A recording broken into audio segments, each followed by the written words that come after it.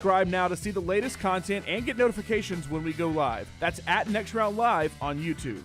Hey, Ryan Brown here from The Next Round. Do you want to help pay for my kids' college and look great while you're doing it? You need to go to The Next Round store. Everything from hats to short sleeve and long sleeve t-shirts, sweatshirts, hoodies, zip-up hoodies, and much more. And we're adding new things all the time. Why would you not want to see my kids get a great college education and look great out in the public while you're doing it? Get the gear we wear all the time on the show, and there's only one place to get it. NextRound.store. That's NextRound.store. Peanut butter and jelly, chicken and biscuits. Man, I love great combos, and you'll love our combo. It's the Bama and Bourbon Podcast. Yay, Alabama's Aaron Suttles is part of the Next Round family, and he joins LT weekly for the combo of Alabama sports and bourbon. Find a new bourbon to add to your collection and get all the inside information on Alabama football and Alabama basketball on the field or off the field, on the court or off the court. It's Bama and Bourbon with Aaron Suttles, only on the Next Round video and audio platforms.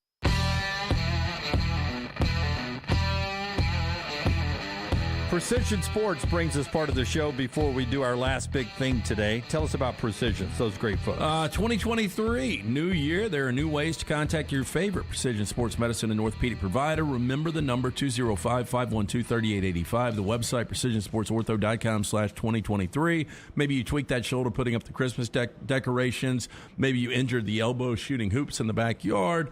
This is the time you need to let 2023 be the year Precision Sports Medicine and Orthopedics gets your life back on track. Orthopedic care better together. Find your provider today. Again, call 205-512-3885 or visit precisionsportsortho.com/2023. Big win by Auburn. Should punch their ticket to the tournament over the weekend. Alabama still a 1 seed, but not the number 1 overall seed, according to Lenardi. The Tide did pick up another commitment for the upcoming 2023 class. 4-star forward Chris Parker picks Alabama over several schools. Alabama's 12th in the national rankings in recruiting in basketball for 2023. The only SEC team ahead of them is that great Kentucky class at number 1. Auburn's really high in the 2024 class already with their commitments.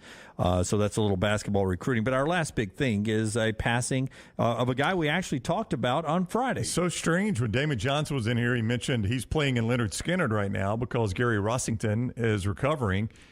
And I don't guess I realized his health was in this poor of a state. I know he had some heart issues, but he passed away over the weekend, unfortunately. At 71, Yeah. and you would think Leonard Skinner, he might be older than that, but 71, I mean, pretty Founding young. member, though. Founding member of Leonard Skinner. And he was on the plane. One of 20 that survived the plane crash. And was a guy, he played lead on Tuesday's Gone and played the slide, I think, on Freebird. So two of the more popular, and That Smell was written about him. I learned this over the weekend. I never knew the origin of that song. But apparently Rossington had an unfortunate situation where he had an automobile accident where he had alcohol and drugs in his system. And that was that's what they wrote That Smell about. See, I thought That Smell was about heroin, then I thought it was about a car wreck. It is about a car wreck. I don't know if heroin was involved. I thought That Smell was death. Yeah. I never knew the meaning behind that song, but I read this weekend that was one of the influences in that song. Your favorite Skinner song? Tuesday's Gone. Tuesday's Gone? Simple Man. I like Simple Man. Love Tuesday's Gone. Give Me Back My Bullets. I always like that because it's sort of a middle finger to the contracts that some of these artists have to get into and the record companies. I like Curtis Lowe. The Ballad of Curtis Lowe, too. I always kind of like that one. Yeah, a lot of good songs, man. A lot of good songs. Thoughts to all of you out there who are big Leonard Skinner fans and just crazy. We were just talking about Rossington with Damon Johnson on Friday in here, and then he passes away over the weekend. All right, we're back with you Tuesday at 9 a.m. Central Time. Don't forget, on Friday, we're in Nashville at Losers on Broadway, and you can come by and say hi to us as well. If you're on your way as an Alabama fan in to watch the Tide play the first game of the day, swing by Losers on Broadway right across from Bridgestone. You'll be able to come by and say hi to us. We're there 9 to 1 Central Time as the Tide kicks off Friday's slate of the SEC basketball tournament. Until next time, God bless you and God bless America.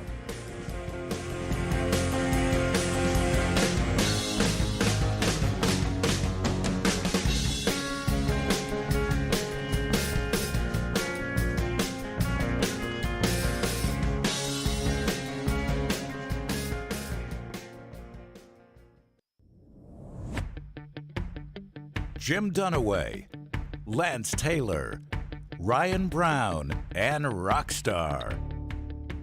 Live from the Birmingham Racecourse Casino Studios, the next round, presented by Bud Light, is on now. A lot of stuff happening around college sports. Football spring drills going on. Big day yesterday in the NFL. We'll start with some basketball, though, here in the opening segment. Jim Dunaway, Lance Taylor, Ryan Brown. Tyler's here for Rockstar, Forrester, Lunsford, and Taylor Corn, everything social media. Clay Travis is here in 1 hour at 10 a.m. Central.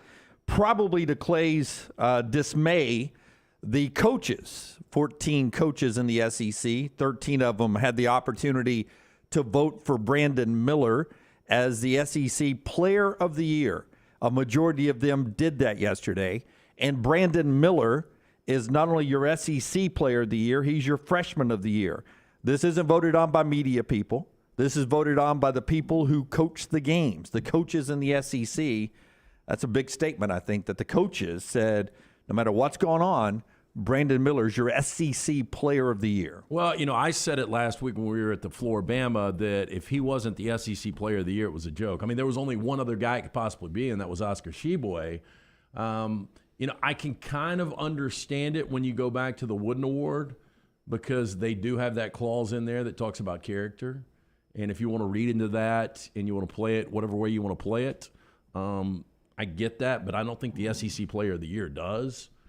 And there was nobody to me that was close to Brandon Miller this year. Not at all. And as you guys were even bringing up like first team all SEC, I was like, there is zero chance he's not first team all SEC. And if you're going to pick the SEC Player and Freshman of the Year, it's maybe one of the easiest choices we've ever had in the SEC. Like, I don't even, when I ask you, anytime this has come up and I've said, okay, well, if you don't go Brandon Miller, who do you go? I think most people say Oscar Tshiebwe. Yep. Brandon Miller was a better player than Oscar Tshiebwe this year, and he's certainly the best freshman. I mean, that's inarguable. Historic year from Brandon Miller. In fact, it's only the fourth time in the last 50 years that a freshman has led the SEC in scoring. It was last done just recently by Cameron Thomas in 2021. Before that, you have to go all the way back to 1989 and Chris Jackson.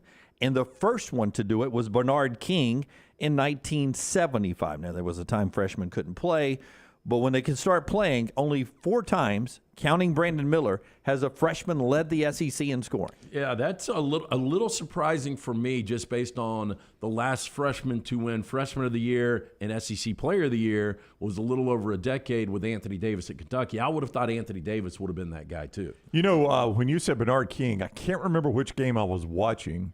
It was one of Alabama's games. It might have been Alabama-Arkansas when they showed that stat you're talking about. Freshman of the Year leading the league in scoring. Bernard King averaged 26 points a game as a freshman. Can you imagine that? I mean, 26 points a game is hard for anybody. For anybody as a freshman in a pretty good league. I guess it was a good league back then. So Brandon Miller's your SEC Player of the Year. He's your SEC Freshman of the Year. Of course, he's first team All-SEC. That goes hand in hand there. Mark Sears is a second-team player with Janai Broome and Wendell Green of Auburn. Javon Quinterly is your 6th Man of the Year coming off the bench there for Alabama. I mean, that one was a pretty obvious one, too. I mean, that's a guy that could be starting for a lot of teams in America, and he's playing Alabama's 6-man role. Now, that gets you to the Coach of the Year, voted on by the coaches. And you would say Nate Oates, they're number 1 seed, but Nate won this back when Alabama won the SEC last time in 2021. So you look for maybe guys who weren't expected to have the kind of year they ended up having, and it ends up getting split by the coaches. Buzz Williams and Jerry Stackhouse share the award. Buzz Williams, a historic year. They haven't had that year at Texas A&M in 100 years. And then Stackhouse and Vandy, really good in the SEC, especially late. They split that award as SEC Coach of the Years, voted on by the coaches. I think Buzz Williams was an easy choice, but when you start to look at what Stackhouse has done, winning 8 of the last 9 games, I mean, that's really impressive. There was no expectation for that Vanderbilt team. You lose your best player last year, Scottie Pippen Jr., and, for A&M, though, to win 15 conference games, I mean, to me, that was kind of a slam dunk. Nate Oates could have because It is a team that is in the mix for the number 1 overall seed, but I don't have a problem with this at all. Yeah, I don't either. I thought Chris Jans might get some attention several weeks ago. I was saying that, the way he kind of turned that around. They may make the NCAA tournament. Stackhouse is a guy we were talking about. Maybe it was just me. Y'all might have said I was crazy. After the Alabama game in Tuscaloosa, is this guy on the hot seat right now? I mean, they just got absolutely embarrassed in Tuscaloosa, and he just kind of submitted, didn't call timeouts, just let Alabama run all over him. It looked like a guy that might have been coaching near the end of his career, and boy, has he turned that around to the point that all the ESPN, if you're watching tournaments right now, I was watching the Sun Belt last night with South Alabama, and then the West Coast Conference last night with the St. Mary's BYU semi, which ended up being a really good game. Anytime they talk Lenardi, when they show the SEC, they got Vanderbilt in the conversation. I mean, that's in the conversation. I don't know what in the conversation really means. No, they yesterday in bracketology they were in the not the first 4 out, the next 4 out. Yeah, it's hard to get from there to there. Yeah, that doesn't sound like very much in the conversation, but at least you're one of the first 8 teams out. You're on the graphic. Yeah, yeah, one of the first 8 teams out. I still think they would probably have to win the whole thing to get in. But as I told you when you brought up his hot seat status, most coaches always rave about his X's and O's. It is hard to lose by 50 in a game and still end up being Coach of the Year in a conference, but that has happened this year. So those awards, and those to me a lot more meaningful when we do it for football and for basketball than those of us in the media that vote, because those are the people that coach the games. When the coaches are doing it, those are the awards of record for me. So congratulations to Buzz Williams and Jerry Stackhouse and to Brandon Miller for pulling in the biggest awards in SEC basketball this year. We'll get into those games that were on the court last night, punched a couple of tickets, and some more great games ahead tonight. Right after I tell you our friends at Wayne's excited about celebrating 50 years as a great company started here in Central Alabama, now growing all over the Southeast. And they want to help you guys jump into the program. If you're not a Wayne's customer right now, got a great deal for you. But listen up, if you're already a Wayne's customer, you can take advantage of this as well. $50 off their pest termite, their mosquito services, and their lawn care. But I really want to focus on mosquito and lawn care right now because it's that time of year that we're getting outside into the 80s here in Central Alabama with sunshine again today. Maybe some of you fired up the grill for the first time this spring over the weekend. You don't want to be in the backyard playing with the kids and having to dodge mosquitoes or take a whack at them or spray down with that stinky, repellent. That's where Wayne's can come in and then come out and treat your yard, your backyard, your front yard, your whatever, your farm, and they can make it mosquito-friendly, mosquito-free, where you don't have those pests flying around you when you're outside trying to enjoy it. Get $50 off that service right now. You can stack those if you're a Wayne's customer as well, new or already existing, when you go to callwaynes.com. Callwaynes.com is the website, or call 866-WAYNES-1, 866-WAYNES-1. Use the promo code TNR, and that will get you $50 off any of these services, and you can stack them up. $50, $100, $150 in savings. That includes the great lawn care as well for those green, lush lawns. It's our friends at Wayne's. Call Waynes.com or 866-WAYNES-1. Punched a couple of more tickets to the NCAA tournament last night. For the first time since 1980, long time ago, pre-shot clock, pre-3-point line, right, 1980? Yep. Yeah. Furman is back in the NCAA tournament. They were the SoCon co-regular season champions with Samford. Samford didn't make it in there last night. Furman wins it fairly easy last night. Yeah, look, the Paladins, it's hard to believe they haven't been there since 1980 because you go back, they made their previous 6 all-time appearances between 71 and 80. So during that decade of the 70s, they were pretty good. They even went to one Sweet 16. Now, back then it was 48. You win one game and you're there. But good for the Paladins. I really thought we'd see Samford in this situation. Yep, you thought Samford would be there last night and take Furman down, and it didn't happen. That upset before they got to that championship game with Buckyball. The other side of another ticket getting punched last night was a great game down in Pensacola, Louisiana and South Alabama. A couple of big men, and it seemed like the ball was going through them especially on Louisiana's side. They would feed it to the big man every time. And I was wondering late in the last 6-7 minutes of that game, why they were just not playing hack-a-shack on that guy, because he did not look like the greatest free throw shooter in the world. Yeah, but did you see the free throw discrepancy? Lafayette, you rarely see this. I'm going to pull up the box score because you rarely see such a big discrepancy for a winning team. I think it was 26-8. Yeah. Or something like that, that South Alabama outshot them from the stripe. And I'm like, normally the winning team is at least going to be close to the lead in free throws, if not in the lead in free throws. South Alabama missed 11 free throws, 17-28. Yeah. And I think it was 28-8, I think is what it ended up. And the Moore kid drives the basket every trip down for South Alabama, so it's easy for him to draw a lot of fouls. Yeah, so it ended up 28-12. It's 26-8 last time I saw it. Listen, I mean, it was a fantastic game. They got the ball, South did, to the big white kid, and he shot it from, I'm not using his race, that's his actual last name. He shot it basically from the timeline, and that ball did everything but fall. Yeah. I mean, hit every part of the rim and came out. That's a heartbreaker. I sent this to you guys. It was uncomfortable, though. There's, in the stands, there's the White family. And I was like, wait a minute. I had to rewind. What are we saying? Yeah. What are we saying here? That's his last name. Yes. Okay. Yeah. Okay. No, Owen White is his name. So I hate it for South. I'd like to see a state team get in, but good win by Lafayette. Yeah. So Louisiana wins it last night. So they're off to the tournament. Punching tickets again tonight. 8 o'clock ESPN is the best game on the slate. St. Mary's and Gonzaga.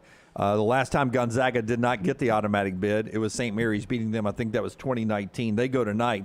Great semifinals games. It wasn't easy for either team. No, they had to fight to get both of them to get there. St. Mary's blew a huge lead. BYU was dead in that game and somehow fought all the way back. I think they eventually cut it to 2, Lance. I don't know if you were watching. I think they cut it to 2. They had some chances, but St. Mary's pulled away. This is a team, I'll check today's net. I mean, St. Mary's is in this tournament no matter what they do. They're an at-large team. I mean, they're number 8 in the net right now. Yeah, they were up 26 points, a game they should have easily won. Yeah. In fact, this will be by net rankings, this will be one of the highest net-ranked championship games you'll get. Absolutely. Because St. Mary's is 8 and Gonzaga's 9. I mean, that's pretty good for that conference that traditionally was just a one-bid league. They got 2 teams that are in no matter. In fact, if BYU had won that game last night, that league would have, and BYU goes on to win the championship, they would have gotten 3 teams. Boy, Randy Bennett has carved a nice career. Nobody talks about that guy, but he's done a really good job at St. Mary's. He has. You're in a very, very dark shadow in that conference of Gonzaga, but he's the nemesis to Gonzaga. He's the one that a couple of times a year always gets national TV when they're playing Gonzaga, and they've had the better relatively speaking, the better year. He'd like to finish it off with a win tonight and punch their own ticket. Both will be in the tournament. Look, this will come back up in 4 downs, but pretty amazing. You can say what you want about that conference, but Gonzaga playing tonight in the championship game, that is 26 consecutive years they played in the championship game. I mean, so that means not getting upset in the tournament before you get to the championship game. I mean, upsets happen in basketball. I mean, that's pretty incredible. Yep. That's very Kansas-like, if you will. It is Kansas regular season-like. Yeah, that has not been the most. That's not been the deepest conference, but I think what that really shows is Mark Few's ability to keep his team focused, because it would be very easy for that team to go into that conference tournament like, we're the 1 seed. This conference tournament doesn't matter anymore. Let's go try to win a national championship. Let's focus on the NCAA, and he has kept his team able to focus on that tournament that long. Vulcan Tire and Automotive chat room. Jeff says, as LT just said, 26th conference final in a row for Gonzaga. And complain about the conference if you want, but it's 8 32nd and higher than CUSA or AAC right now. So 8 out of 32 of the conferences. So great point, that Jeff. A different Jeff earlier in the Vulcan Tire and Automotive chat room. Talking about Jerry Stackhouse, to have that team 11-7 in this conference is a great honor. He says if Hebert Davis doesn't work out at North Carolina, is Jerry Stackhouse a future coach at North Carolina? He played there too. Yeah, I mean, there's a possibility. I mean, they've got a long history of hiring former players. Would you hire this one, though, if he didn't play there? That's the question I always ask. Would Jerry Stackhouse be on the list? He's your co-SEC Coach of the Year, though. Yeah, but would he be on North Carolina's list if he didn't play there? Let's go back a little over a month ago. They lose by 57 to Bama. That's right. That drops them to 10-12. I was firing him. Dunaway was telling me, not so fast, my friend. And from 10-12, they've won 8 of 9. Yeah. But again, I mean, answer the question. If he never played 1 minute of basketball at North Carolina, would he be considered for a job like that? Probably not. No, I don't think so. I personally think he's as qualified as Hebert Davis was, though. Well, if Hubert Davis never played a minute of college basketball at North Carolina, Jim, he wouldn't have that job. He was on ESPN, so that always helps you a little bit. I did get him the North Carolina job. Hey, Stackhouse is the SEC coach of the year. Well, I know he is, but it is a good conference. But North Carolina thinks they're above hiring a guy that can't even make the NCAA tournament. One event that's starting today, after LT tells you about Dr. B, but 3 other tickets get punched tonight. College of Charleston. Charleston tries to finish off what has been a regular season that's had them ranked a couple of different times against the Seahawks of UNC Wilmington. Northern Kentucky plays Cleveland State, and North Dakota State plays ORU. Oral Roberts is the heavy favorite in that one. North Dakota State, I think, is like a 500 team. But they're going to try to punch their ticket tonight. All those games, 4 more tickets punched. The ACC tournament starts a little bit later on this morning on a day that you can get Louisville, Virginia Tech, and Notre Dame playing on the first day of the ACC tournament. The fact that Louisville's playing today is sort of a sad. I think Virginia Tech's probably accustomed to this, but if I'm Louisville and Notre Dame, I'm like, how have we fallen this far? Yeah, but especially Louisville, a little murmur. It could, any loss could be Mike Bray's last game. Tell us about Dr. B, and I'll bring up one other event that is starting today way under your radar. Yeah, when I started to thin out up top, I asked around. Dr. Beckenstein is the name everyone said. Went in to see Dr. B. Hair already 14% thicker, working on that second phase, and now going to get a new procedure. Dr. B is offering Sensus Transdermal Infuser. This enables Dr. B to get various medicines and therapies into the scalp where the hair follicles are without using injections. This is revolutionary, as Dr. B can pinpoint delivery of a patient's genetically specific products without any needles. Again, call Dr. Beckenstein today. Get that free consultation, 205-319-0316. For more than 20 years, women and men have turned to Dr. B for a range of cosmetic and reconstructive procedures. He will use that experience, his advanced training and genetic testing to help his patients fully understand the procedures they are considering. Call Dr. Beckenstein today, 205-319-0316 or t3hair.net. Trip in the Vulcan Tire and Automotive chat room, 4 great locations, including Pell City. North Carolina just gave Hebert a 6-year deal. Of course they did. He was in the national championship game last year. Doesn't mean that they'll sit on him for a long, long time. But Reese Davis agrees with you, Trip. He's going to be coach for a long time at North Carolina. He believes in him. You can see our whole interview with Reese Davis from yesterday's show on all our video platforms, or just go to the podcast section right there at nextroundlive.com, nextroundlive.com. I know it's sleepy, but let me ask you, 25,000 to 1 odds to win something is not good, is it? Not at all. No, I would feel good. I would tell you that if it was 25,000 to 1 that your plane was going to go down, though, would you get on it? No. What is that? Give me let's put this. Give me a 16 seed, the last 16 seed in playing the overall number 1. What's their odds to win the tournament? They're part of the field, It's right? not that heavy, especially after St. Peter's run last year. Yeah. When you had a 15 make an Elite 8 run, okay. odds are going to change a little bit. So these are even greater odds than a 16 seed winning the tournament. Yeah, Okay. I can't even 25,000 to 1. I'm trying to put it in perspective. I don't know. Okay, 25,000 to 1 as the World Baseball Classic starts today. That's where you find the baseball team of the Czech Republic today. The Czech Republic, who is in the World Baseball Classic. I think they played Japan in their first game, which they will get blitzed. 25,000 to 1. Why so bad, Jim, you ask? Well, first of all, it's the Czech Republic.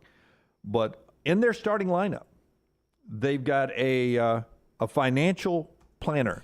Well, that's good. Who works full-time as a financial planner. I work for Andy Dufresne. They've got an auditor in their starting lineup whose full-time job, he's an auditor. They've got a carpenter who's in their starting lineup. Now, Jesus was a carpenter. That's right. But this Czech Republic team's not walking on water. No. And they've got a elementary school teacher who's in there. 4 people who have full-time other jobs other than whatever else you do in the Czech Republic, other than playing baseball. I mean, it's like, Mr. Smith, why are you not in school next week? Well, I'm the starting left fielder for the Czech Republic baseball team. You'll be back the week after then. Okay, thank you. So you think they're going to get drummed? Oh, my goodness, yes. Well, I'll take the Czech Republic plus 15.5 runs. 15.5. Is there a mercy rule in this? I don't know. That could be your key. Well, will you check for me on World Baseball Classic? Just check for me real quick. Okay. There is a mercy rule, but it's got to be a Sorry, certain. Lance. It's got to be a certain inning, right? It can't be like I will let Brown check it. You sure you don't want to do it? no. Just tell me, is there like is it any time there's a mercy rule, or is it like in the There's fifth a inning? mercy rule of 15 runs after 5 innings or 10 runs after 7. Lance didn't pick 15 just out of thin air. He knew what he was but doing. it's 15 after 5. Yeah. Oh, this is such a Dunaway bet. I mean, is there not a chance that you could? I mean, You it could could be be more. up 20 You if could you be got up it. 16 Yeah. after 5. Oh, okay. Would you go 2-1? Give me 2-1 for that? What channel? I now want to watch this game. What channel is it Well, on? I'm not sure they play today. It starts today. Where I got it. I The think. Czech Republic World Baseball Classic. Yeah, you'll have to give me a second. I would assume it's on the MLB network. Just right? make sure I read that right, and they're playing Japan. Okay. Somebody who is baseball good. Cuba, Netherlands today. Right. Tomorrow you've got. Hang on. They're not even tomorrow, Jim. See, I don't even know. Czech Republic plays China. Ooh. That's in Pool B, and it's not until 9:00.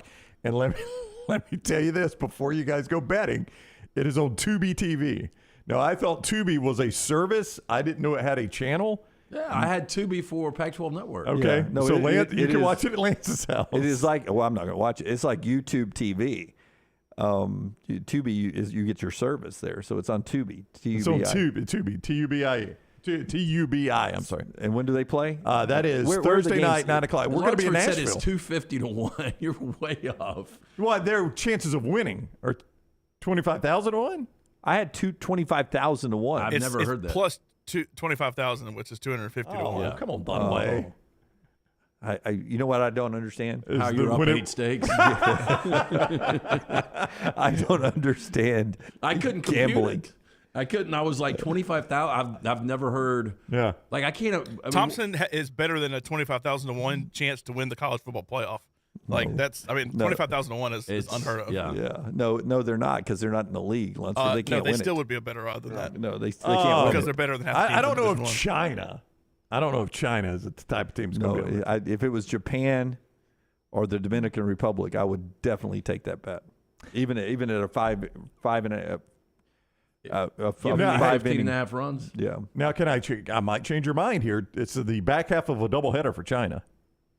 Well, no, that's know. That's more. That's advantage checker. Back half of it. No, The teacher swinging to some weak pitching. I was changing your mind on making any bet. It's the Yeah. back half of a double dip Can for you China. see future? When does Czech play Japan or DR, Dominican Republic? You know, the Czech, they don't play a whole lot, Dunaway. They've only got them on that schedule the one time I can find. They're in pool play. They got to play 3 games. Yeah. They play China Oh, first, hang on. then they play Japan March 11th, then they play South Korea March 12th. March And 11th then they is play Australia the March 13th. Japanese game. Okay. March 11th. When is that? See, It's not far off. 9, I 10, think it's 11. this weekend. I will take Japan and give you 15.5 for a stake Okay. when they play on March 11th for that. Are we even going to remember that? Nope. Oh, yeah, I'm going to write it down. So 8th, 9th, 10th. So it's Saturday. Yeah, I bet, boy, that's really going to be on our radar on Saturday. College semifinals and all the tournaments, finals and some. So this is an out there stake bet because minus 15.5, and if it's just 15 and it ends 5 innings, that's a pretty. You would imagine on the teams as well when you're playing the Czech Republic, you give all the Dunaways at the end of the bench an opportunity to get in the game and start in this one. We're going to give you a chance to start there, JR. Do you think when somebody strikes out and comes back and they're ramming their bat down on the dugout wall, the carpenter says, hey, a good craftsman never blames his tools? All right, so World Baseball Classic starting today. Lunsford can correct me, but I think the Dominican Republic is the betting favorite in this thing. Correct. They have what is being called the best 1-9 starting lineup ever assembled in baseball. They're plus 210, USA is plus 250 for the favorites. So the DR, they're saying like 27 Yankees, everybody involved. This is the best lineup in the history of baseball. Period. End of 1 to sentence. 9. 1 to 9. Well, can you give us 1 to 9? I cannot, Okay. but I'm just reading what people Now, are that's writing. interesting. What people are writing, like it's all stars all the way through the lineup. Yeah. Yeah, but if you're not a Brave or a Tampa Bay Ray, chances of me knowing is not very good. All right, here we go. We'll get back into some college football news when we come back. Part of the show being brought to you by the folks at Hemphill. If you wake up, you got a plumbing problem, a heating or cooling problem, maybe you just want to get that air conditioning checked before we get to the heat of spring or whatever. Hemphill can do it for you. Adam, Chad, great people. Yeah, our friends at Hemphill Services offering that $69 HVAC tune-up. Call Adam, Chad, the guys at Hemphill Services. Make sure your HVAC unit ready to keep up with the changing weather. Hemphill Services, locally owned and operated independent Trane dealer. Their team can service all makes and models for all of your plumbing, heating, and cooling needs. Call Hemphill Services. It's hard to stop a train. Call now, 205-229-2090 or hemphillservices.com. Take the next round anywhere you go with official Next Round gear. Buy yours today at nextround.store. Hey, if you're looking for Birmingham's best pizza, you need to stop in and see our friends at Slice Pizza and Brew. It's as local as you can get, from the ingredients that go into every pizza to the beer on tap. For a great lunch or dinner, go see our friends today, Vestavia or Lakeview at Slice. Did you tweak your shoulder putting up Christmas decorations? Injure your elbow shooting hoops in the backyard? Or hurt your knees getting up from the couch at halftime? Let 2023 be the year precision sports medicine and orthopedics gets your life back on track. Orthopedic care is better together. Find your provider today. Call 205-512-3885. That's 205-512-3885. Or visit precisionsportsortho.com/2023. Make sure to start your day at nextroundlive.com. Get caught up on the latest podcasts and videos from the Live Daily Show, plus specialty shows such as the Mystery Fifth Hour. You can also learn more about the whole staff at Double Down Media, find all of our social media feeds, see the latest videos from our YouTube channel and gaming channel, plus find other ways to consume the show like the Next Round mobile app, which you can download direct from the site via your iOS and Android device. Make nextroundlive.com your homepage and stay up to date with everything from us here at the Next Round. Hey, college sports fans, are you looking for a debit card branded with your favorite team? Check out Fan Cards. They offer more than 30 officially licensed MasterCard debit cards for the biggest teams, like Alabama, Auburn, Tennessee, and LSU. You can show your team pride while managing your finances. Plus, set up direct deposit for chances to win tickets to see your favorite team play. Visit myfancard.com to learn more and sign up today. That's myfancard.com, the ultimate way to support your team and manage your money.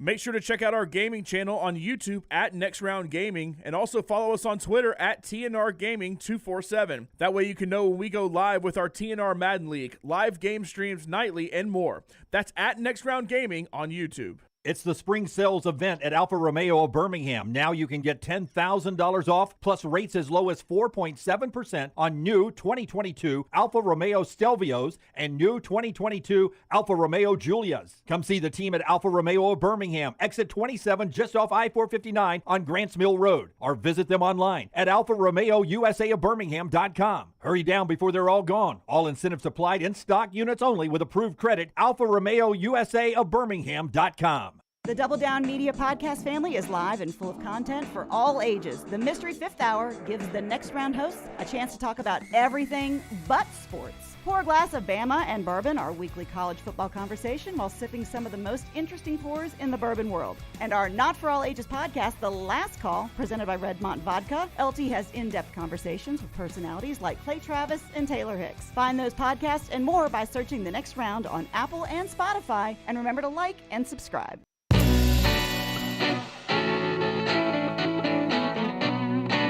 Back with you on the Next Round, our friends at Way to Wellness. Want to remind you, it's a good time to start thinking about maybe lowering that blood pressure as you get a little bit older, or maybe correcting those cholesterol numbers as you get a little bit older. My friend Leslie, who's a huge sports fan, could help you with that at Way to Wellness. Just go to their website at planforme.com, planforme.com, and she'll take care of you. There you'll find out that at Way to Wellness, they have no cookie-cutter plan. Every plan is specifically designed for you, and they have more than just a meal plan or a schedule for you. They can do other things that helps you jumpstart that weight loss in 2023. But the best part about it is there's no contracts. You're not locked into something long-term. There's no sign-up fee, so no out-of-pocket money to start. And the consultation is absolutely free. So why not go to aplanforme.com, aplanforme.com. Our friends at Way to Wellness, your journey to healthy living. Remember, we're at Losers, the bar, in Nashville on Broadway, Friday, 9 to 1. Our live show there will be 9 o'clock. And then we go to Sunday at Walk-Ons on Highway 280. That's here in Birmingham for the selection show. Right after we see it on CBS, we'll sit here and talk to you guys and start filling out some brackets. So Friday, leading into the Alabama game at Bridgestone, we'll be high atop Losers on Broadway in Nashville. And on Sunday, we'll be at Walk-Ons as we get going for that. That is a strong strawberry smell. What is that? It's strawberry. Did you spray something? No, it almost smells like somebody's hit one of those jewels. Man, yeah, it does. Taylor gave it to me. Smell it. Yeah, no, I can smell it. Yeah. Strawberry. What's it for, though? It's one of those Hydrolite packets. Did you party last night? No. But it's keeps me alert. That's basically what it is. It's supposed to hydrate you. I'm playing golf a little bit later today. Yeah, he's got to pre-hydrate. It's hitting 80 today. It does smell like you're vaping in here, though. I just got to be honest with you. Maybe I am. You're hitting the pin, man. Maybe I did that too. You're hitting the pin? College football, man. Really interesting.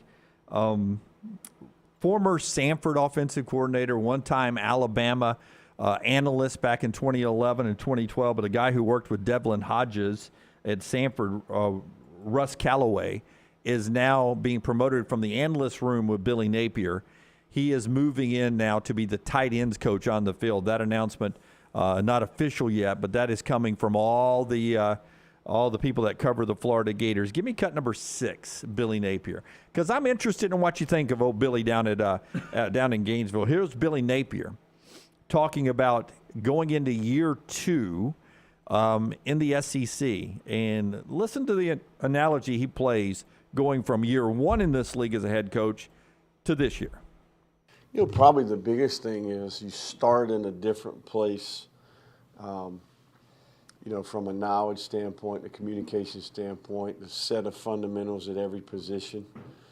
So you got a core group of veteran players that, they walk out here the first day you put the ball down, they don't blink, right? So not necessarily what to do, but now it's how to do it, why we do it that way. I mean, I just think we're starting in a different place. It's ultimately from a system standpoint, offense, defense, game changers.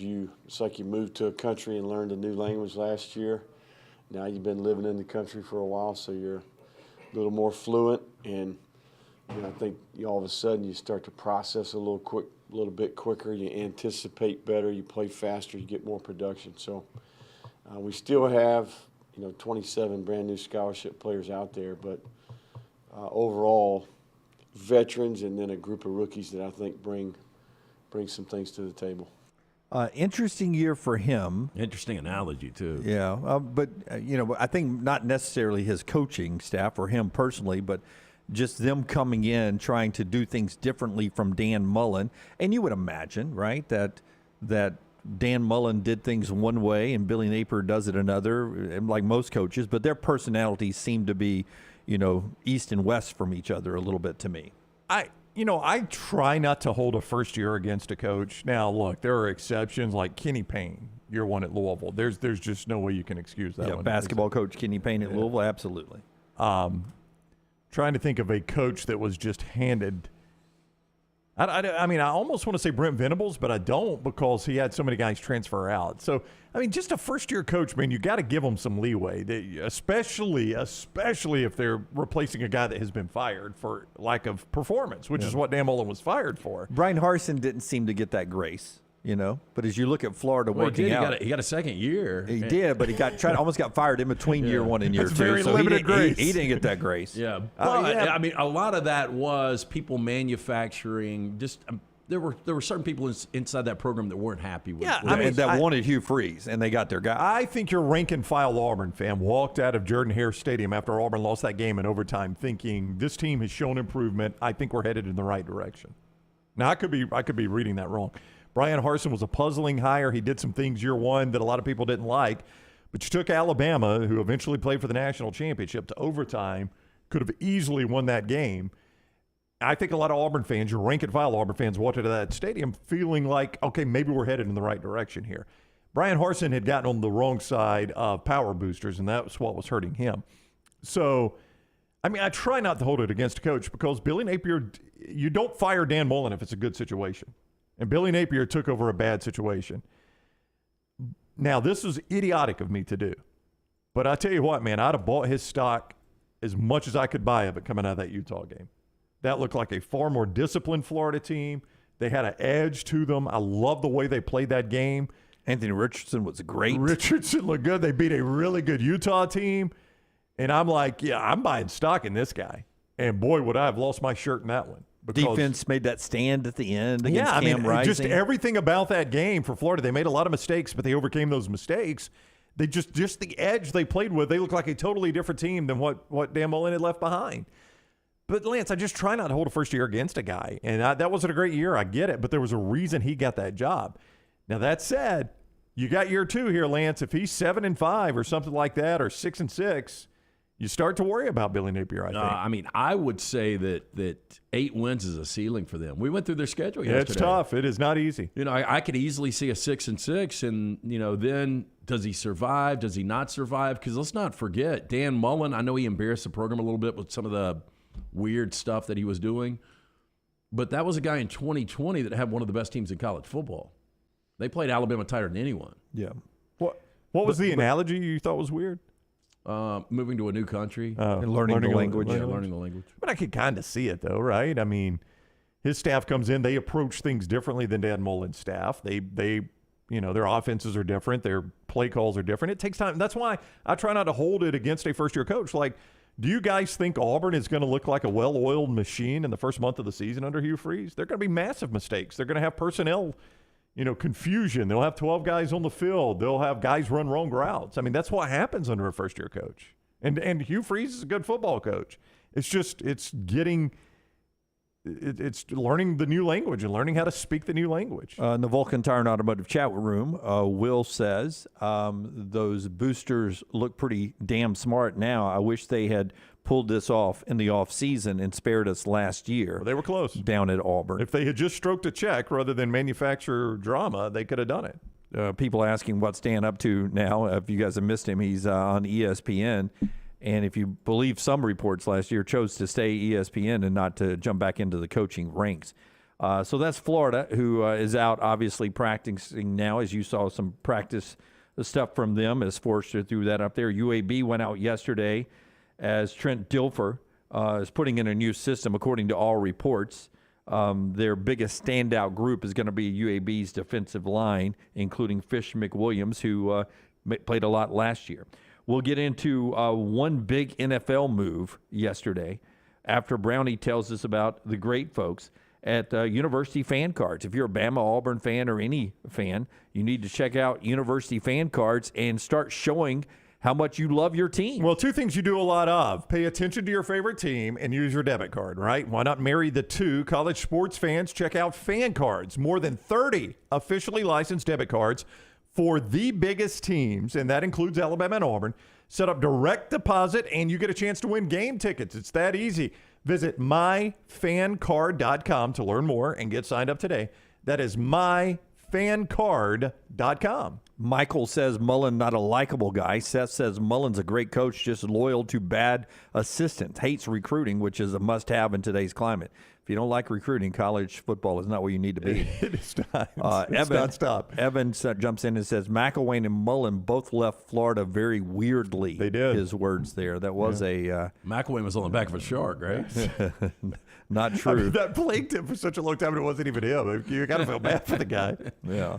Seth says Mullen should have never left Mississippi State. Would have had a statue outside Davis Wade when it was all said and done if he'd just stayed there the rest of his career. He was going to have to keep hitting quarterback right. I mean, he got Dak Prescott right. I mean, Nick Fitzgerald was not bad. He wasn't bad. Yeah. I mean, but that was really what set Mullen apart. He doesn't like to recruit, and that's even more magnified when you're a place like State. But he kept getting quarterback right. As long as he did that, he was going to be okay. All right, NFL big deals yesterday. We told you about the push of Derek Carr getting 4 years, $150 million in New Orleans. Geno Smith yesterday got paid 3 years and $105 million from Seattle, a guy who I'd already just given up and just assumed, hey, I think everybody had. That guy's going to be a career backup. Gets a chance to start, 30 touchdowns, 11 interceptions, 4,282 passing yards, and he completed 69.8% of his passes. Really good numbers, and led them to the playoffs, right? Yeah, They were a playoff team. Yep, they lost San Francisco in the wild card round.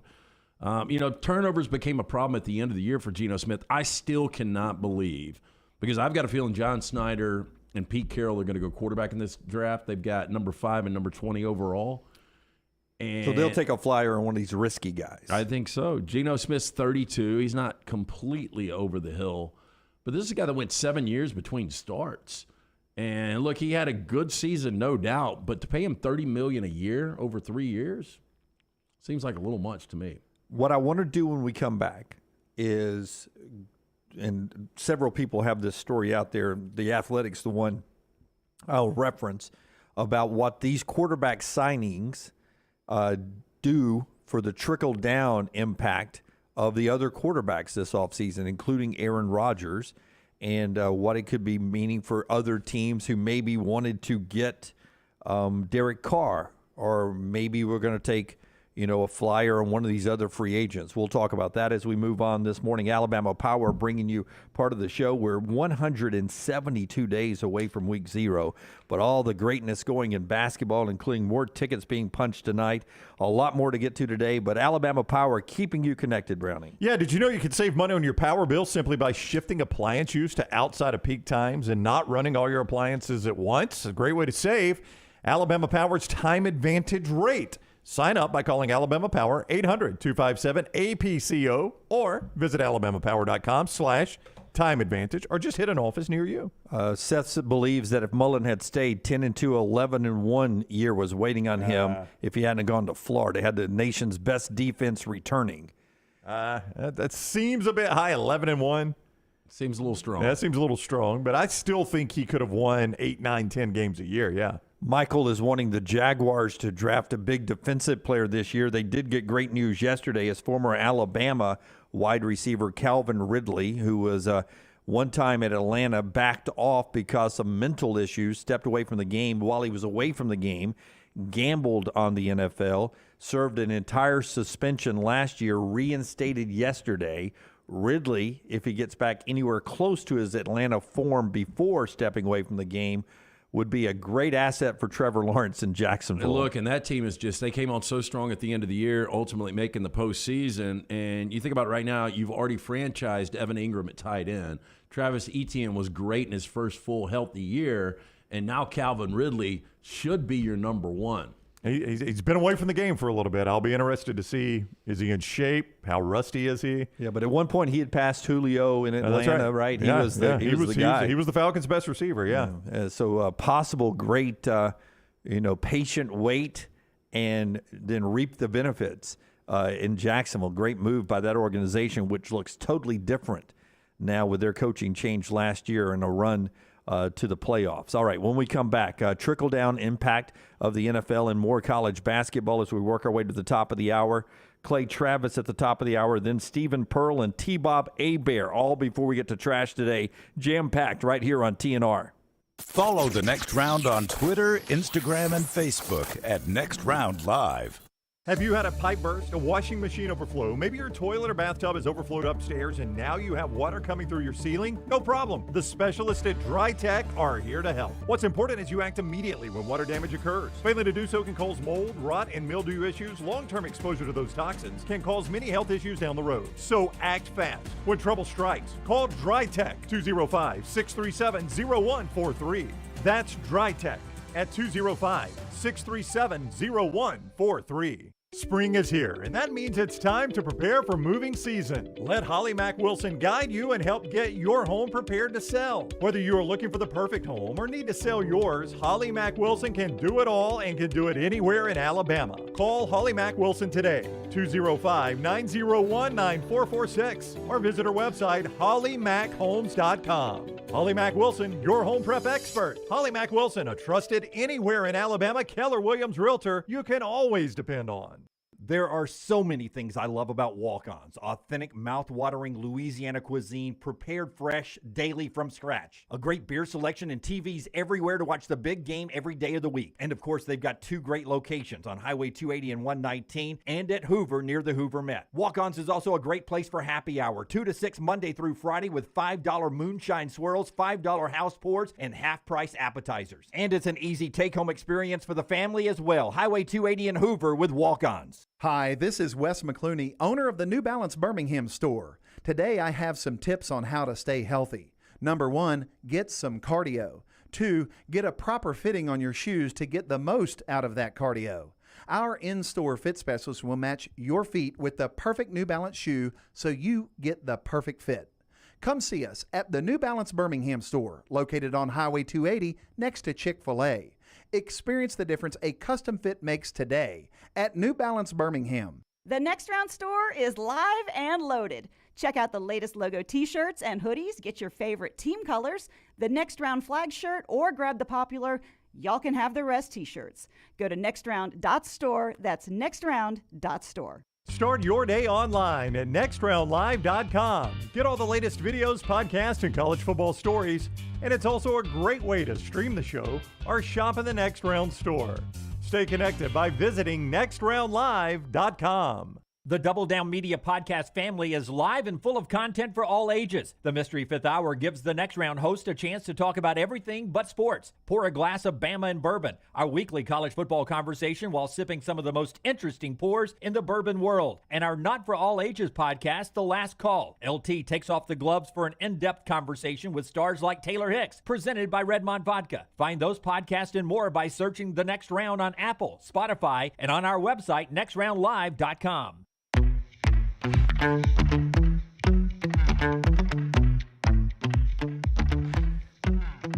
Vulcan Tire and Automotive chat room, where you can always get your good tires, great tires, but also bumper-to-bumper service from our friends at Vulcan Tire and Automotive. 4 great locations here in the Birmingham area, including in Pell City. Michael says, when it's all said and done, who has a better NFL career, Jerry Jeudy or Calvin Ridley? Ooh, I'll go Calvin Ridley. Well, Calvin Ridley's going to be with a better quarterback now. Well, Jerry Jeudy apparently is on the trading blocks. Yeah, the Denver is shopping. Well, I'll tell you, watch out. Well, I mean, the Rams have no assets. They got rid of Allen Robinson yesterday, so they need a number 2 right now. You're saying Jeudy to the Rams? Yeah. Opposite of Cooper Kupp. Yeah, man, that'd be a good spot for him when Matt Stafford threw any of the football. Yeah, and by the way, hard to double you up when Cooper Kupp's on the field. Yeah, I mean, Calvin Ridley has missed 2 years in his prime, so I'm more inclined to say Jerry Jeudy. On the other side of that, Calvin Ridley's now playing with a really good quarterback, Trevor Lawrence. Okay, this is going to be a bad, I don't know who Judy's playing for. Bad example. But Michael Jordan left basketball for 2 years. When he came back, he didn't miss a beat. Yeah, 3-peated after that, didn't he? You're correct in saying that's a bad example. But Calvin Ridley was so good his last full year with the Falcons. Okay, everybody just yes or no. Everybody's mics behind the glass. Did LT just compare Michael Jordan and Calvin Ridley? Forrester, you first. I did not. Yeah, that just happened. Did not. Lunsford, was that? Unfortunately, yes. Yeah. Dickheads, I did not. What I said, and I they prefaced both gambled on the games. That's a great point, Tyler. What? Yeah. Both gambled on the Both games. gambled on the games. Whoa, Tyler. Way to go, Tyler. Yeah. Tyler's got you there, LT. Yeah. To reference Tyler. Tyler, Two-source Tyler. Two-source Tyler. Yeah. Please tell me you never go on tour with the Black Jacket Symphony, okay? You're bringing it these days. I don't see that happening anytime soon. No, he might go like if they do Slipknot or something. Our friends at New York Butcher Shop bring you our steak bets all the time, where I'm a cool 8 up right now. We've got more in the cylinder. By the way, if Auburn just makes the NCAA tournament, that Samford getting bounced hurt you. That could cost you another steak there. What was the bet? He had Samford in the NCAA tournament. I had Auburn, and if both of them made it, it was a no bet. If both missed it, it was a no bet. Ooh, I thought we had another one like that too. I'm trying to remember what it was. We have a lot. I'll go check, but that one hurt you when Samford got beat, because I was like you. I thought they were trending in. I was just basically hoping for a wash at that point. Stop by the New York Butcher Shop. Pick up the finest and certified Angus prime beef steaks, burgers, premium pork chops, ribs, all-natural chicken cut to order just for you. The chef-prepared entree, side dishes, perfect dinner-to-go choice for your family, ready to heat at home. Don't forget those huge deli sandwiches for lunch. 2 locations to serve you, Cahaba Heights and on Highway 119 in Greystone. The New York Butcher Shop, rare quality, well-done service. Bobby's saying Steve Spurrier and Lou Holtz were just as bad as Urban Meyer in the NFL. Some people are asking, was Urban Meyer in Jacksonville the worst college to NFL coach of all time? Well, when you look how quickly Doug Peterson turned it around and had them in the playoffs, it does not look good for Urban Meyer. And when you know everything that went on there and how big a disaster it was, I think there's a chance history says Urban Meyer's the worst NFL coach of all time. How bad was Lou Holtz with the Jets, though? I think he was 1-13 and fired after 1 year. I would say does Lou Holtz. Does that sound right? You would say that was worse than Urban? Urban was pretty bad. Will you check? I mean, I am looking right now. It seems like it was the 70s. Lou Holtz was 3-10, fourth in the AFC East, and was fired. Well, maybe not. Yeah, but only 1 year. Yeah, only the 1 year. Yeah. And what 3 year and 10, was that 13 for years. Lou Holtz? That was 1976, year of my birth. 76. So he left the Jets and went and coached the Arkansas Razorbacks at that point? Yes. He had been the head coach at NC State 1 year at the Jets and then went to Arkansas after that, where he was 60-21-2. He's pretty good at Arkansas. Yeah. 37-18-1 in the Southwest Conference. And had him in at least one Sugar Bowl. Yeah, the 1979 Sugar Bowl playing Alabama, right? Lost to Bear Bryant, Alabama. Yep. Yep. Wearing sometimes wore red and white checkered pants on the sidelines. Did he? As did people do back in the 70s. Yeah, I mean, he took them to orange and a sugar. So, I mean, he had a pretty good stint at Arkansas. Yeah, that's how you get the Notre Dame job. Well, he took the Minnesota job, though. Don't forget that. So he was 2 years at Minnesota where he was 10-12, 7-10 in the Big Ten, and that's got him the Notre Dame job. Yeah, he had in Minnesota had Keith Jackson at the old Hubert H. Humphrey Dome one time for a Minnesota game. Are you serious? Yeah, they were hosting, I'm sure it was either Michigan or Ohio You State. think Keith Jackson was like, what am I doing here? Yeah. I mean, I am ABC's main guy, and they have got me in the I Hubert still H. can't Humphrey. believe they've got an outdoor stadium now. Jay Mose says Bobby Petrino with the Falcons. How bad was that? He did not finish the year. He did not.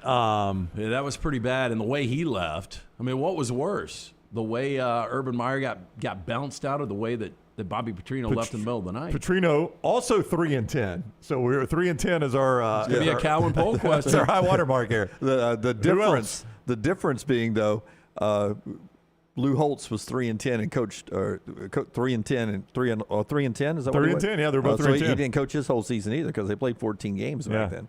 Urban Meyer 2-11, worst record. He's got the worst record, and I don't remember. I know people didn't like the way Petrino left, but he didn't have all the allegations that Meyer did. Now, I doubt Petrino was a church saint when he was there. Well, I know Petrino took over when Michael Vick got suspended and Chris Redmond was his quarterback, so not ideal. But Urban Meyer also started a rookie quarterback. Dave D, I just assume, without checking, Lou left the Jets on probation. Now,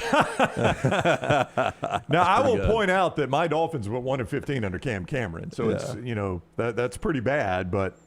That was not college to NFL. We're strictly talking college to NFL. Okay, maybe we'll get somebody in the Bud Light poll question. We'll work one of those up and get those out for you there.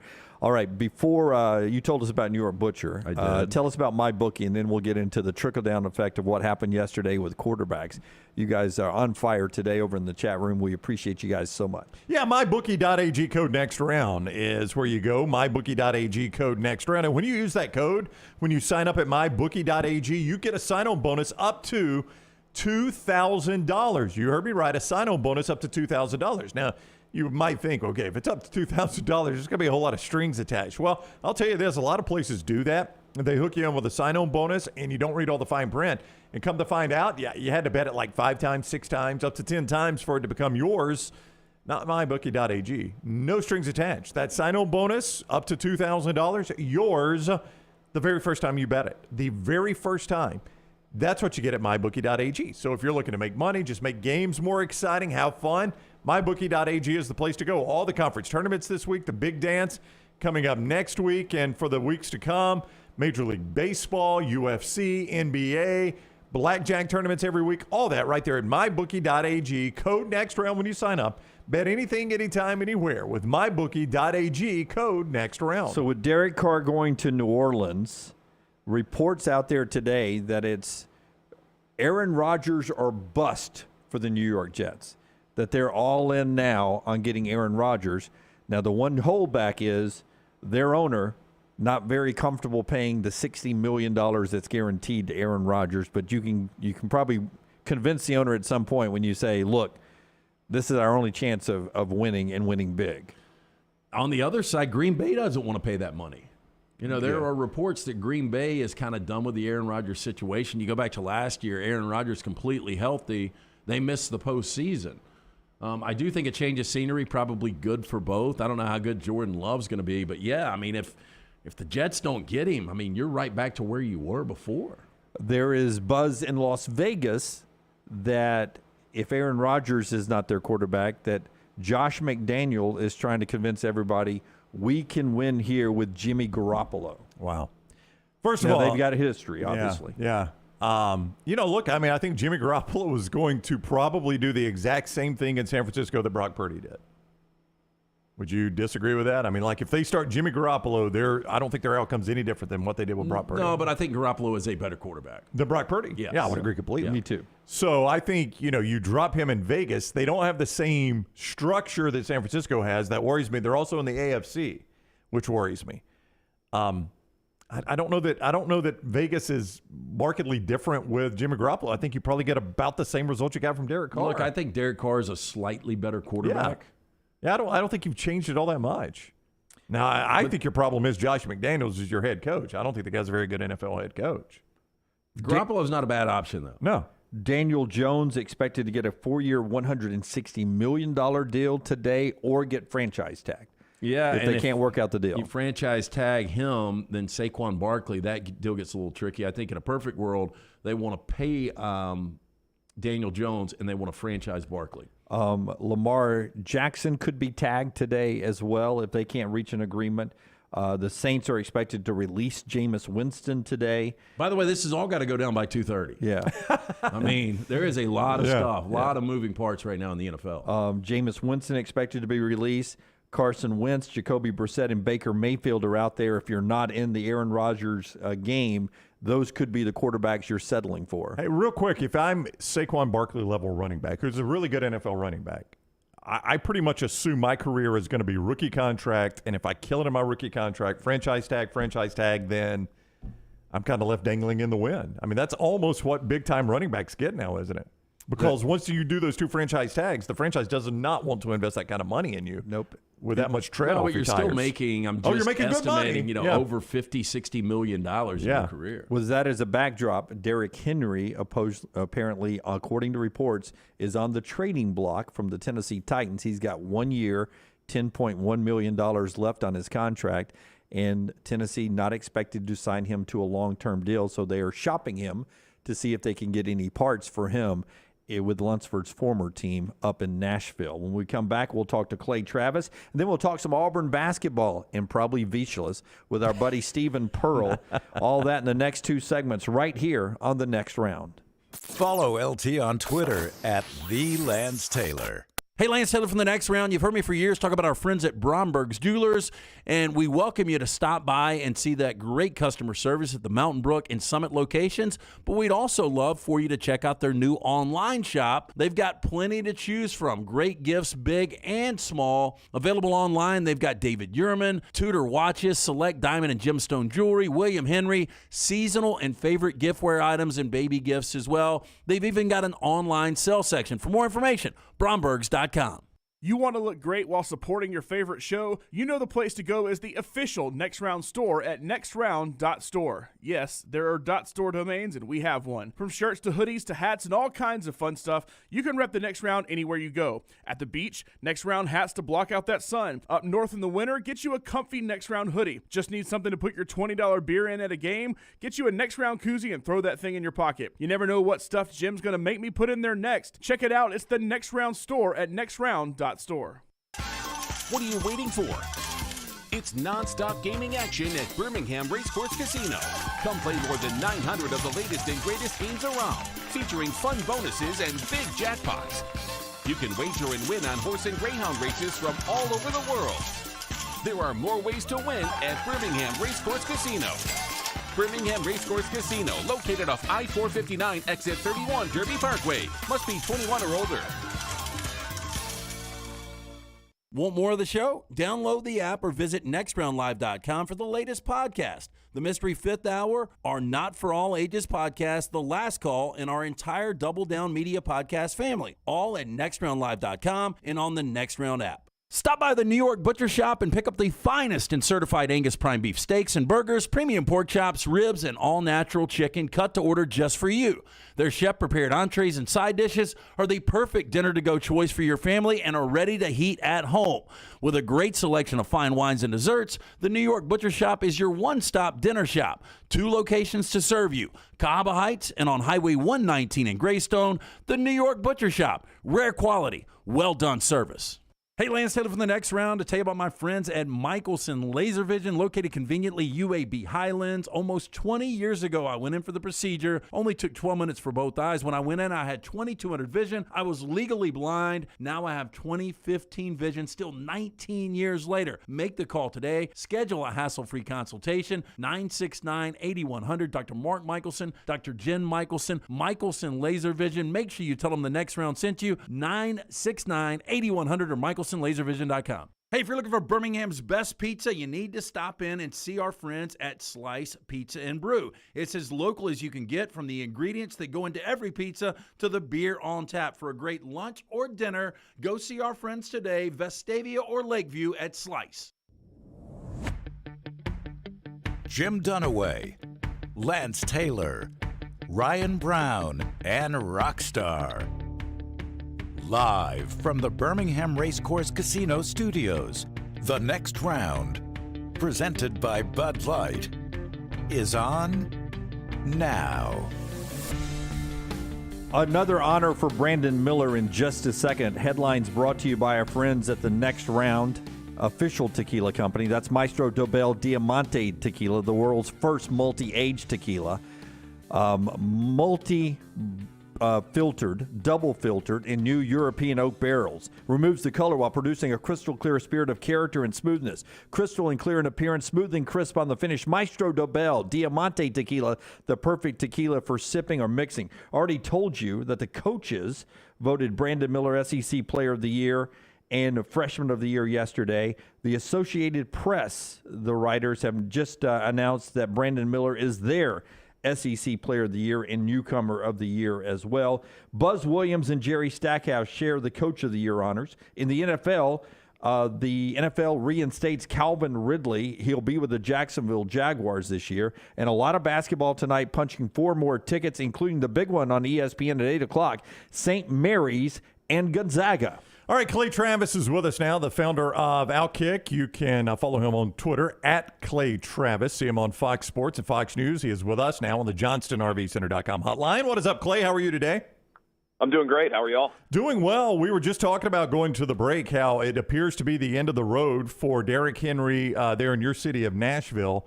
That's, as a Titans fan, that's got to be kind of sad, but it's just kind of the way it works for running back now. You just don't get long shelf lives with teams anymore, it appears.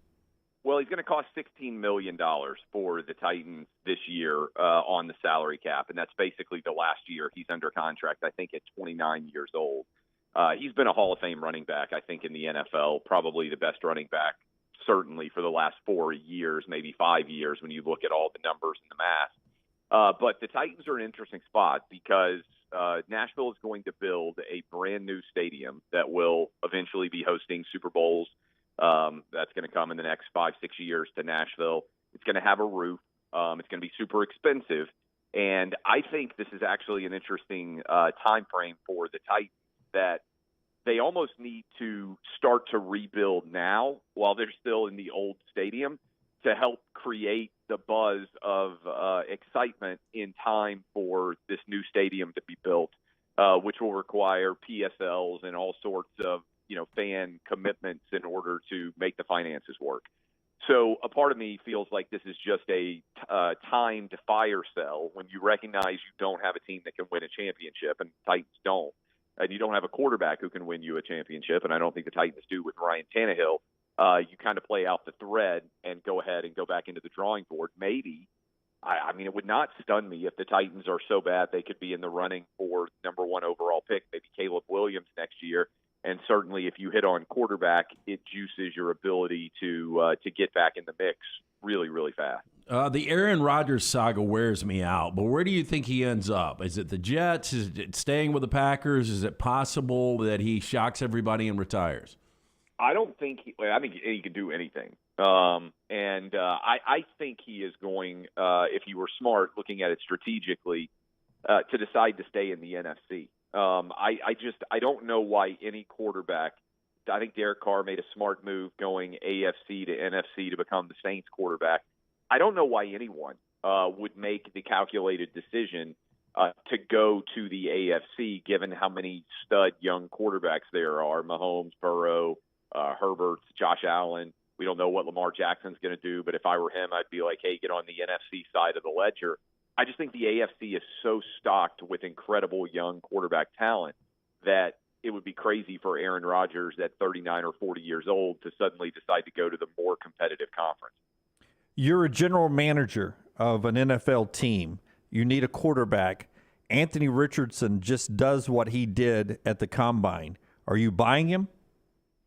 If I were ranking the 5 SEC quarterbacks that I saw play, a ton, right, that are in the mix to be talked about in a substantial way in the draft this year, I would put Bryce Young number 1. My concerns with Bryce Young would be his durability, his size, all those issues I think are valid. I would put Anthony Richardson 2, because at his ability, when he was playing really, really well, he played a couple of games fantastic. I think he could be Josh Allen, right? I think he's big. Cam Newton, if you want to use that analogy, super athletic, cannon for an arm. If he developed and had the right coaching, I think his ceiling is massive. Downside is his floor is still really low, right? Because his accuracy issues could manifest themselves even more in the NFL. But just based on his potential, I'd put him at 2. I would slot Hendon Hooker in at 3. I'm nervous about the Josh Heupel offense. Drew Lock obviously put up really big numbers in that offense, and then it's not panned out in the NFL. So I think that's a fair question to have about Hendon Hooker. I have zero confidence in Will Levis. I would actually put him last. Maybe he's going to come out and blow me away, but I'd put Stetson Bennett 4. I mean, I'd rather risk Stetson Bennett than I would Will Levis. I think anybody who takes – I've watched Will Levis play, tons of games for Kentucky, and I understand the argument of he doesn't have a good offensive line. The talent level at Kentucky is down. He's like Jay Cutler when he was at Vanderbilt. He lost at home to Vanderbilt, Will Levis did. And what I see when I watch him play is a quarterback who does not see the field very well and doesn't make that accurate of throws. And that seems like a really bad combo to waste a high draft pick on. So I'm firmly in the Will Levis is not going to pan out based on what happened in college. Sometimes there are guys that the NFL scouts are in love with and they end up panning out in college. I think, based on Will Levis's performance the past couple of years, I do not see it. Clay Travis is with us on the JohnstonRVCenter.com hotline. I want to move to college football. Ross Dellinger of Sports Illustrated has written what he thinks are every school's 3 permanent opponents with SI.com. Now, 2 major coaches have basically backed him up on theirs, at least, with Brian Kelly and Nick Saban. If his list is right, nobody, I think, Clay, got a better break than your team, Tennessee. You're going to keep Alabama, which I think everybody assumed that would be the case. But then your other 2 are Vanderbilt and South Carolina. That to me, Tennessee was the biggest winner in all of this, if Ross is right. Well, the balancing act here that I think is fascinating is how do you assess who rivals are and who rivals should be playing? And let me explain that. Vanderbilt in state would consider Tennessee the biggest rival of their program, right? Tennessee does not. I'll get to Tennessee's angle in a moment. Kentucky would also consider Tennessee to be the biggest rival of their program.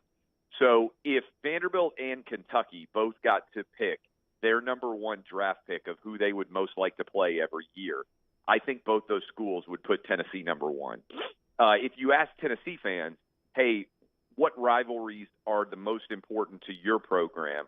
The fan base would kind of split, I think, on Alabama, Florida, based on age of the fan, and also the fact that we had divisions, so the Florida game traditionally has mattered more, right, in terms of going to the SEC championship game. And then Georgia would probably be 3rd, and then Vanderbilt, Florida, Vanderbilt, Kentucky, 4 or 5, right, however you want to classify that. South Carolina wouldn't even be on the radar screen. So one of the things that I think is one, Nick Saban, I think, is right about the SEC should use the 25-year window or maybe even a 50-year window to value the overall quality of opponents. Because I think when you look at Alabama getting LSU, Auburn, and Tennessee, that's three traditionally of the top six probably traditional SEC powers. And so I can understand why Nick Saban would not be happy with that choice. But to me, the South Carolina option really kind of seems arbitrary. I think probably Kentucky would make more sense, and I don't think, frankly, there's that much difference. The South Carolina fans are going to lose their minds, but I don't think there's that much difference between South Carolina and Kentucky. But I will say the positive here is going to 9 is the right call, and I do think this thing will get balanced out quite a lot because you play every team home and away every 4 years. So I think the overall impact of the yearly rivals is not going to be dispositive in a way that determines who plays. I like just taking the two best teams, period. I think that is a vast improvement in terms of who plays in the conference title game. SEC tournament starts up tomorrow in your backyard. We're going to be up there broadcasting live from your buddy Steve's place, Losers, right there on Broadway. Oh, that's cool. Yeah, I was going to see, first of all, are you going to be there? And the second question, would you take the combination of the first two seeds, Alabama and A&M, or would you take the field in this tournament? I will be there until Friday morning. I leave for Italy in the rich man lifestyle that I'm now part of. I'll be in Italy for the next 12 days. So I fly out of Nashville on Friday, so I'll miss the Friday, Saturday, Sunday festivities. I think let's take a step back and think about what the crowds are going to do, right? So this is Nashville. Kentucky will flood in a ton of people. If Tennessee wins a couple of games, they will flood in a ton of people. I would take the field because I don't think Alabama or A&M have that much to play for. We kind of learned that last year in the SEC tournament when Tennessee won it. The committee didn't even factor in anything. I think as long as you win that first game, and if you get the double bye, I don't even think it really matters that much because you're already to Friday. So I would take the field. I think there's a lot of I would say evenness in the SEC, and I don't think, frankly, Alabama has played very well the past couple of weeks. Couple of overtime games, could have lost to Arkansas, did lose to A&M, and I know A&M has played better, but I just don't think they have elite level talent, and certainly they're going to not have any fans. I wouldn't imagine of any kind of substantial nature in Nashville. So Kentucky will have a huge crowd. Tennessee will have a huge crowd, and I would think there'd be a big drop-off after that. Okay, so we always do a ridiculous bracket challenge punishment. We've got 4 options up right now. Which one would you vote for? I like 2 of these. I don't like 2. Polygraph, that's one. Hold on. What are the range of polygraph questions? Anything. Supposedly anything's on the table, but don't polygraph questions have to be yes or no? Yeah, but I think there could be some real disasters that come out of disasters. Yes. And by the way, that's one I like. I do like that one. Yeah, but you're right. There are relationship questions, sexual questions. That one has to come off the board. Wow. If I were you guys, Clay takes it off the board. Yeah. Okay. Option 2: loser has to pose with a photographer for a 12-month calendar shoot with costumes. Calendars will be sold in the next round store. Proceeds to charity. That's really funny. Do you get sign off on that costume choice? Nope. I think two winners get to pick the costume. So you could bet that in February the loser would be dressed as Cupid. We'll go that route. Yeah, that's really very good idea. I'm looking forward to being dressed as hot fireman in July. What about hot fireman? What about can you be topless? Can you do the George Costanza on the leather couch the artist seduction? That would be fantastic. Everything is it's all on the table. Yep. Here's number 3: loser attends a testicle festival, and they have to complete task while there. There's testicle festivals all over the country. Yeah, Appleton, Wisconsin is the one we're kind of aiming at there, Clay. It's the biggest testicle festival out there, we think. I can't believe there's competition for the testicle festival. More than you would think, believe it or not. Yeah. Bentonville, Arkansas is also a good one as well. Yeah. And then the final one: loser writes and records a country song, performs it live, and then films a music video with it. That one is really, really funny. You know, did you guys see that I was up on stage with Lit last night? I did. I saw you tweet that, yeah. They've got that one song, right? That's all Lit does. Yeah, My Own Worst Enemy. Yep. My Own Worst Enemy, one of the most popular songs of the 90s.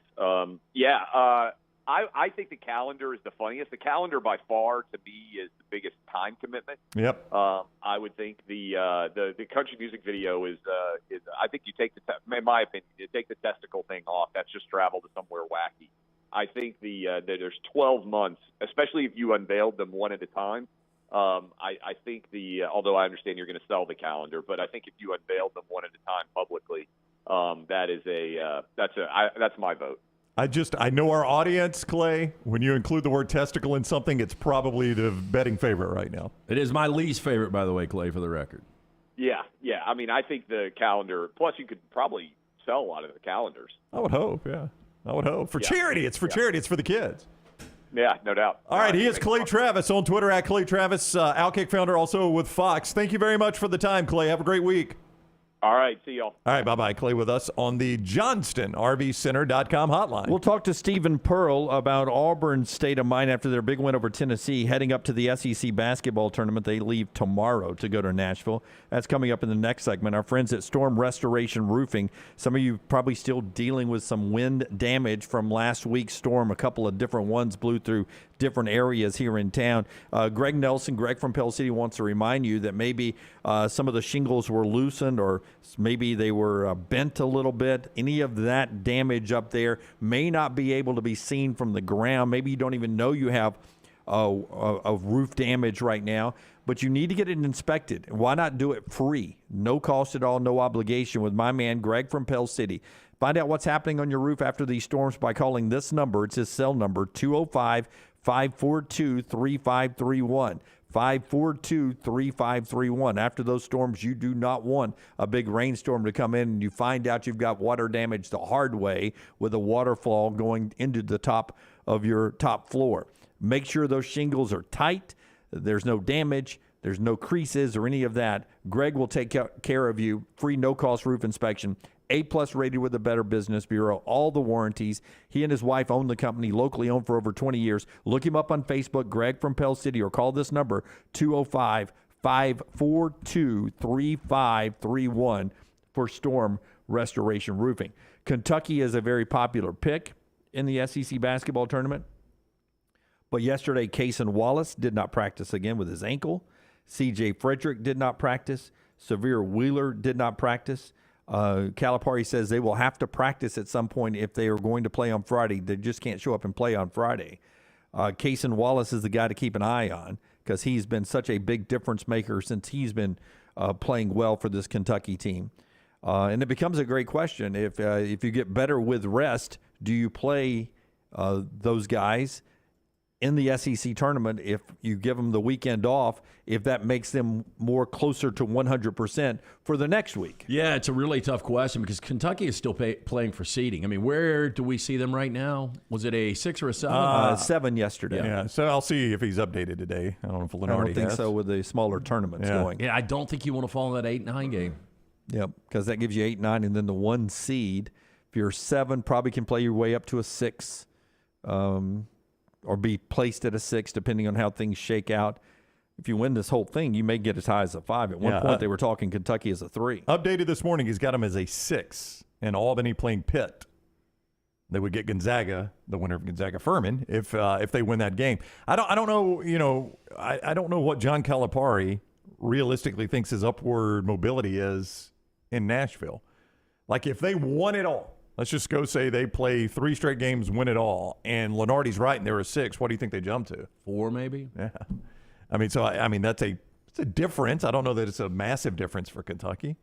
So, I think if you look at it realistically, I don't know what there is to gain for Kentucky except for the fact that when you put on that uniform, your fans expect you to go out and play every single time. And hanging that banner means something for Kentucky fans. Yeah, sorry, Lance, but you worked up there.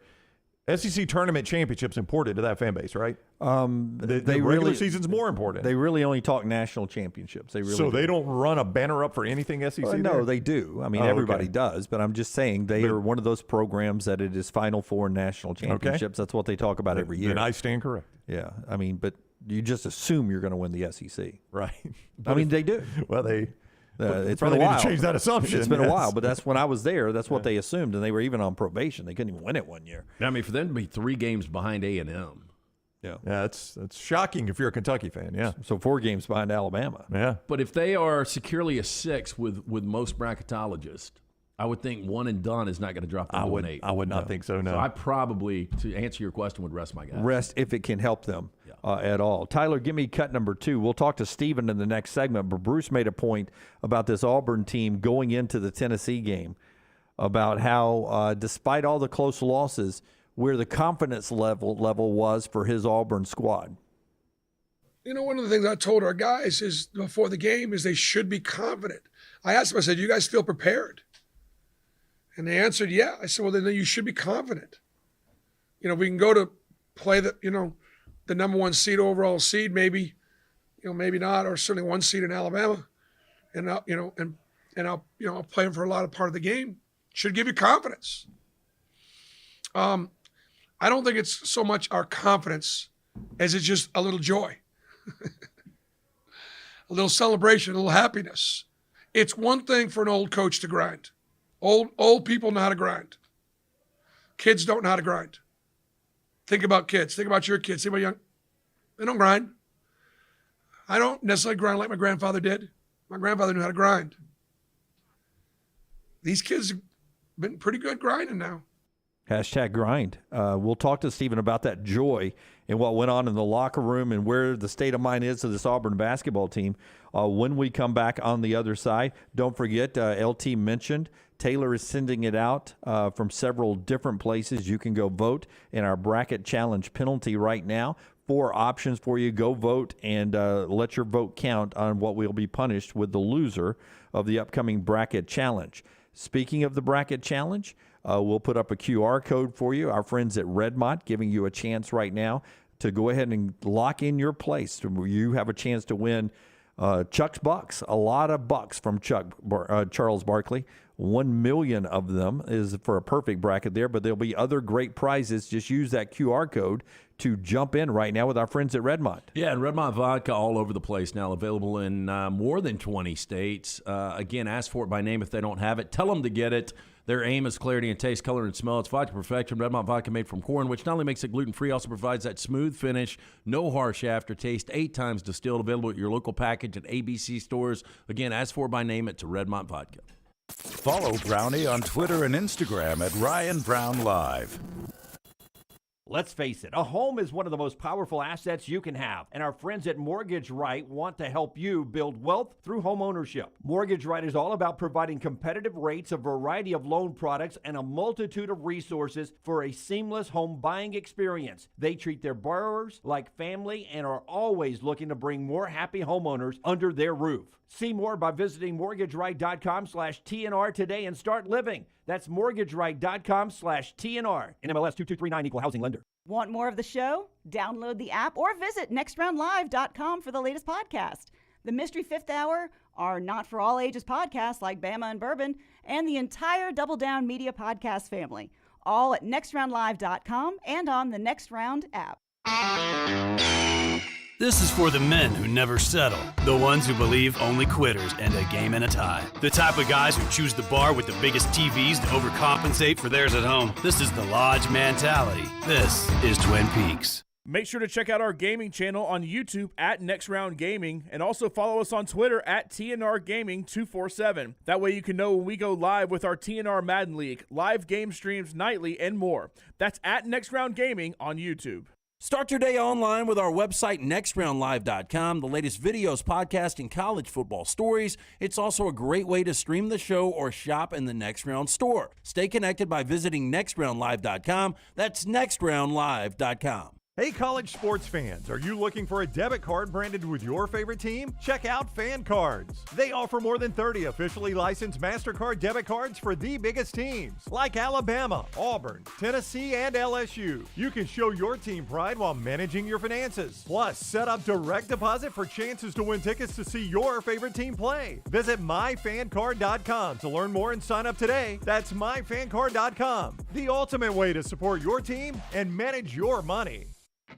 The Next Round is so much more than the show you get from 9 to 1 each day. So make sure to head to our official YouTube channel at Next Round Live and subscribe to get all of our latest content. We, of course, have plenty of specialty content and shorts based all around the sports in the heart of the SEC. But we also talk pro sports, gambling, lifestyle and entertainment, and so much more. It's the Next Round YouTube channel where you never know what you're going to find next. Subscribe now to see the latest content and get notifications when we go live. That's at Next Round Live on YouTube. Don't let a roof problem disrupt your football Saturday or Sunday. Call Greg from Pell City and Storm Restoration Roofing. Locally owned at 205-542-3531. Greg wants to give you a free, no-cost inspection. Free, no cost, no obligation, 205-542-3531. He can also pressure wash your metal roofing. It's easy to see why his company's so successful. A-plus rated with the Better Business Bureau, and insurance companies trust him. You should too. 205-542-3531, or just look him up on Facebook, Greg from Pell City.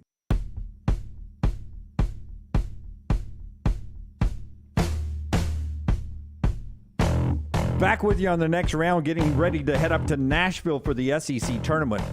On Friday, we'll be doing our show live. Stephen Pearl will laugh at this. We'll be doing our show live from the bar called Losers on Boardwalk.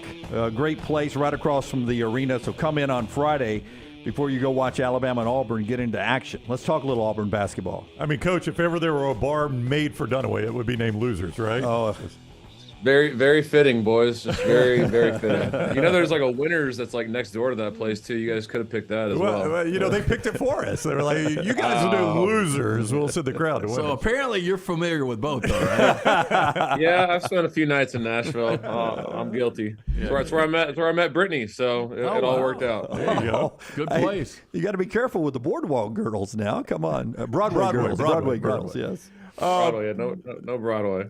So your team expended a ton of energy and emotion and all of that in that Alabama game. Very, very emotional game. So how proud were you for, and some would call it a must-win, whatever you want to call it, against Tennessee, the way they responded after that emotional spin against Alabama? Yeah, I mean, very proud of just the way they bounced back. You know, lesser team would have, ducked their head and let that kind of carry over into the next game. And, our guys have pretty short memories, which is a good thing and a bad thing. And they were able to kind of put that behind them pretty quickly and, hang their hat on knowing that, like we talked about last time, we're playing good basketball. We just hadn't been able to finish a few of these games down the stretch on the road. So understanding that, they still had the confidence to kind of go in there and beat a really good Tennessee team. And how about that defense down the stretch? Tennessee missed their last 7 shots. You guys held them scoreless over the final 6 minutes. Yeah, I mean, we made an adjustment late, just, obviously putting Zep Jasper in the game in the last 6 minutes to allow him to guard Vescovi, it was huge. And, Zep wanted that matchup. And, we weren't as worried about Wendell having to guard, Julian Phillips or Josiah James, because Wendell's able to kind of get in there and make plays and get steals, whereas Zep is just, he's a pest, and he'll chase Vescovi around and get through ball screens and get through those pin downs better than anybody on our team. And, Vescovi had 20-something going into that final stretch, and he really wasn't able to score the last 5-6 minutes. So, having been down 3 and then obviously winning the game by 9, our guys did a really good job late of getting stops, getting rebounds, keeping them off the offensive glass, guarding without fouling, and then converting on the offensive end. Listen, I know none of us are quote-unquote bracketologists, but I felt like that punched your ticket to the NCAA tournament, and I don't think you can drop no matter what happens in Nashville seating-wise. I think it can only go up for you guys. Was there a little bit of a celebration in that locker room because of that? And can you allow yourself to think like that as a coaching staff?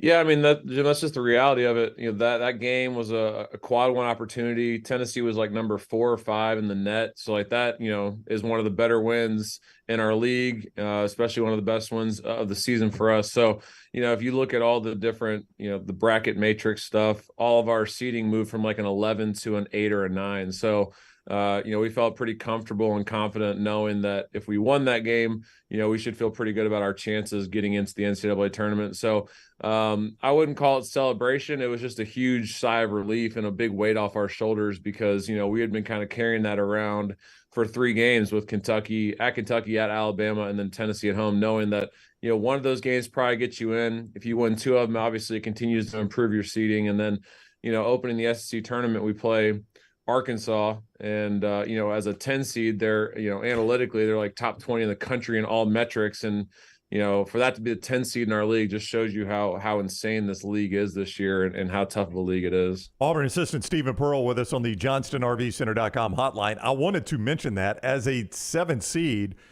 your potential path is nothing but top 20 net teams. I mean, I don't know that it's possible to get a more difficult draw as a 7 seed.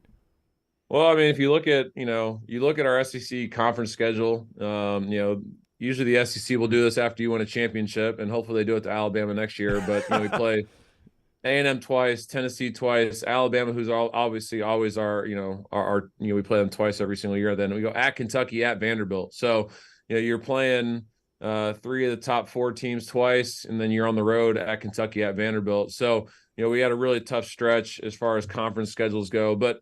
It's only all it really can do is help you improve your resume and help you get ready for the opponents that you're going to play in the NCAA tournament. I mean, look, Arkansas is an 8-9 right now. That's the first game that we would play right now in the NCAA tournament where it's looking at. So it's a really good barometer for us to kind of get ready for that first round matchup. Then after that, Texas A&M, would be a team that you could play, later in the bracket. These are all just great tests for us to kind of get ready and show our guys where we're at. But yeah, the stretch has been difficult, but you look at our Final Four run, we played, Kansas, Kentucky, and North Carolina. So it's never going to be easy, but I think our guys have been battle tested enough this year to be ready for it. As a player, did you ever look at the metrics and bracketology, and how often do you do it now as a coach?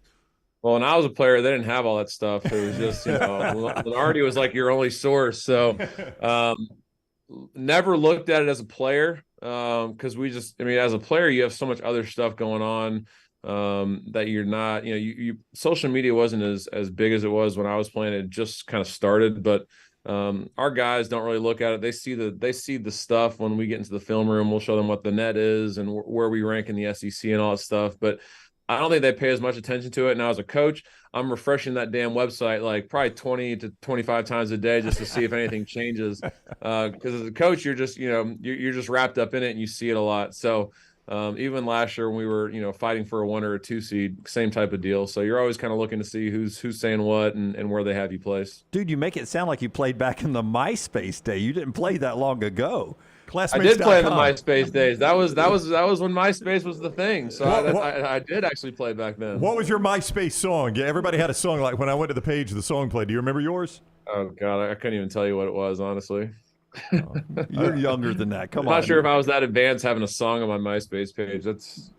I don't know if I got that far. So when we get to the SEC tournament too, but when we get to the NCAA, you mentioned bringing Zep in specifically for one matchup. Do you dial in some specialists when you get certain matchups like that?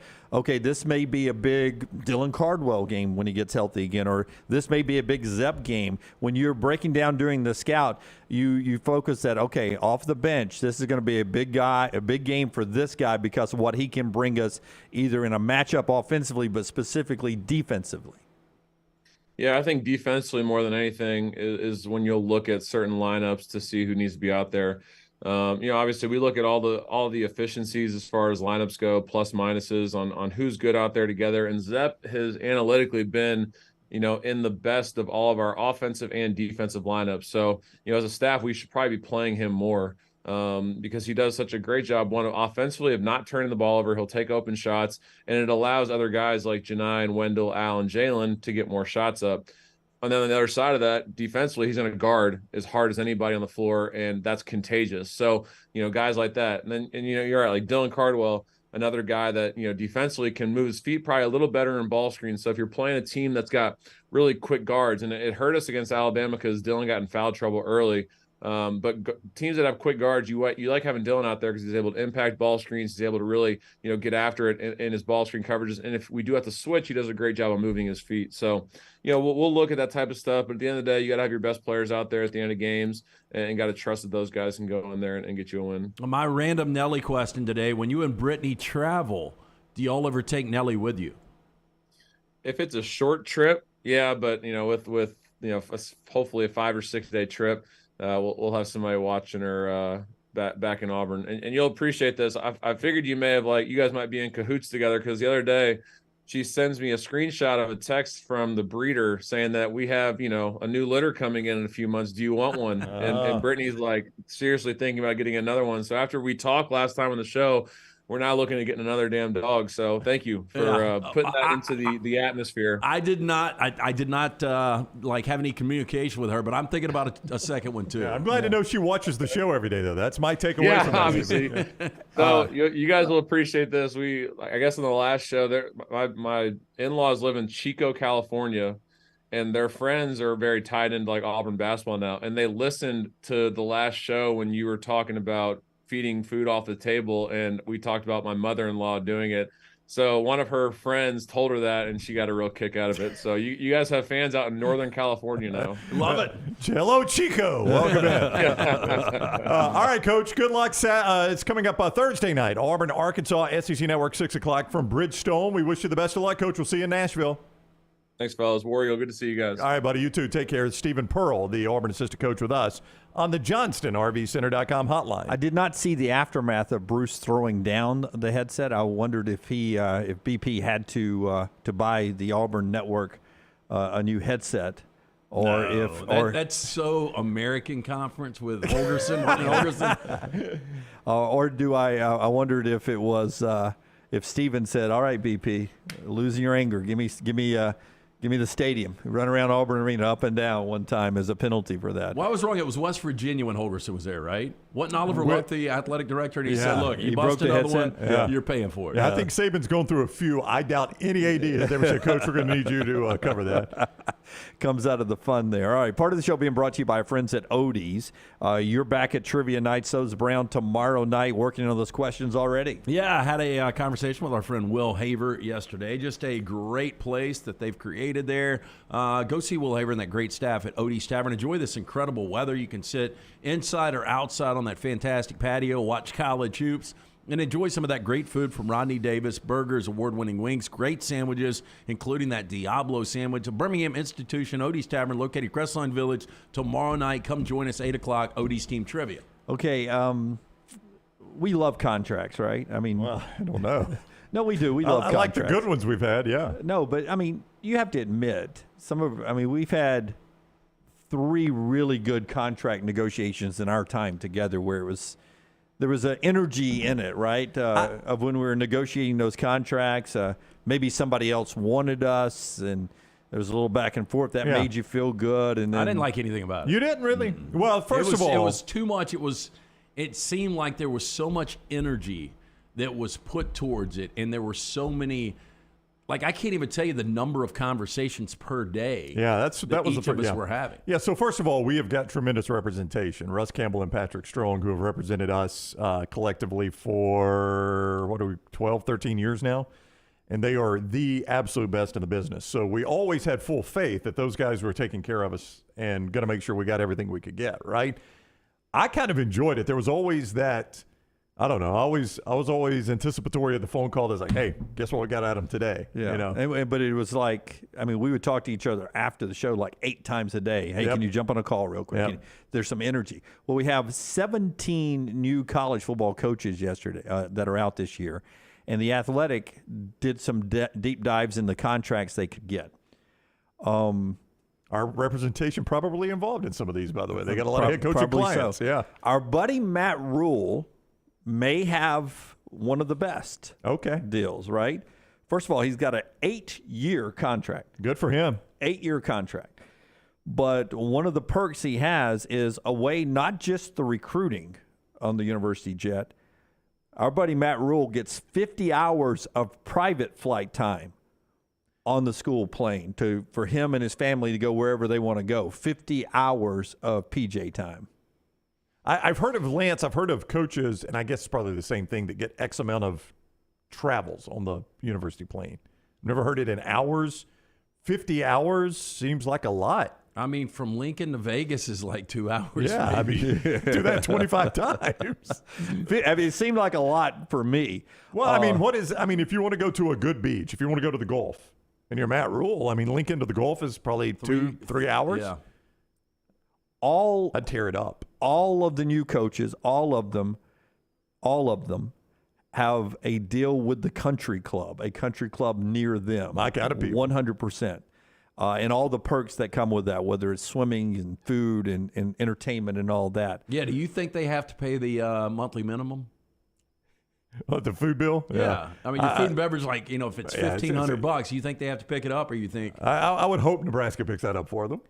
Every new coach has a car or SUV, a truck, car, or SUV deal, but none is better than Deion Sanders. Oh, Prime? What do you got? Deion Sanders has 2 luxury SUVs for him.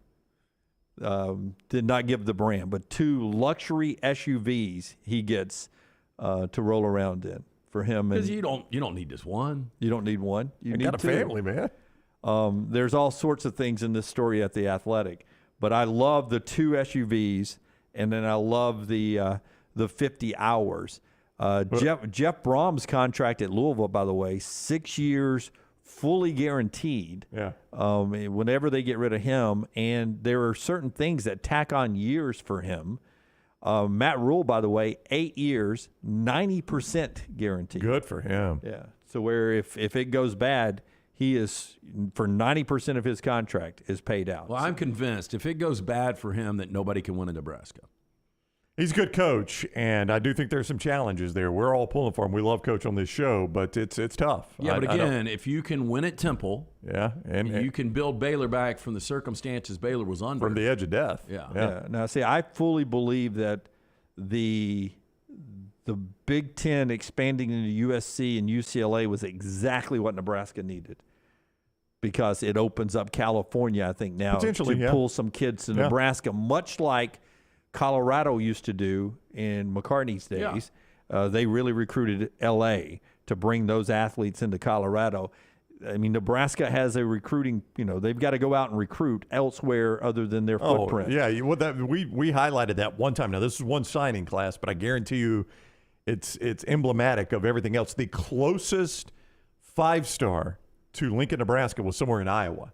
They just don't have a lot of great players around there. I mean, I'm sure they're nice, solid players, but they're not the type of 5-stars you got to have to win big. You got to go a long way to get those guys now, and that's what has become tough about coaching in Nebraska. Is how many schools you got to convince those guys to fly past to come play for your school. I mean, it's a hard sell a lot of times. Even though every game's on TV now, there's a lot of guys that just like to be close to home for whatever reason. And I'm sure their facilities are great. They've got an incredible fan base, but boy, it would be hard if you had an opportunity to go to SC or Nebraska. It's hard to say no to SEC or SC to go to Nebraska. Yeah, but much like in the state of Texas, there's so many players there, so USC can only get 25. Yeah. So there's a lot of people to get there, and to me, it opens up the door for Nebraska. By the way, Matt Rule's contract, $5.5 million to start with, but by the end of it, it's $12.5 million a year. Wow! So you have escalator. You have the with it being full 90% guaranteed, you're getting your money. Yeah, our buddy's fine, right? Yeah. If he wants to go to Rockstar Show, he can afford the ticket. Luke Fickell at Wisconsin gets an extra $125,000 a year for travel or entertainment. They give him $125,000 extra outside of his contract just for him to spend on sports tickets, vacations. So could he hire Earth, Wind, and Fire to play, he could. to play a party in the backyard? And have money left over. Yes. Yeah. Probably will need to find some new members. I don't know if they're still rolling around. Jeff Brom will receive a 1-year extension for a 7-win season, so it is tacked on every year. He gets a 2-year extension for a 10-win season, which would raise his salary to $6.5 million to $7 million every time they tack onto that. So he gets years added just for 7, 2 years added if he ever gets to 10 wins at Louisville. It's not often your coach leaves for what is perceived to be a better job and you get a better coach out of it, but that's exactly what Louisville did. They lost Satterfield to Cincinnati, which I think is an awful hire for Cincinnati, and Brom's a better coach. Yeah, I would agree. I mean, you don't get that to happen often where your guy leaves for a better job and you end up with a better coach out of it. You're at a smaller school when Charlotte, North Texas, Texas State, and Western Michigan actually puts in your contract that you get a cell phone stipend. Oh, really? I assume it's just built in at some of the bigger programs. They have to work it into the contracts. I've never gotten places. a cell phone stipend. Have you guys? Yeah. I've got a discount. I still get. you still get through the company? A company, yeah. Yeah. I mean, I can't help it if AT&T ain't paying attention to the news. All right, man. That is some of the contract deals that are out there. Part of our show today being brought to you by our friends right there at Precision Sports, getting you back in the game. A lot of injuries. We told you about Kentucky. Dylan Cardwell's another one for Auburn, trying to get right before Auburn gets to the NCAA tournament. Precision Sports will get you back into the game as well. Yeah, 2023, new year. There are new ways to contact your favorite Precision Sports Medicine and orthopedic provider. Remember the number 205-512-3885. The website, precisionsportsortho.com/2023. Maybe you tweaked that shoulder putting up the decorations from Christmas. Maybe you injured the elbow shooting hoop in the driveway. Let 2023 be the year Precision Sports Medicine and Orthopedics gets your life back on track. Orthopedic care better together. Find your provider today. Again, call 205-512-3885 or visit precisionsportsortho.com/2023. Follow Dunaway on Twitter and Instagram at Jim Dunaway.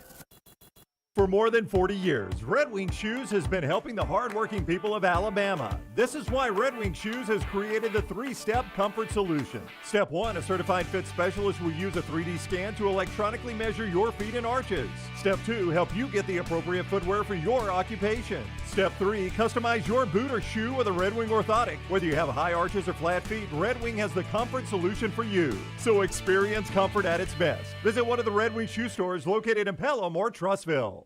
Hey, Lance Taylor from the next round to tell you about our friends at Gutter Cap. Gutter Cap's that patented aluminum cover system that fits over most existing gutters to keep out debris and eliminate that gutter cleaning. It's backed with a lifetime warranty, almost 20-year service record right here in Birmingham. Stay off that dangerous ladder forever. 45% off the retail price now if you call guttercapbirmingham.com. Call my good friend Chris Stewart now, 205-823-2212. Cap it, don't snap it. It's Gutter Cap.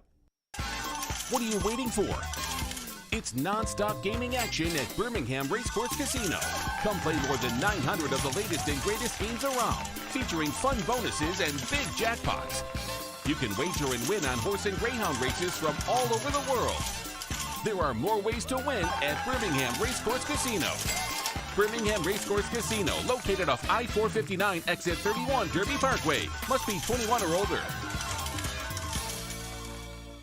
Want more of the show? Download the app or visit nextroundlive.com for the latest podcast, The Mystery Fifth Hour, our Not For All Ages podcast, The Last Call, and the entire Double Down Media podcast family. All at nextroundlive.com and on the Next Round app. Want more of the Next Round? Download the app or visit nextroundlive.com for the latest podcast, The Mystery Fifth Hour, our Not For All Ages podcast, The Last Call, and the entire Double Down Media podcast family.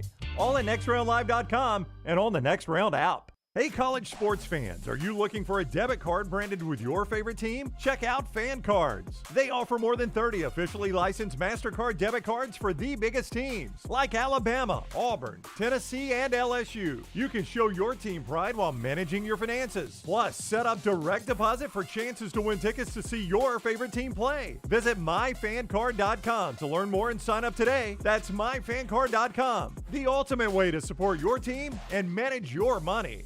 Spring is here, and that means it's time to prepare for moving season. Let Holly Mack Wilson guide you and help get your home prepared to sell. Whether you are looking for the perfect home or need to sell yours, Holly Mack Wilson can do it all and can do it anywhere in Alabama. Call Holly Mack Wilson today, 205-901-9446, or visit her website, hollymackhomes.com. Holly Mack Wilson, your home prep expert. Holly Mack Wilson, a trusted anywhere in Alabama Keller Williams realtor you can always depend on.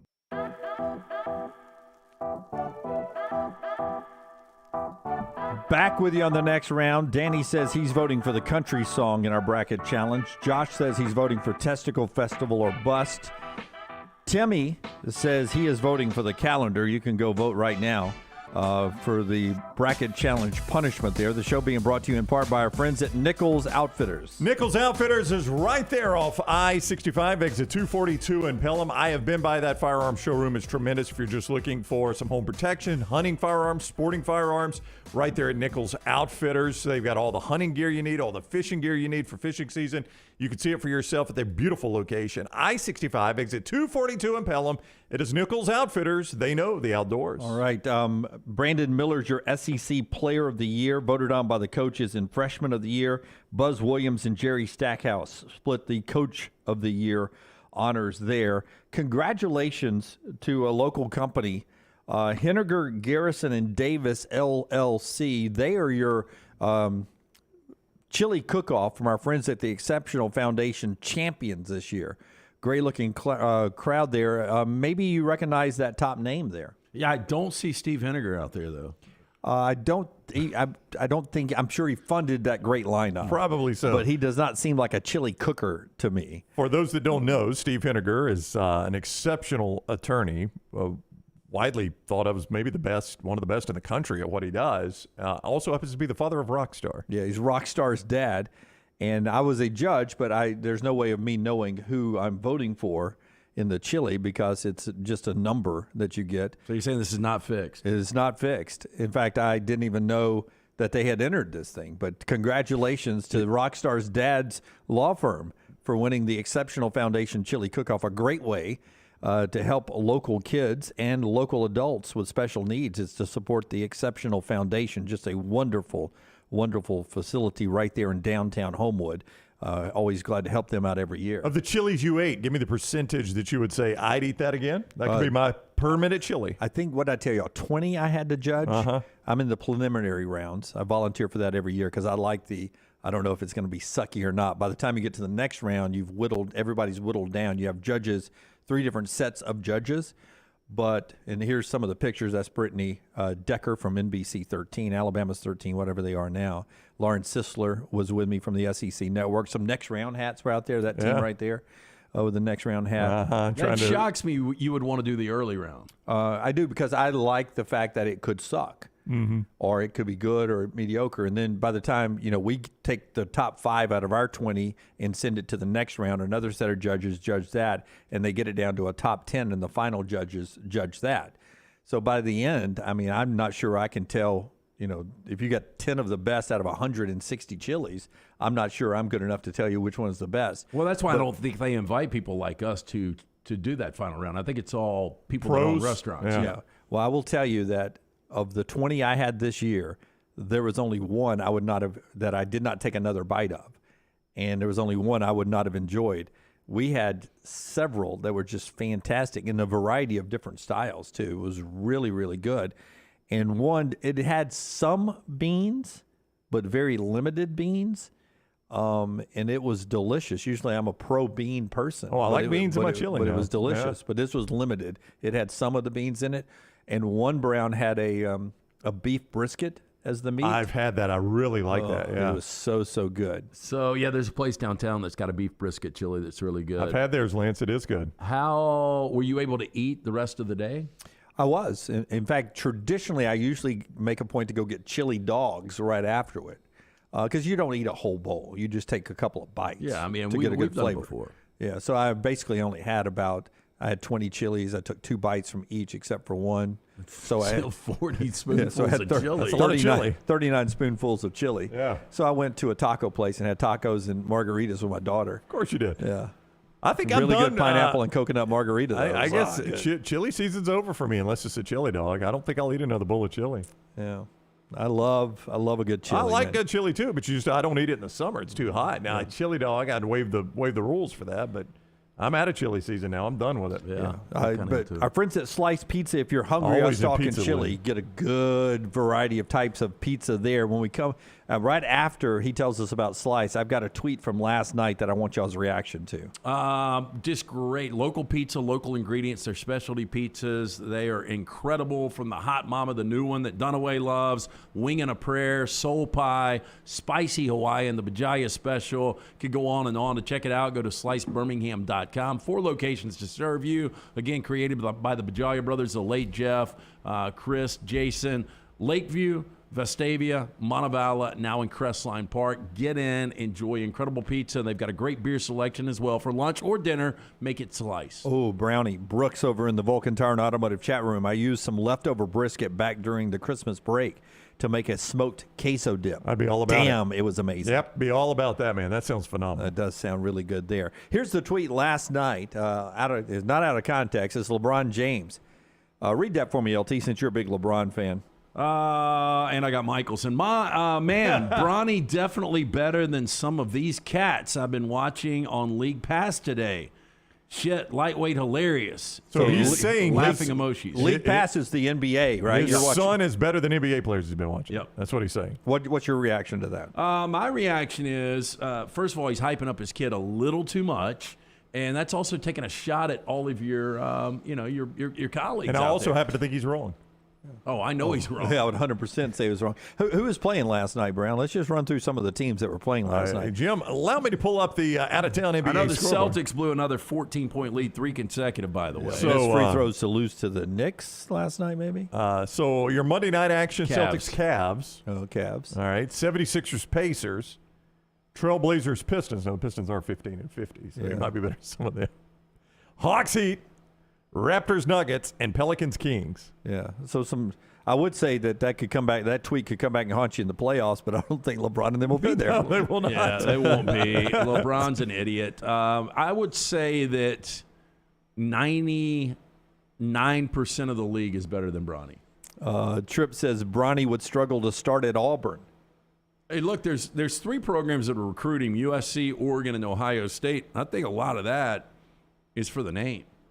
To get LeBron James as one of your big boosters at that point. Yeah, I mean, I've heard the kid can shoot, but I've heard he's got a ways to go to be a guy that is going to be a factor in the NBA. I just thought that was an interesting tweet from LeBron last night against his peers. I think we've seen that if LeBron were the head coach, Bronny would get Mike Davis kids shots. Yeah, play a little daddy ball. There'd be no doubt about it, if man. If he was Rob Pelinka, if he was the general manager, they probably draft him as early as they could. Our friends at Saturday Down South graded the quarterback rooms in the SEC. We'll get to that after we talk to T-Bob Hebert, a little football with T-Bob. When we come back, our friend from down in Louisiana. We'll talk about everything in the world with T-Bob. That's coming up. The show being brought to you in part by our friends at MyBookie, getting you in the game. ACC action going off here in a few seconds. You can go make your plays at mybookie.ag. That's right. All the conference tournament action, the big dance, all of that, along with the NBA, NHL, UFC, weekly blackjack tournaments, Major League Baseball just around the corner. All of it right there at mybookie.ag. Code next round. When you sign up and use that code, you get up to a $2,000 sign-on bonus. Here's the key. You get to use that bonus right away, and it is yours. You don't have to bet it 5 times, 6 times, 10 times for it to become yours. You get it right away. That's when you use code NEXTROUND at mybookie.ag, mybookie.ag. Get that sign-on bonus up to $2,000. Whether you're just trying to make money or you just want to have a little fun, you can do it with mybookie.ag, code NEXTROUND. Bet anything, anytime, anywhere with mybookie.ag, code NEXTROUND. College football with T-Bob Hebert. Next on the Next Round. Call the Next Round now at 205-734-0923. It's the spring sales event at Alfa Romeo of Birmingham. Now you can get $10,000 off plus rates as low as 4.7% on new 2022 Alfa Romeo Stelvios and new 2022 Alfa Romeo Giulias. Come see the team at Alfa Romeo of Birmingham, exit 27 just off I-459 on Grants Mill Road, or visit them online at alfaromeo.usa.birmingham.com. Hurry down before they're all gone. All incentives applied, in stock units only with approved credit. Alfa Romeo USA of Birmingham.com. Have you had a pipe burst, a washing machine overflow? Maybe your toilet or bathtub has overflowed upstairs and now you have water coming through your ceiling? No problem. The specialists at Dry Tech are here to help. What's important is you act immediately when water damage occurs. Failing to do so can cause mold, rot, and mildew issues. Long-term exposure to those toxins can cause many health issues down the road. So act fast. When trouble strikes, call Dry Tech 205-637-0143. That's Dry Tech at 205-637-0143. Support the show and grab some great t-shirts and hoodies right now in the Next Round store. Buy the Alabama State map shirts in your team's favorite colors, the popular Y'all Can Have the Rest, or Next Round flag shirts are also online now. Just go to nextround.store. That's nextround.store. The traditional Next Round logo shirts are there too. Buy them for yourself, or they make a great gift for someone else. And let us know what you'd like to see in the store coming up. Nextround.store. That's nextround.store. Hey, Lance Taylor from the Next Round to tell you about one of our favorite places for breakfast, lunch, and dinner. That is Hamburger Heaven since 1982. Hamburger Heaven has been serving Birmingham's best hamburgers, cheeseburgers, French fries, hand-spun milkshakes, and sandwiches made fresh to order. All of their ingredients are fresh and prepared daily. This includes their beef, always fresh, never frozen, hand-pattied each and every day. For breakfast, lunch, or dinner, visit any of the 4 locations, Highway 280, Irondale, Gardendale, and Homewood. Don't let a roof problem disrupt your football Saturday or Sunday. Call Greg from Pell City and Storm Restoration Roofing. Locally owned at 205-542-3531. Greg wants to give you a free, no-cost inspection. Free, no cost, no obligation, 205-542-3531. He can also pressure wash your metal roofing. It's easy to see why his company's so successful. A-plus rated with the Better Business Bureau, and insurance companies trust him. You should too. 205-542-3531, or just look him up on Facebook, Greg from Pell City. Follow Next Round Live on Twitter, Instagram, Facebook, and YouTube. The social media team at Next Round Live will share the latest interviews and videos from UAB, Alabama, Auburn, and campuses all over the college landscape. You'll also get the latest highlights and news from the Next Round Live Daily Show. Jim, Lance, and Ryan will share their thoughts, and remember, you can always see the old shows on the Next Round Live YouTube channel. Subscribe, like, and don't forget to comment. Turn on the notifications so you don't miss a thing. It's Next Round Live on Twitter, Instagram, Facebook, and YouTube. Jim Dunaway, Lance Taylor, Ryan Brown, and Rockstar. Live from the Birmingham Racecourse Casino Studios, the Next Round, presented by Bud Light, is on now.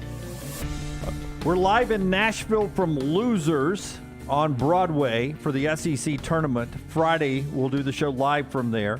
Join us there throughout the weekend. Then back Sunday after the selection show with our friends at Walk-Ons, the 280 location. Once CBS goes dark after the selection show, we will crank up our post-selection show and start helping you fill out some brackets.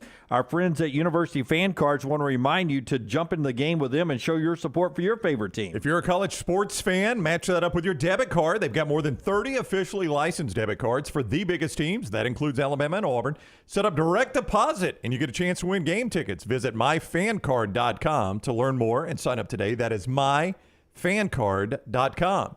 Now, T-Bob Hebert might make fun of us being at Losers, but he's got a healthy respect for a walk-on, so he would never make fun of that. And it's a Louisiana-based restaurant, so he cannot make fun of that. What's up, T-Bob? Did he freeze just He like did, that? but look how good he looks, though. What a great shot that is of T-Bob. Yeah, I mean, he looks fantastic. Now, if he blinks right now, that is the best acting job of Frozen I've ever seen in my life. I think T-Bob's a good actor. I don't know if he's that good. Am I back? You're Can back. you- You are now back, You yes. froze, and I want you to go back and watch Okay. it because it was a phenomenal image of you. Yes. Well, this is fantastic. I've been sitting here for like 10 minutes and it just popped up that my internet connection's unstable. So we'll see. I will say this, boys. Look, I love walk-ons absolutely right here, start in Baton Rouge. They're the absolute best. And I got to say, fellas, I'm glad you'll have me on today. I love the lineup. It's a big grifter sort of day. Only, unlike our guy Clay, I'm not really a political grifter. My grift is just going out of my way to hate on Alabama, right? So it's wonderful that we get to come on a day where you have the beta male Nick Saban hiding in the shadows and running away from competition, while you have Chad Kelly, aka Brian Kelly, out there with the alpha energy saying, look, I came here to play the best, okay? I ain't trying to avoid Bama. We want Bama. So very happy to be here with you fellas today. Do you not think, though, that LSU, Tennessee, Auburn is quite the three to have every single year? Okay. Well, were you going to get rid of the Iron Bowl? Nope. No. Has Tennessee been good for the past 15 years? Are y'all really okay? I can't remember. Let me ask you this. I can't remember. Like, are y'all kidding me when y'all are complaining about a team that previous to this year had won 33% of their SEC games over the past 15 years? Okay. What are we talking about? And you held the entire conference hostage to maintain that game anyway. So you're not getting rid of it now. And guess what? TV money decides everything nowadays, you would have to be stupid. Like at a time when the SEC is trying to get ESPN to renegotiate the contract in good faith, you're going to go to them and say, oh, but hey, we don't want to give you LSU Alabama every year. The game that CBS chose as their night game for like 8 years running. Like that. No, that's it's a business, boys. I get and that. Business is booming with LSU Bama. Only thing I would ask you of the 3 permanents, who of the 16 teams in the SEC, who looks on paper like they got the most difficult 3? Alabama. Okay. And I love it. I mean, that's all I'm asking. Absolutely. Yeah, I know. But then again, like, do we know that Tennessee's going to stay good? No. Like, look at what Josh Heupel. Now, granted, he's done a very good job building Tennessee up in 2 years, so already it's different than UCF. But go look at Heupel's time at UCF. After he took over, it was descending step after descending step until he somehow got the Tennessee job. And we were all clowning at the time. Now, look, for whatever that's worth, I think y'all's fears are warranted because I think that Tennessee is like they have all the elements that you need to be sustainable. They've obviously got an incredible fan base. They've got an amazing stadium and campus.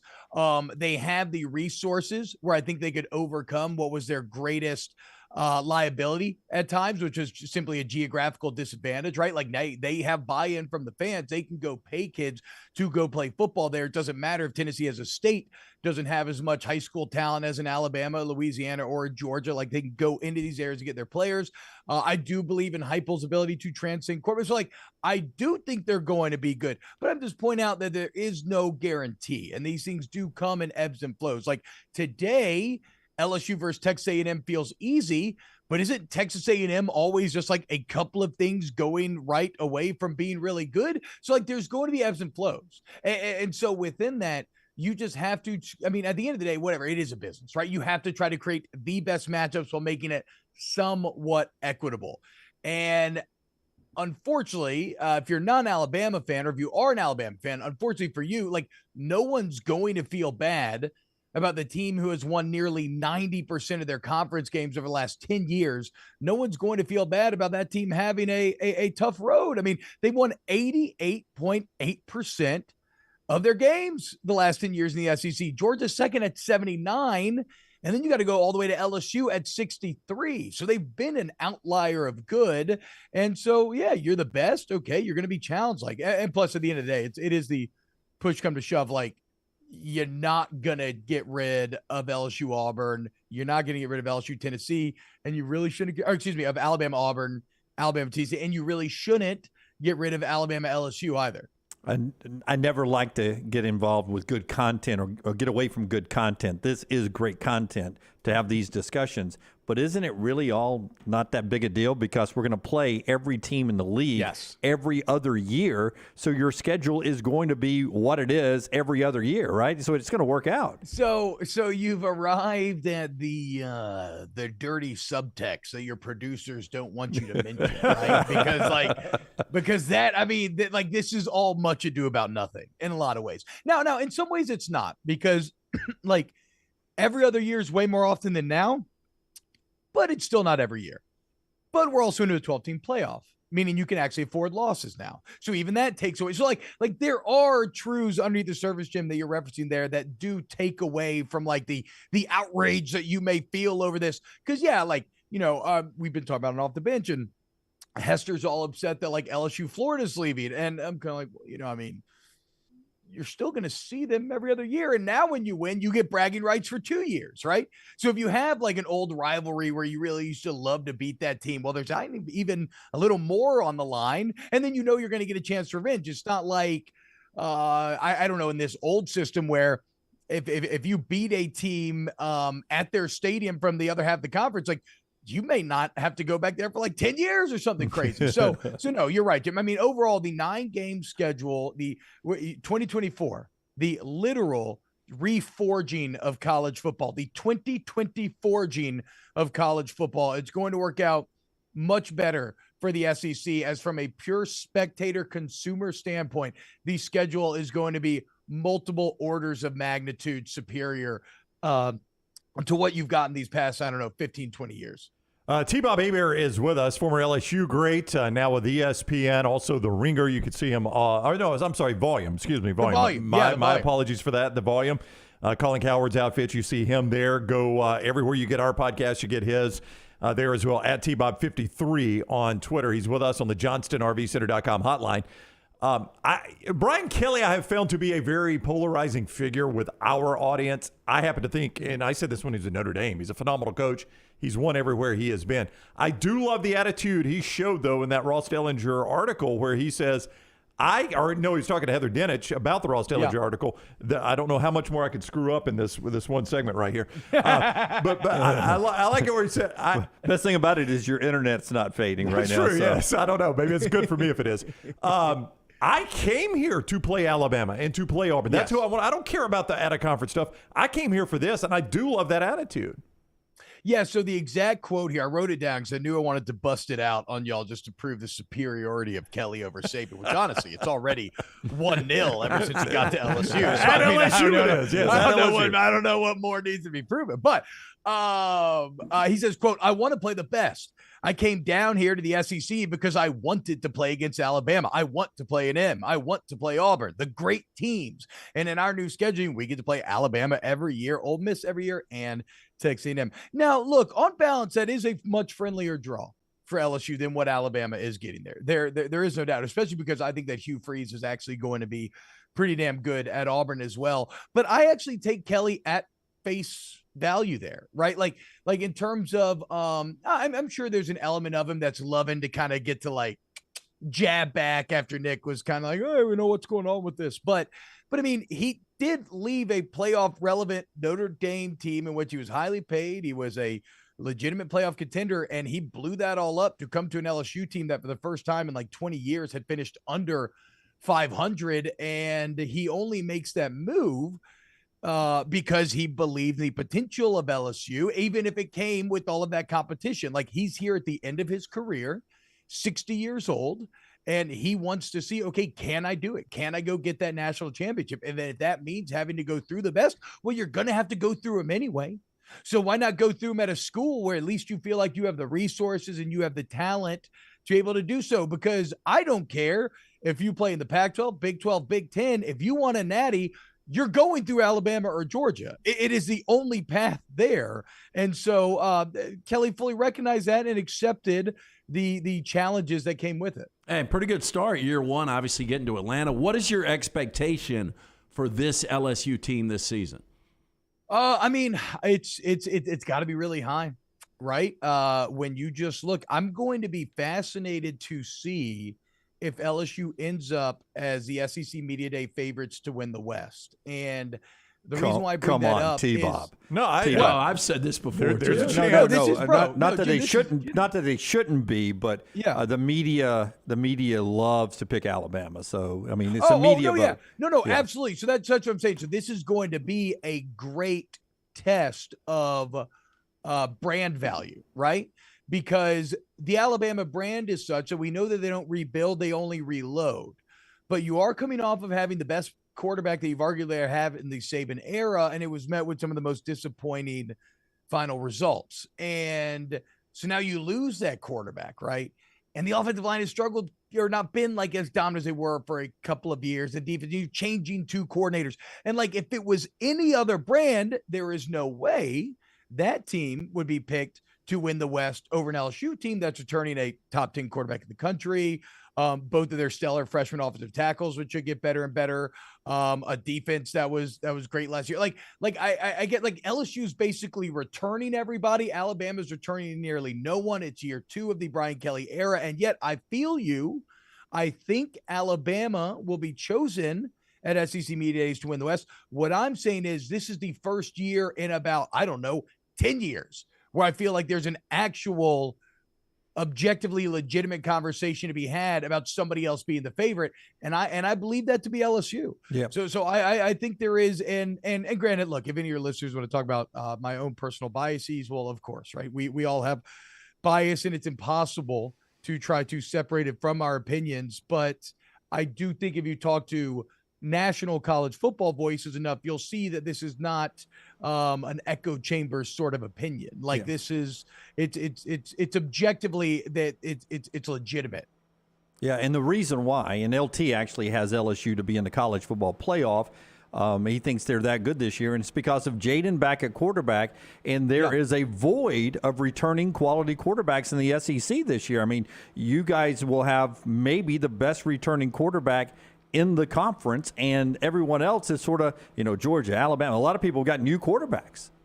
Yeah, so On3 released their top 10 quarterbacks of the new season the other day, and first off, it just got me excited for college football, but it's got Caleb Williams at 1 and Drake May at 2, and there's Michael Penix and all these exciting names, and there's Jaden Daniels checking in at 7, right behind Jordan Travis and Hartman and Notre Dame's up there.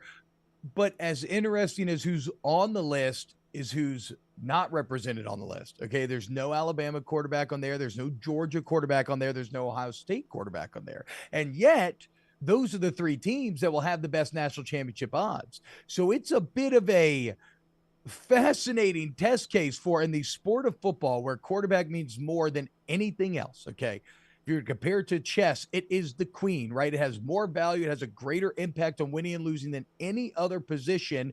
The favorites to win the championship will be the ones who don't actually have answers at that position. And I'm not saying they shouldn't be the favorites because I think they should.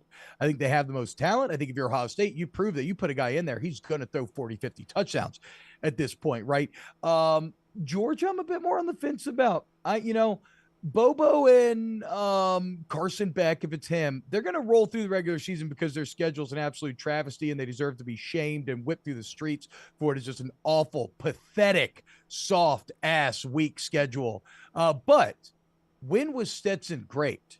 Stetson and Monken were greatest in the greatest moments against the big ranked teams in the playoff, in the championship.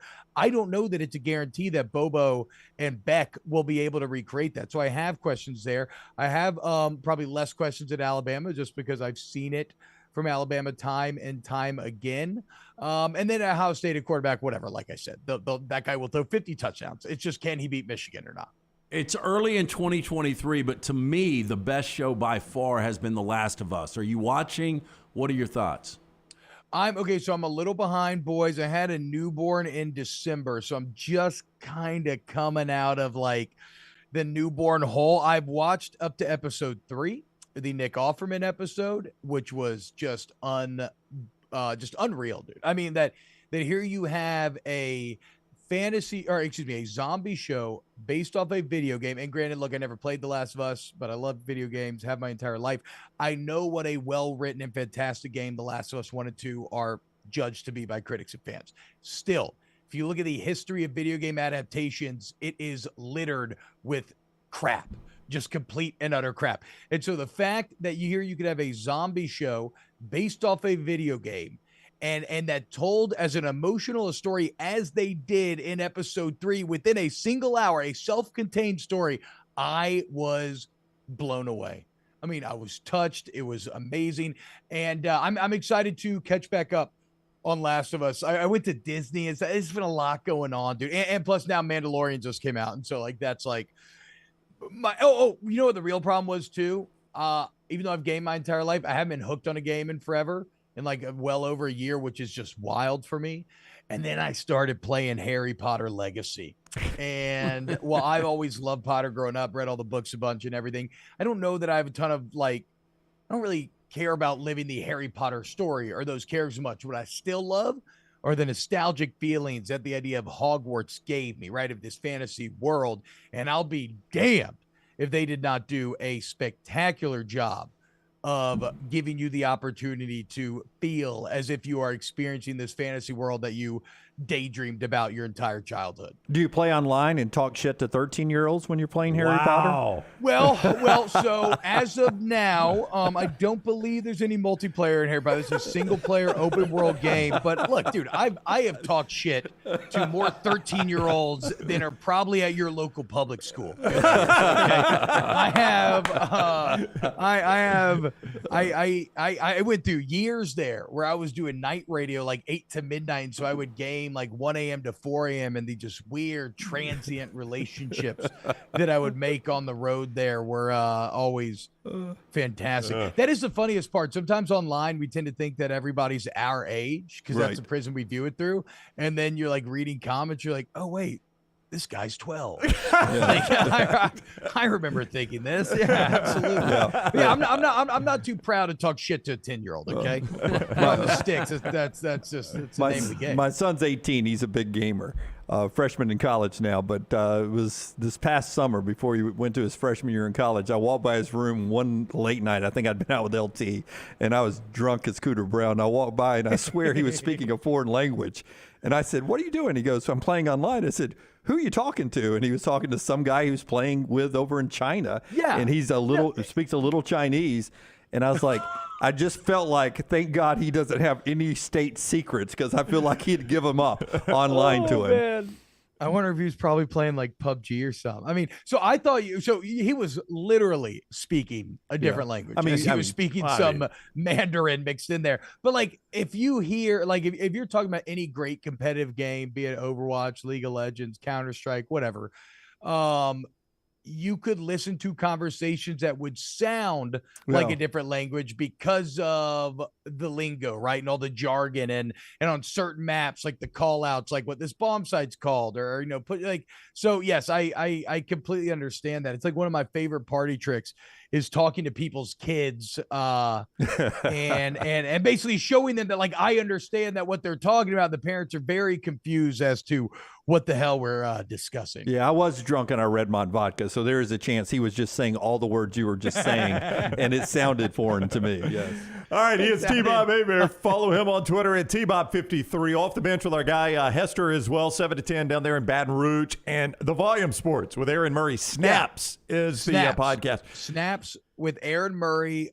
You can just Google Snaps podcast. It's right there. Come hang out. It's very fun. Yeah, by the way, a lot of combine talk on that right now. By the way, Brown, giving you props for all your other ventures. Right. He has stumbled through this much like Alabama did in the fourth quarter down in Baton Rouge this right. year. Surviving events. Oh, what a fourth quarter it was, boys. Love it. And that's the other thing about LSU Alabama. I'm like, okay, I don't want to bail now. I just watched Les Miles get his ass kicked for like a decade. Now that you got Brian Kelly, let's let this thing percolate. Let it simmer a little. Eventually goes. Yeah, that's right. All right, boys. Hey, y'all have a great day. Great show. Always fun to be here. Yeah, thank you, T-Bob. Take care, man.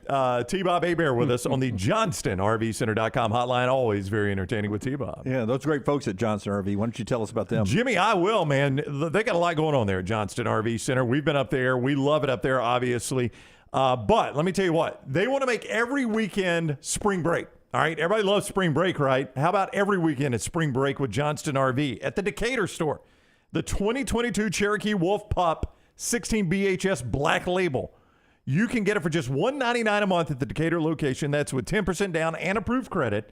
Solid countertop, sleeps 4. It is lightweight. It is the bunkhouse model. It is available at the Decatur location, I-65 exit 304 in Coleman, 334 in Decatur for that one. I-65 exit 334. You can see them all online, JohnstonRVCenter.com. Cody says, I am Ravenclaw. Lunsford said these three are totally lost right now. Yep. Thank you, Lunsford. Yeah. Dale says, I play Rocket League with my son because that's the only game I can compete in. Troy loved the interview. Seth says, we need a new podcast called Nerd Time with Lunsford. Yes. It would be a big hit. It would be a big hit there. Yes. All the geeks. Yes. Chase is on his third playthrough of Witcher 3. I mean, I'm more of a Witcher 2 guy, but, whatever. Nothing can touch the original Witcher. Witcher 1 that's where it's at. That's the GOAT, right? Yeah. I don't even, they lost their way after 1. Are there witches in Witcher? Is that a dumb question? Are there warlocks? I haven't played The Witcher 3. Wow. But there's a show on Netflix, if you haven't seen it. It's based off the game with Henry Cavill. Well, was Henry Cavill. He left it, but it's a pretty good show. I've watched the first season of it. What about you, Tyler? You game at all? Not so much these days, but I've never played The Witcher. I've heard a lot of great things about it. Witcher not big up here. Yeah, big endorsement from our behind the glass. Everybody jump on board now. All right, when we come back, we'll get to trash later on. We'll get into those quarterback rankings that 24/7 did. our friends at Saturday Down South did with the quarterbacks in the SEC. They grade the entire quarterback room, not just maybe your starter this year. Plus, Steve Sarkisian is talking quarterbacks. We'll get to that in our next segment right before Trash. The show being brought to you by our friends at Champy's, world-famous fried chicken, champyschicken.com, Highway 119 in Alabaster. Sterling's waiting right now. The doors are open, waiting for you to come by and get a destination lunch. Absolutely tremendous Southern fried chicken, the Mississippi Delta recipe tamales, poor boys, hand-cut chicken fingers, and so much more, all the wonderful sides. It is Champy's Chicken, Highway 119 in Alabaster. Follow John Lunsford on Twitter @JLuntz. For 50 years, our friends at Wayne's have been doing things around your house that you don't have time to do. Warm weather is coming. You want that lawn looking great. You want mosquitoes not around. Our friends at Wayne's, they can help you out. Right now, they will do $50 off for each of those services to continue to celebrate their 50th anniversary. Again, our friends at Wayne's, they take care of all of us here on the next round. You don't want those mosquitoes. You want the lawn looking great. Call them today, 866-WAYNES1 or call Waynes.com. Hey, Lance Taylor from the next round to tell you about my friends at Michelson Laser Vision, located conveniently UAB Highlands. Almost 20 years ago, I went in for the procedure. Only took 12 minutes for both eyes. When I went in, I had 2200 vision. I was legally blind. Now I have 20/15 vision, still 19 years later. Make the call today. Schedule a hassle-free consultation, 969-8100. Dr. Mark Michelson, Dr. Jen Michelson, Michelson Laser Vision. Make sure you tell them the next round sent you, 969-8100 or MichelsonLaserVision.com. Hey, Lance Taylor from the next round. You've heard me for years talk about our friends at Bromberg's Jewelers, and we welcome you to stop by and see that great customer service at the Mountain Brook and Summit locations. But we'd also love for you to check out their new online shop. They've got plenty to choose from. Great gifts, big and small. Available online, they've got David Yurman, Tudor watches, select diamond and gemstone jewelry, William Henry, seasonal and favorite giftware items, and baby gifts as well. They've even got an online sale section. For more information, Brombergs.com.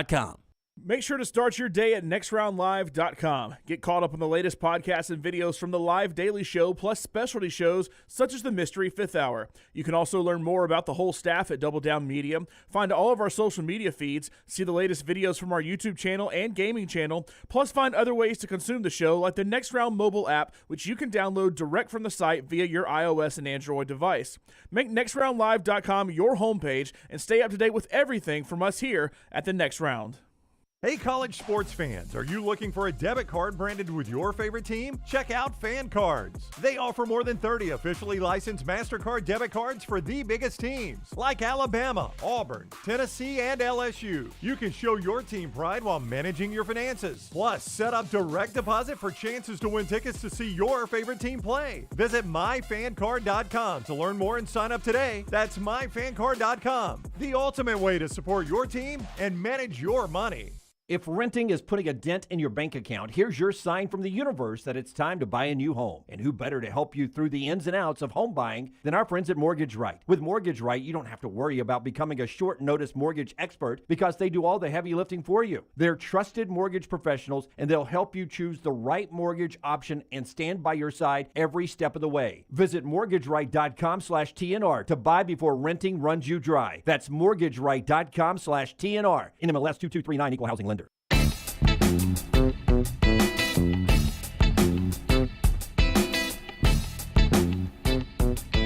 Back with you on the next round. 172 days from week 0, but 132 from our trip up to Nashville for SEC Media Days. Now, we're going to be up in Nashville this week as well for the SEC basketball tournament. We'll be back up there this summer as well for our unbelievable SEC Media Day kickoff. Look forward to that. 4 more days of SEC football talk then. One day, you got to think, when Oklahoma and Texas joins, that thing will go to 5 days.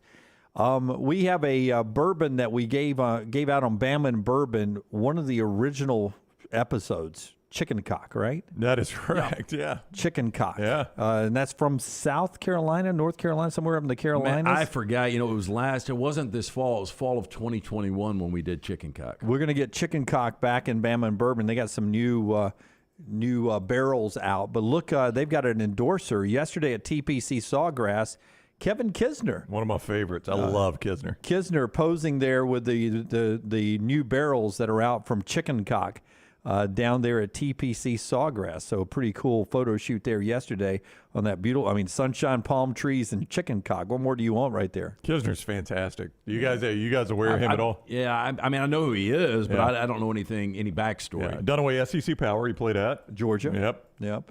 Really good on social media. Yeah. Just a funny guy. No, he's just a funny dude, and he busts people's chops all the time. And he's just an old Georgia redneck. Doesn't mind the fact that he's a redneck playing on the PGA Tour. New Bama and Bourbon will be coming out a little bit later on this week, and chances are we're doing Chicken Cock, right? That there is a chance. There is a chance. We're going to knock that out. Harbin's Outdoors will take care of you. Everything you have outdoors right now, including around that pool area. You're about to see a photo of a rock slide. A slide inside that rock. Look at that beautiful slide there. That can be in your backyard. Yeah, look, Harbin's does an incredible job. It's one-stop shop. Yesterday, I actually met Jeremy out at my house because I got to get a couple of things done around the pool. And so putting a project together for Jeremy and the fine folks at Harbin's. Harbin's Outdoors, award-winning landscape company specializing in installing custom fiberglass pools, landscaping, and hardscaping. Jeremy and his team are a one-stop shop for your pool construction needs. Harbin's does it all, from the install to the lighting and final hardscapes around the pool and everything in between. It's beautiful work. You can find them on Instagram at Harbins_outdoors. See it for yourself or call or text Jeremy directly, 205-300-0718. That's 205-300-0718. At Harbins, you and your home are the center of all that they do. Call them today for all of your landscaping needs. Again, 205-300-0718, and tell them the Next Round sent you. So Steve Sarkisian yesterday, as Texas gets out for spring drills, says that Quinn Ewers has a one-year head start, but he is not going to slow play Arch Manning at all, that it's a quarterback competition. And if Arch can get in there this spring and start winning the job, that he's okay to go Arch Manning. Interesting comments from Sarkisian yesterday. I know you guys saw them. What do you think of what Sark is saying in Austin? Well, Ewers started 10 games. He was the Big 12 Offensive Newcomer of the Year. It seemed like there was inconsistencies there. You take that as a freshman. I think Quinn Ewers is going to end up being the guy, but there's a lot of people out there that disagree. I think if you're a Sark, you don't really have the opportunity to slow play anybody. I mean, I'm not suggesting he's on the hot seat going into this season, but I think he could coach his way onto the hot seat. Yeah, it's year 3. Yeah, it is year 3 going to the SEC in year 4 for him. If he's not showing improvement, you would never put anything past Texas boosters at this point. If not now, then when? That's right. For Texas. Yeah. It will be exciting, though, because you know what Arch Manning looks like playing all of the schools he played in Louisiana. It'll be interesting to see Arch up against the college competition, how quick. You got to assume as a Manning that he'll be able to absorb football, playbook, and all that. He's already on campus, has been already learning the playbook, probably had that one even before he left high school in Louisiana, getting ready to absorb all that. It'll be interesting to see how quick he can get up to speed. Over/under on Arch Manning snaps in Tuscaloosa week 2? 0. Oh, so you would say he doesn't see the field. I think yours is good. Well, I mean, you could play it two ways. He could have mop-up duty if Texas is that good, or if Alabama's way ahead, you get him some snaps, or 0, obviously, if it's a tight game. I mean, or you can just go Quinn Ewers not completing a game against Alabama until they're in the SEC. There's that possibility. He left the game last year early. Yeah. It was a flag. I would lean right now this will be a tighter game. Tighter in 1 point? Well, no, not tighter than Arch Manning playing. Yeah, okay. Not tighter than – it's hard to be tighter than last. I guess it could go overtime. Could go overtime. Let's do Trash Now, brought to you by Mortgage Right. Tyler now will hit what we like to refer to here as the big button. 6 witches that are in our church. And you know what's strange? 3 of you are in this room right now. We got your first name. We got your last name. We even got an address for one of you. You so much as cough wrong, and I'll expose you in front of everybody in this tent, you stinking witch. Which are 3. LT's Trash is presented by Mortgage Right. Mortgages done the right way. Hey, to the new year, add to your financial uncertainty. Let the experts at Mortgage Right help get your financial house in order. Their team of experts can make sure you're prepared for anything 2023 may bring, including freeing up cash for the things you need to get done. With locations in Birmingham and Leeds, Mortgage Right offers a variety of loan products, fast and free pre-approvals, and reliable hands assistance that will help you take advantage of all available home buying and refinance options. With Mortgage Right, no middleman. You can trust that your files will never leave their office. Take control today. Visit Mortgage Right at their locations, Highway 280 in Birmingham, Parkway Drive in Leeds. You can apply online, mortgageright.com/TNR, or call 205-815-9200, NMLS 2239, Equal Housing Lender. We start first. Interesting story here. Surgical feeding frenzy off the African coast by a pair of killer whales has left at least 20 sharks dead.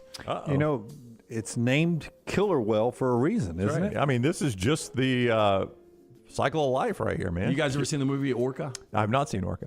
Who was it? George Harris and... I've seen it. I remember nothing about it. Yeah. Like, my wife asked me why I like to watch those animal attacks on TikTok, like animals attacking their prey. I'm like, they got to eat too, man. If they don't eat, they die. Well, the discovery came after 20 disemboweled sharks washed up on a South African beach, putting the spotlight on 2 shark-hunting orcas whose behavior is being documented by researchers. Well, that's just wasteful, though. If they're not eating the whole thing. Spit them out. They don't like the taste. I mean, we find use for every piece of the chicken. Well, can we devour the entire shark? Yeah. Can you imagine coming across?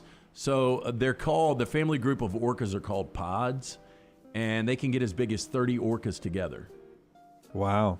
Wouldn't want to come across that. But do they attack humans? No, but I mean... Because we're usually not swimming where they are. But they could. I mean, you guys remember SeaWorld when they drugged the one girl by her hair underwater until she drowned. I do remember that. Yeah. It was very unfortunate. And like they didn't put that whale down, by the way. That whale kept its job. That whale was doing what that whale's trained to do by nature.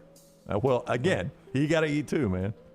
But at that point, I hate it for the girl. At that point, I would be like, okay, maybe this one we should release back out to the wild. Yeah, let's let it go eat something in the ocean. Not one of our paying customers. I don't think that could happen, and then he still do the 9:45 show tomorrow. San Francisco couple Sheil Monat and Armida Godbole. Mm-hmm. Their relationship began at the Taco Bell Pacifica Cantina, and were also recently married in an online world created by Taco Bell. This sounds really, really romantic. The Taco Bell Metaverse Wedding Contest winners beat out 300 others to legally be married at the Taco Bell Metaverse before having the reception at the Pacifica Cantina a day later. I mean, they look like a very happy couple. Monat even proposed with a 3D printed ring pop, and their marriage certificate is also an NFT. The online wedding was even emceed by Cal Penn from Harold and Kumar. Taco Bell's wedding invitation read, at the Taco Bell Metaverse wedding, you'll get the chance to participate in an experience that includes a one-of-a-kind venue, unique wearables, a DJ, live dance floor, and a few tasty Taco Bell surprises. I'm going to say El Grande for him. He outkicked his coverage. Yeah, a little bit. I mean, the metaverse is good for him. He went for the border and got it. Now, the metaverse is effectively an online space or universe where users experience aspects of the virtual and physical world combined.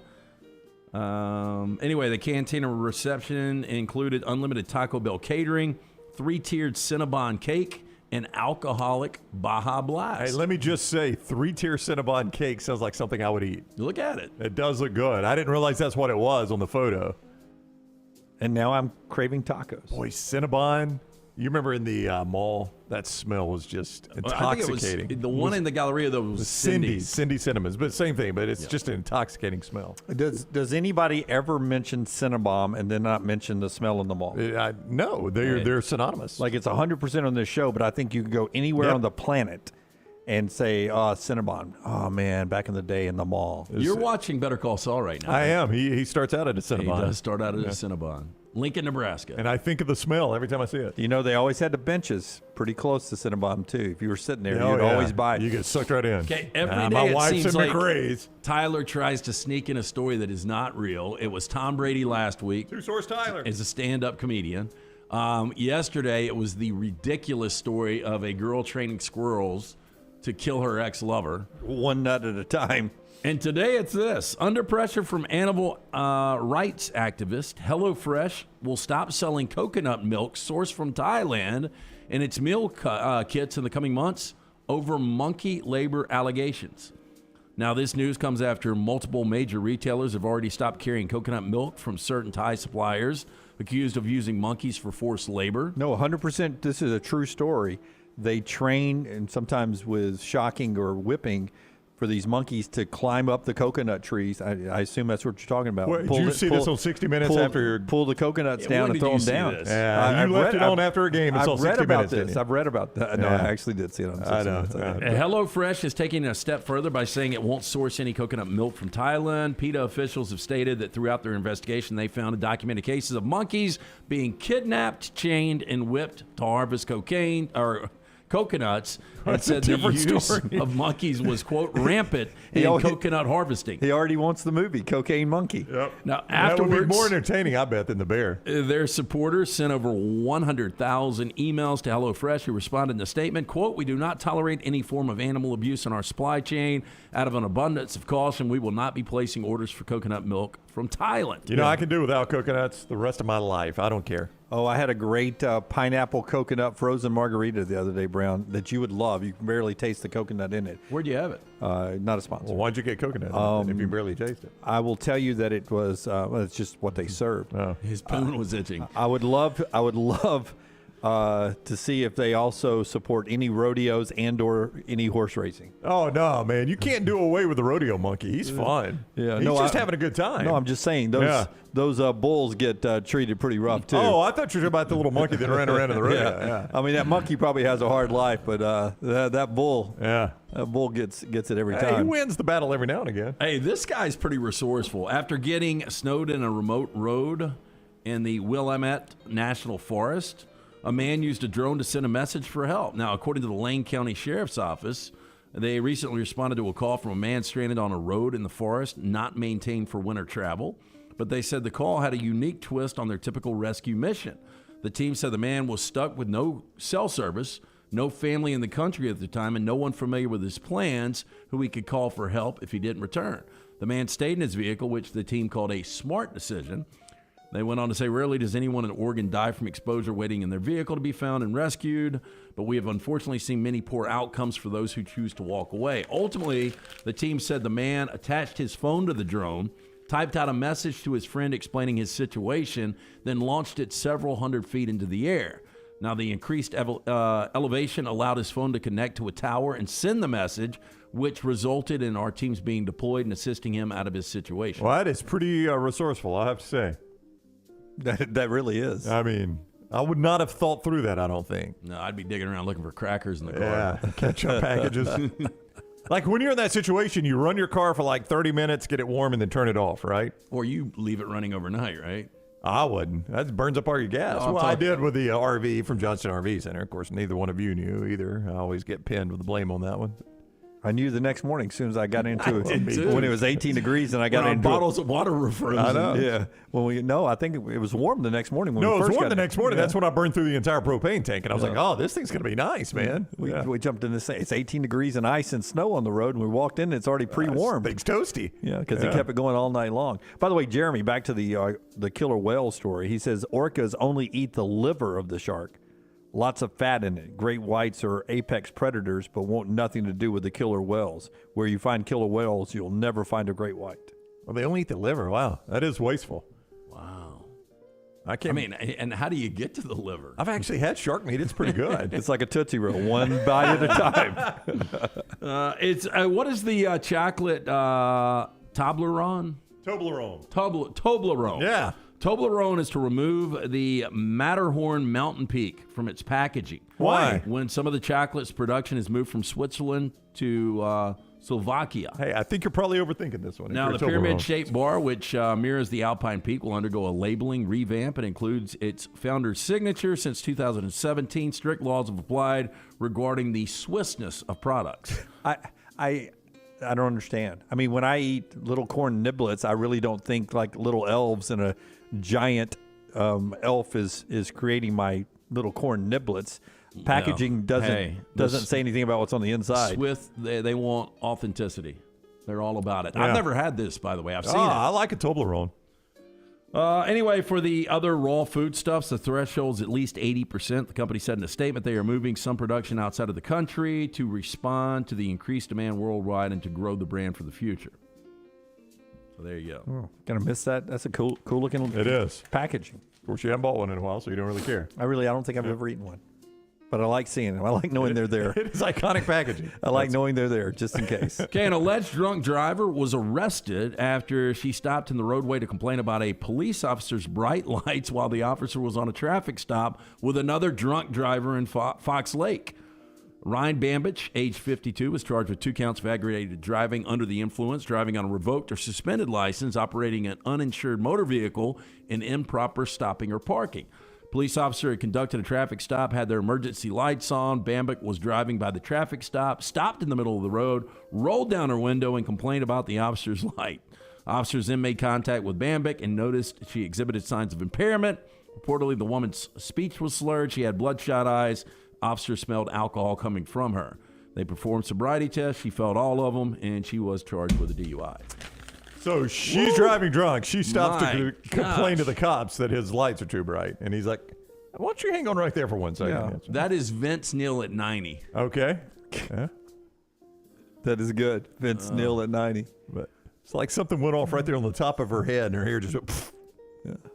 That is Trash Today, brought to you by our friends at Mortgage Right. Buying a home, major milestone in life. Getting it right comes down to the right advice at the right time. That's why we're proud to partner with our friends at Mortgage Right, who do mortgages the right way. The housing market has its ups and downs. That perfect home you've had your eye on may be harder to come by, but with Mortgage Right's Lock and Shop program, you can lock in your interest rate before you start shopping for a home. Plus, you'll know just how much home you can buy. Locally owned and operated, Mortgage Right is standing by to help you today. Visit their locations on Highway 280 in Birmingham, Parkway Drive in Leeds. You can also apply online, mortgageright.com/TNR. All right, we'll jump into the quarterback rooms. According to Saturday Down South of all the SEC football programs, this hour brought to you by Champy's Chicken. Highway 119 in Alabaster open for lunch and dinner. And as you get ready to watch Selection Sunday and then the NCAA tournament, to-go orders at champy'schicken.com. Follow The Next Round on Twitter, Instagram, and Facebook at Next Round Live. Spring is here, and that means it's time to prepare for moving season. Let Holly Mack Wilson guide you and help get your home prepared to sell. Whether you are looking for the perfect home or need to sell yours, Holly Mack Wilson can do it all and can do it anywhere in Alabama. Call Holly Mack Wilson today, 205-901-9446, or visit her website, hollymachomes.com. Holly Mack Wilson, your home prep expert. Holly Mack Wilson, a trusted anywhere in Alabama Keller Williams realtor you can always depend on. Hi, this is Wes McClooney, owner of the New Balance Birmingham store. Getting the whole family into comfortable shoes can be an incredible feat, but not at New Balance Birmingham. We have the largest selection and inventory of any specialty shoe store, and our fit specialists will match your feet with the perfect New Balance shoe. Come see us at the New Balance Birmingham store, located on Highway 280 next to Chick-fil-A. Experience the difference a custom fit makes today at New Balance Birmingham. Peanut butter and jelly, chicken and biscuits. Man, I love great combos, and you'll love our combo. It's the Bama and Bourbon podcast. Yay, Alabama's Aaron Suttles is part of the Next Round family, and he joins LT weekly for the combo of Alabama sports and bourbon. Find a new bourbon to add to your collection and get all the inside information on Alabama football and Alabama basketball on the field or off the field, on the court or off the court. It's Bama and Bourbon with Aaron Suttles, only on the Next Round video and audio platforms. Man, I love a good meal. I'm Jim Dunaway. A good meal is what you get with my friend Sterling at Champy's Chicken on Highway 119 in Alabaster. We're talking great southern fried chicken, wonderful sides, hand-cut chicken fingers, po' boys, and those Mississippi Delta recipe tamales. You got a perfect menu for everybody. Champy's Chicken is perfect for watching the big game, or taking a meal to the lake house, down to the coast, or stay in the restaurant and dine in a great atmosphere. It's all made fresh to order right there on 119 in Alabaster, Champy's Chicken.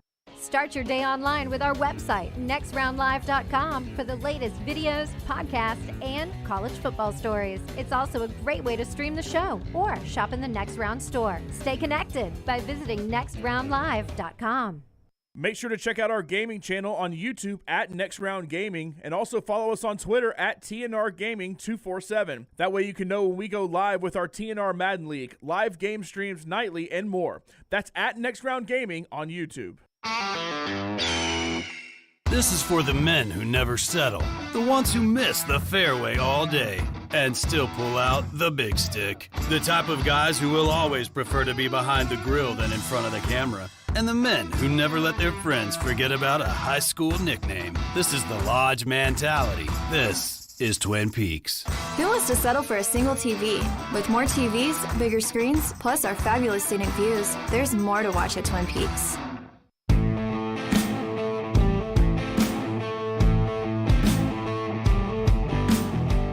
We'll talk a little SEC football before we get to the top of the hour, reset everything in the final hour, including LT's 4 Downs coming up. Part of our show being brought to you by our friends at Gutter Cap. Before we get to Gutter, give me cut 4, if you will, Tyler. Tyler doing a wonderful job in place of Rockstar, who's still touring with Black Jacket Symphony out west, still in the state of Colorado. I believe it's Grand Junction tonight for Rockstar. Zach Etheridge, one of the coaches down at Auburn, they're in the middle of spring drills right now. The assistant coach and one-time Auburn star talking about Hugh Freeze and the new culture inside the building down on the plains. Here's Zach. Well, it's been good. I mean, just in terms of what we've been able to get. I mean, obviously this facility is nice, and it's really about the people you put in the facility. And Coach Freeze have done a phenomenal job of just putting the entire staff together and been really strategic on who he hired and what he's bringing in, because the culture that he wants to drive is obviously a positive culture, and understand that, hey, we're here to serve everyone and be here for these kids. So, I mean, every day coming into the office has been awesome, just being able to walk in and have a smile on your face and knowing that you work with a guy that truly cares about, you know, making sure that you being able to feed your family and being able to pour into these kids as well. Zach talking about the culture inside that new building. I haven't toured that yet. I don't think anybody on the show has. No, not yet. Look forward to getting down there and touring the facility there. Auburn, like a lot of people, wondering about their quarterback room. We'll talk about that in just a second after LT tells us about Gutter Cap. 823-2212. The last thing you want to do is get that dangerous ladder out on the weekend after you've worked hard all week. You get on the roof, you fall, you slip, you fall, snap the neck and die. You're no good to the wife or kids. Cap it, don't snap it. 823-2212. Gutter Cap, our good friend Chris Stewart, he's been doing it for over 20 years here in the Birmingham area. He's got a great 2023 special for you. Call him today, 205-823-2212, or online, guttercapbirmingham.com. And I assume Jaden Daniels at LSU is one of him returning, and what he was able to do last year is one of the reasons you like LSU as a possible college football playoff team. And you, as I brought up to T-Bob, you look around this league, there's a lot of new quarterbacks that are going to be forced into action. A lot of unknowns. I mean, you look at the top of the standings, Georgia, Tennessee, Alabama. Now, South Carolina's got a quarterback coming back. Mississippi State's got their quarterback coming back. You mentioned Jaden Daniels. Ole Miss has got a slew of quarterbacks. KJ Jefferson's going to be back. Connor Wegman's going to be back. So I think you've got good quarterbacks. I don't think you have anybody you could say is a borderline elite quarterback that we've had in the past. And that was T-Bob's point, is when you start trying to handicap the Southeastern Conference, and you specifically ask about LSU being picked in the West, he's like, a lot of people just look at quarterback, and if you look around the SEC, LSU's got one, Alabama doesn't have one, Georgia doesn't have one that is proven yet. They've got one, but they're just not proven guys yet. But if you guys were going to list 1 through 14 right now, would you go sight unseen at Georgia, sight unseen at Alabama, or would you go maybe Jaden Daniels? I'd go probably Jaden Daniels. But that's not to say I don't trust Alabama and Georgia to get it right. They get it right every year, so I'm going to trust them to get it right. So here's how Saturday Down South rates the quarterback rooms, and this includes your first string, second string, all the way down. But they put this out yesterday, grading every SEC quarterback room. And you see the A's there. They go A+ with Ole Miss, so you can't do better than A+.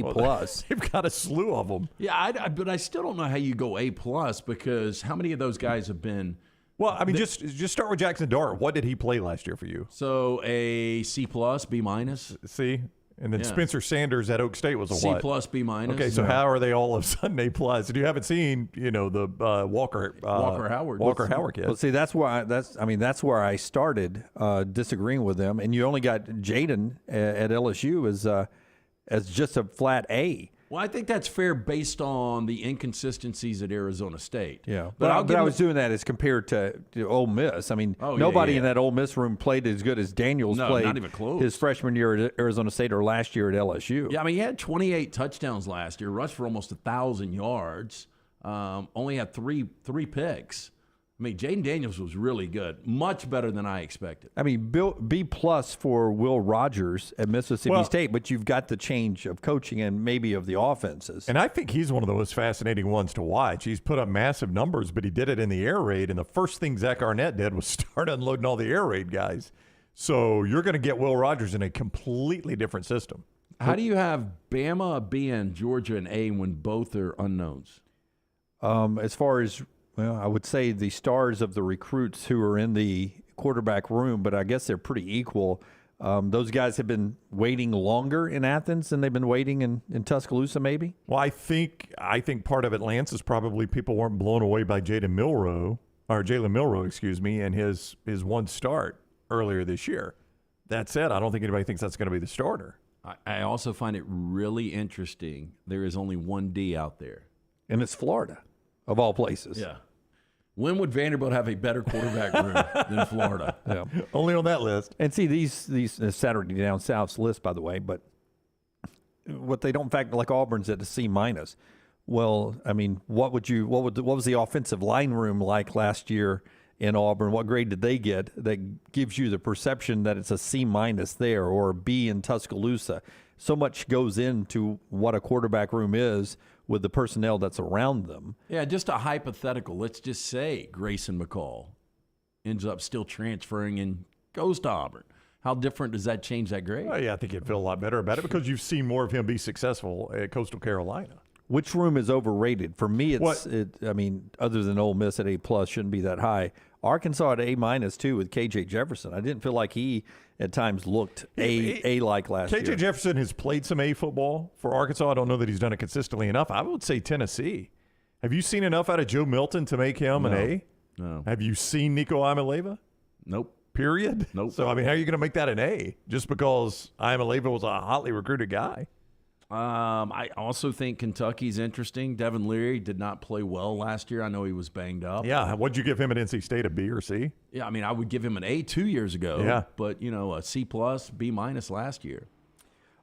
We had T-Bob Hebert on with us earlier this hour to start the hour off. You can get it podcasted on all of our platforms, whether you're watching us on YouTube, Facebook, Twitter, and Twitch, whether you're listening to us live right now across the globe on TuneIn Radio, iHeartRadio, podcast at Odyssey, Alexa, Apple, and Spotify, and, of course, all of our content on TikTok and Instagram. You can find us on all those platforms and get T-Bob Hebert, Stephen Pearl, and Clay Travis at your convenience later today. One more hour to go.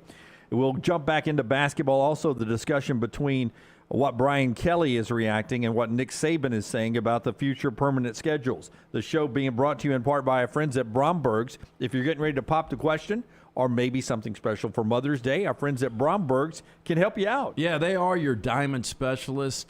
Make sure you stop into one of those two great locations, Mountain Brook and the Summit.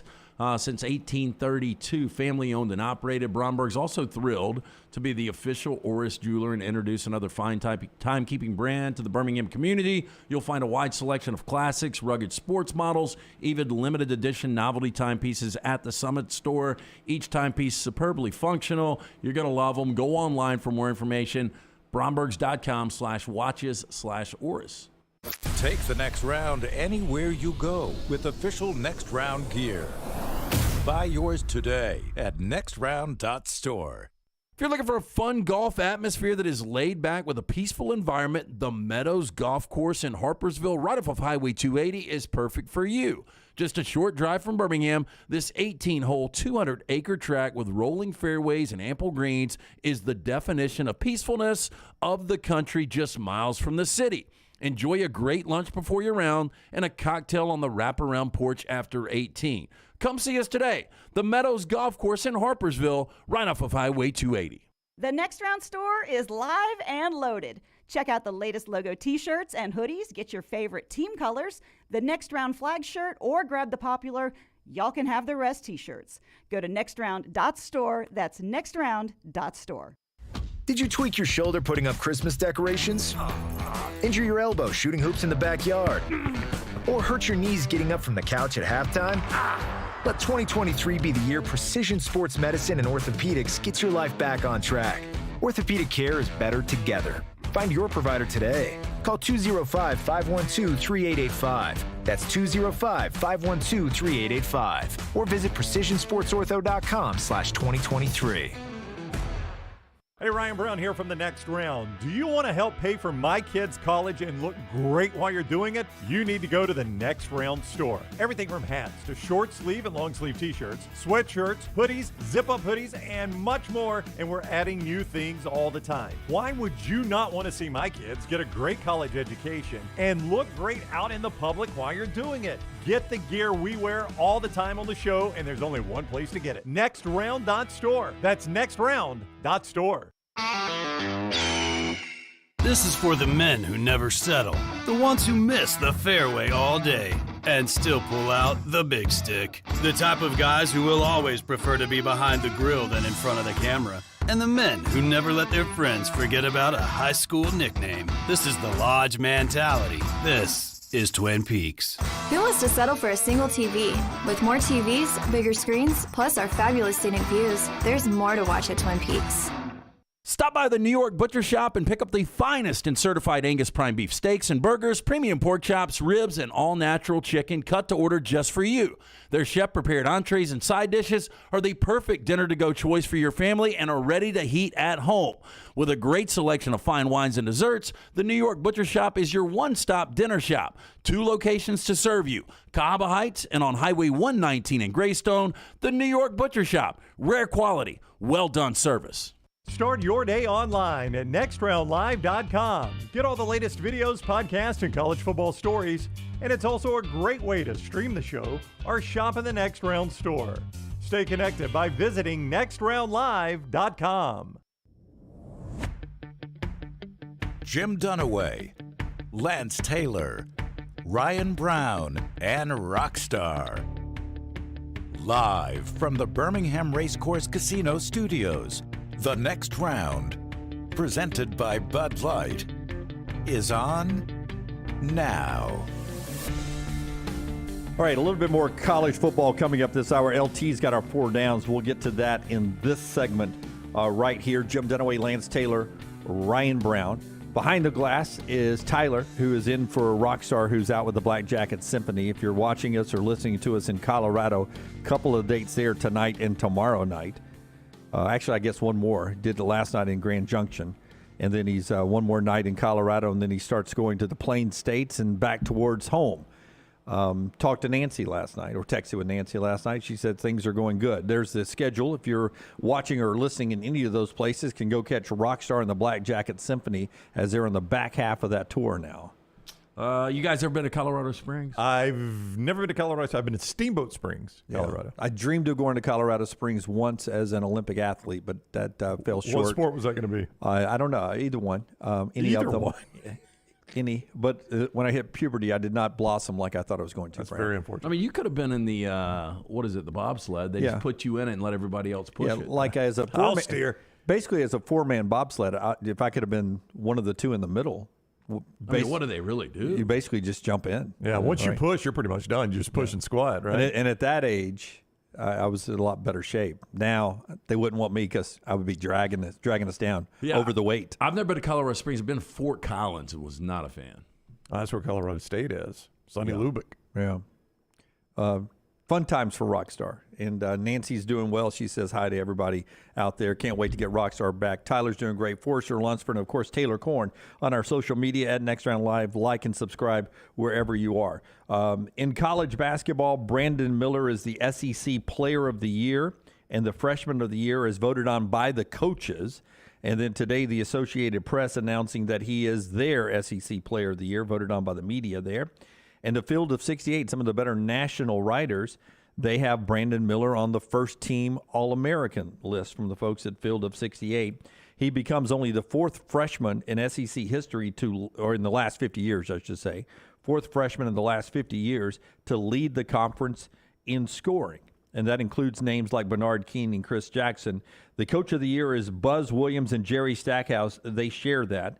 The NFL has reinstated Calvin Ridley after his gambling issues had him suspended for a full year. He is no longer with the Falcons, the former Alabama receiver, now with the Jaguars.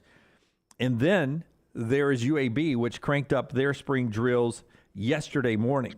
New system there with Trent Dilfer. He had this to say about the first day of practice and learning how to deal with the chaos of a Trent Dilfer practice.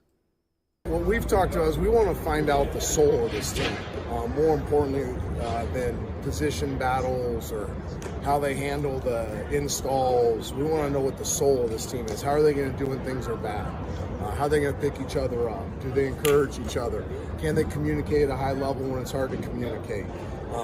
What's their work capacity? Can they reset and refocus? You know, those are the types of things that make up great teams. The football takes care of itself. Position battles take care of itself.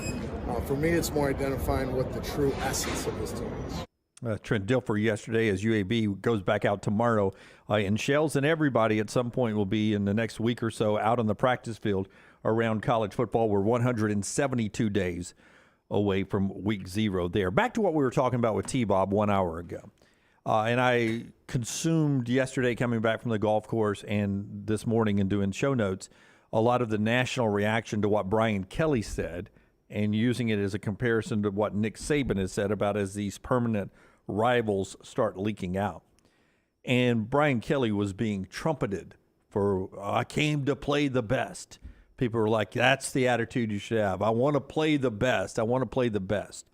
Break that down for me a little bit on how Brian Kelly is handling these permanents and how Nick Saban has approached it in the media so far. That's a good question. I mean, I would hate to judge either of them without hearing it. You know, I'm just going off what Ross Dellinger wrote, and it does make it sound like Nick Saban was complaining a little bit when he might not, in fact, have been. And it does make it sound like Brian Kelly was just about to run through a wall, and he might have just been making an offhand comment. That's part of the problem of reading stuff rather than hearing it or seeing it, right? So I don't know what you can read into that, to be honest with you. I liked, just on the Brian Kelly front, I liked what he said there, though. I mean, if he really was saying it the way I envision him saying it, like, this is why I came here to LSU. He left, you know, what our dads would have said was the best college job in America, Notre Dame, to come to a place so he could play Alabama, as he said, Alabama and Auburn and teams like that. Yeah, but I don't know what else he could really say in year 2. Obviously, he did a great job in year 1 getting to the SEC championship, but you're getting paid a ton of money. You're coming to the SEC, so you know what's in front of you. See, I'm not, and tell me if I'm wrong, I'm not getting so bent out of shape about these permanent teams. I want to see how the conference is dividing up the other games. Because we're going to play everybody. Every school is going to play everybody every other year when we get to that point. I want to see how equitable it is when you divide up the rest of them, right? Yeah, so you're saying like if Alabama's got, just as an example, because we were talking to T-Bob specifically about Alabama seemed to have the most difficult, 3 partners with LSU, Tennessee, and Auburn. But if there's a year that they've got, obviously, LSU, Tennessee, and Auburn, and then they've got Georgia, Texas, Oklahoma. Right. And I don't think the TV partners or the SEC will do it that way. So I think when it's all said and done, don't get lost in the permanence because we're playing everybody every other year, that when it's all said and done, it's going to be close to exactly an even schedule as you can get with 14 teams when it's all said and done, because the other 6 you're adding into your permanence are going to make up where if you think, Alabama's got to play those 3. Auburn's got to play, my God, Georgia and Alabama every year. They get Vandy. But you're still got to work in the other ones every other year. So I think when it's all said and done, they will equal it out. And the folks at ESPN is not going to let you stack Alabama, we'll say, or Georgia with all the brand names one year, and they're playing crappy games the next. They're going to spread these out so the schedules are going to look about the same. So to your point, if you say, which it appears Tennessee got the most favorable draw, there is the possibility that very first year Tennessee has to go to LSU, Texas, and Oklahoma. Yeah, you don't even have to factor in home or away. It's just they will get a tougher other 6 games. And then the next year, maybe Georgia, Florida, and Texas A&M or somebody like tough road trips. You can't dodge good teams in this league. You couldn't do it with the schedule we had, and you were only playing people every 12 years. It's been easier lately in the East than it has been in the West. But now when you're playing everybody every other year, you can't dodge the teams. Well, and that's why I think it's good for like a Georgia. And I know it's a moment in time with Georgia, but you heard T-Bob talk about the schedule. We said this last year, and I lost a stake on it with you because it's almost impossible to go back-to-back years in the SEC undefeated. Right. And now Georgia is going to be a double-digit favorites in every game this season, so they've got an opportunity to do it 3 consecutive seasons. I was joking about that conversation Georgia folks were having after they won the national championship on Twitter 2 days ago with someone who was like, yeah, you guys had us at 7-5 last year. And I was like, where the hell are you guys getting this 7-5 news? I want a stake saying you'd go 12-0. Nobody anywhere said that team was going to go 7-5 last year. It's the same people that Travis Kelce and Pat Mahomes heard that Kansas City wasn't going to the playoffs. Yeah. People dream this stuff up. Yeah, I don't understand that conversation. And I don't really, whatever Nick says and how he said it, and I love what Brian is saying because I'm an SEC guy, and it makes me excited that the guy left Notre Dame to come to the SEC, and now he's excited to play anybody in the SEC, loves playing SEC games. I love all that. But I'm not going to get bent out of shape with these permanent rivals because we're going to play each other every other year. It just doesn't seem like that big a deal to me. And then we're going to, by the way. It's more exciting. It's much more exciting. Exactly. To think that, in Jordan-Hare or in Bryant-Denny or in Neyland, every other year you're going to have Oklahoma. You're going to have Texas. You're going to have Georgia. Alabama and Georgia, my whole life hasn't played enough. Well, and here's the deal. They haven't played a lot of regular season games. Disagree with you. The best team finds a way to win, to navigate these schedules. I'll never forget 2006, I was talking about Florida going into that season with Urban Meyer and looking at their schedule on paper. There is no way they can navigate a schedule like this. They did. They lost 1 game in the regular season to LSU. They played for and won a national championship. The benefit now is with the 12-team playoff coming up, we've said it before, good teams, especially in the SEC, can go 9-3 and still get in. See, I just hope we don't start, talking about these 9 games and then an SEC championship game being so tough that we get away from the great out-of-conference games.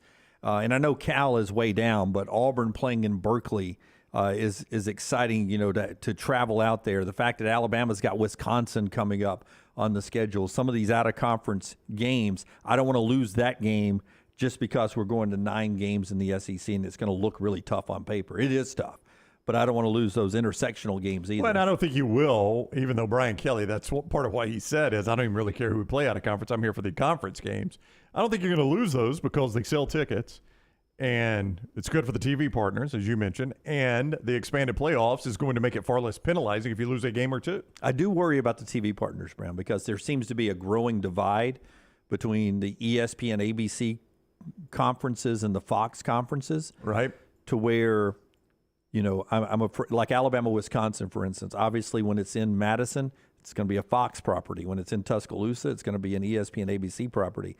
I'm afraid down the road, if that rift gets to be too much, that only Big Ten teams will only schedule Fox properties. I hope it never gets to that. Me too. Yeah, I hope we never schedule based on who's got the rights. Yeah, me too. Because you know what, that's going to be the SEC stuck with a bunch of ACC teams. That's exactly right. Which you're going to get a lot of Tennessee, Wake Forest, and Alabama, NC State. Tennessee Pitt series, home and home, was a pretty good series. Bad. Yeah. It wasn't bad, but I don't want to see. I don't know. I'd rather see more SEC, Big Ten, even more Big 12 than ACC. Yeah. SEC, ACC, by and large, doesn't excite me. LT's got 4 downs right here. It's brought to you by our friends at Vulcan Tires. 4 great location. They bring you the chat room as well. More than just getting the best tires in the business. You can also get bumper-to-bumper service. All of us have taken our cars by, our kids' cars, our wife's car, by Vulcan Tire and Automotive. It's just a great place to go by there with our friends at Vulcan Tire. Yeah, and remember, winter technically is still here. It doesn't feel like it outside, but if you're heading somewhere, you're not going to get there with a dead battery before your next road trip. Take your vehicle down to Vulcan Tire and Automotive for that comprehensive battery check.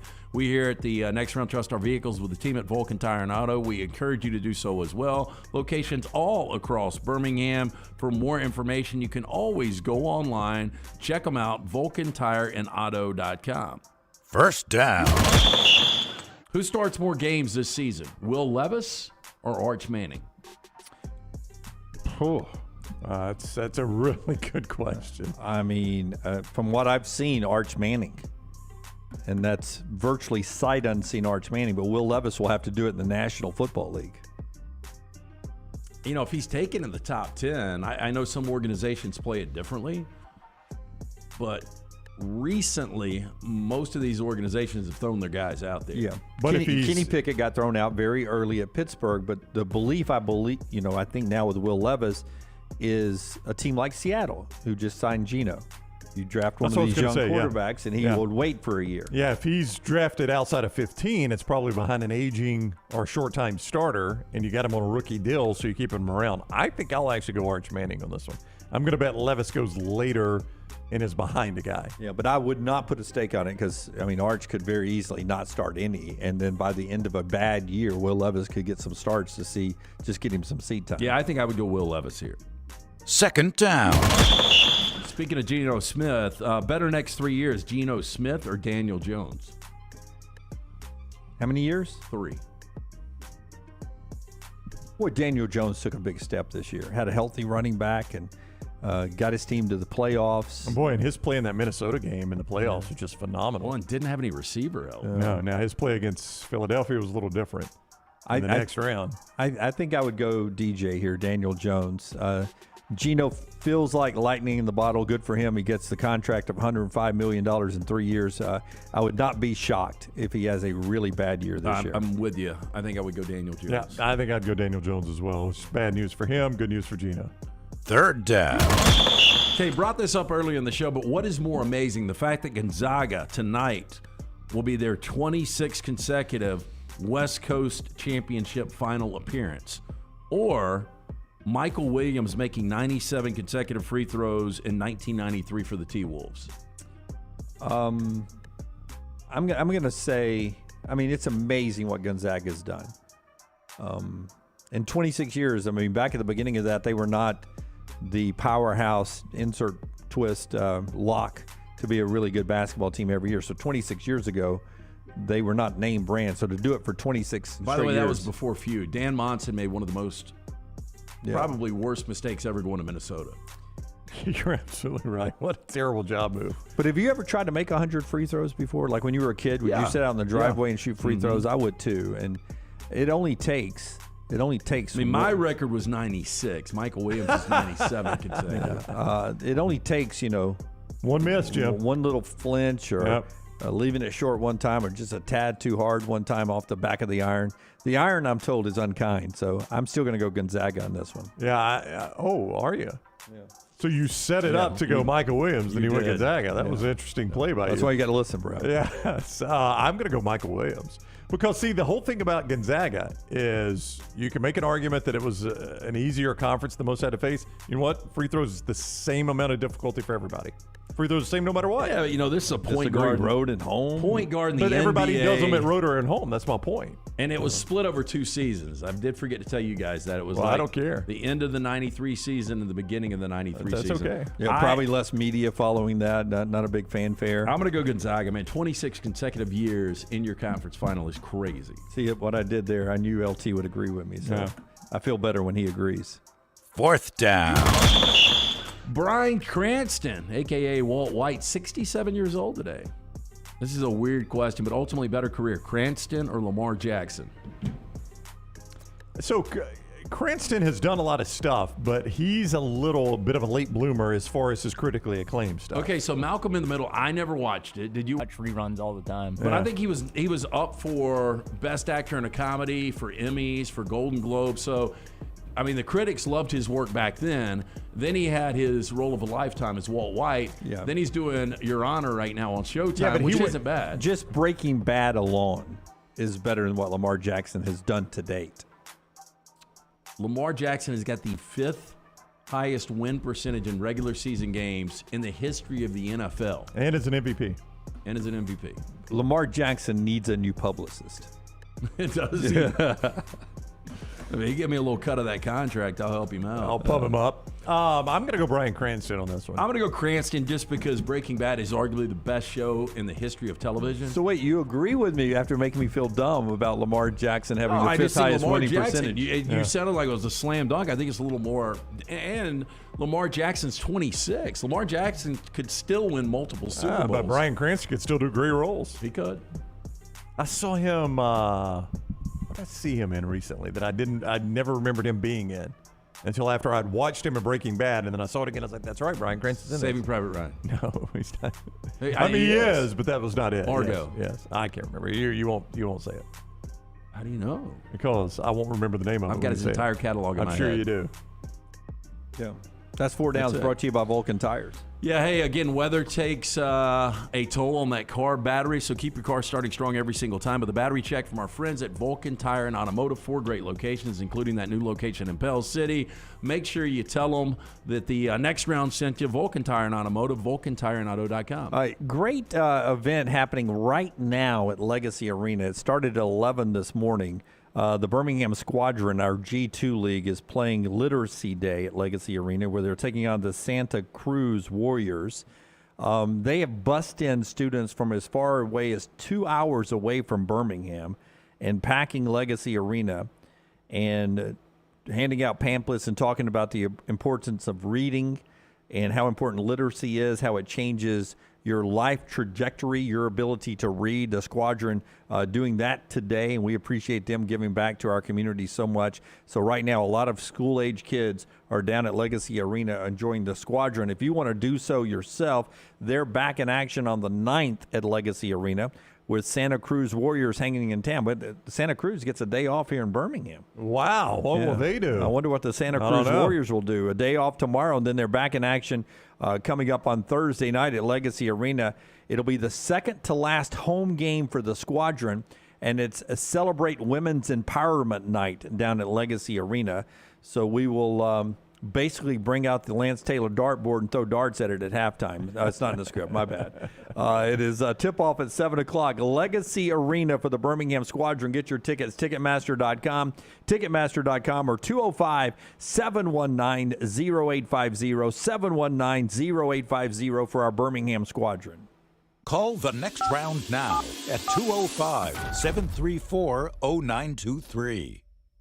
Hey, there's nothing worse than waking up to a plumbing problem. Don't get caught in a flooded house. Call the guys at Hemp Hill Services. Adam, Chad, and the team at Hemp Hill are the only ones I trust to fix it and fix it right the first time. Hemp Hill Services does it right and always at a fair price. For all of your plumbing, cooling, and heating needs, trust the name that Birmingham has trusted since 1954.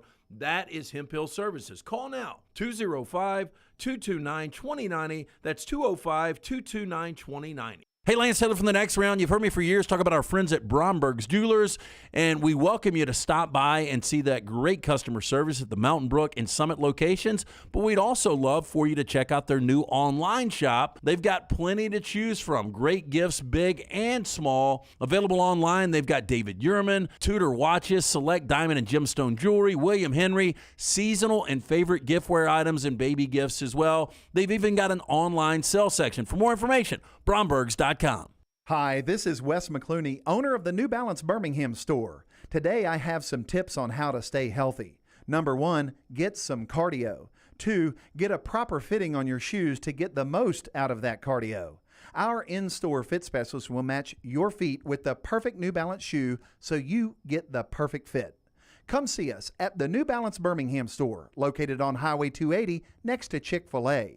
Experience the difference a custom fit makes today at New Balance Birmingham. Follow Next Round Live on Twitter, Instagram, Facebook, and YouTube. The social media team at Next Round Live is dedicated to giving you daily news conferences and practice video from UAB, Alabama, Auburn, and around college football. Follow and compare to the sites you used to visit. You'll also get the latest highlights and news from the Next Round Daily Show. Turn on the notifications so you don't miss a thing. Next Round Live on Twitter, Instagram, Facebook, and YouTube. See more at nextroundlive.com. Follow Next Round Live on Twitter, Instagram, Facebook, and YouTube. The social media team at Next Round Live is dedicated to giving you daily news conferences and practice video from UAB, Alabama, Auburn, and around college football. Follow and compare to the sites you used to visit. You'll also get the latest highlights and news from the Next Round Daily Show. Turn on the notifications so you don't miss a thing. Follow Next Round Live on Twitter, Instagram, Facebook, and YouTube. See more at nextroundlive.com. Hey, Lance Taylor from the Next Round to tell you about one of our favorite places for breakfast, lunch, and dinner. That is Hamburger Heaven since 1982. Hamburger Heaven has been serving Birmingham's best hamburgers, cheeseburgers, French fries, hand-spun milkshakes, and sandwiches made fresh to order. All of their ingredients are fresh and prepared daily. This includes their beef, always fresh, never frozen, hand-pattied each and every day. For breakfast, lunch, or dinner, visit any of the 4 locations, Highway 280, Irondale, Gardendale, and Homewood.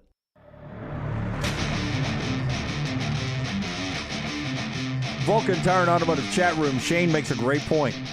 So Literacy Day, you literally get out of school. I know. I thought that. Yeah, nice.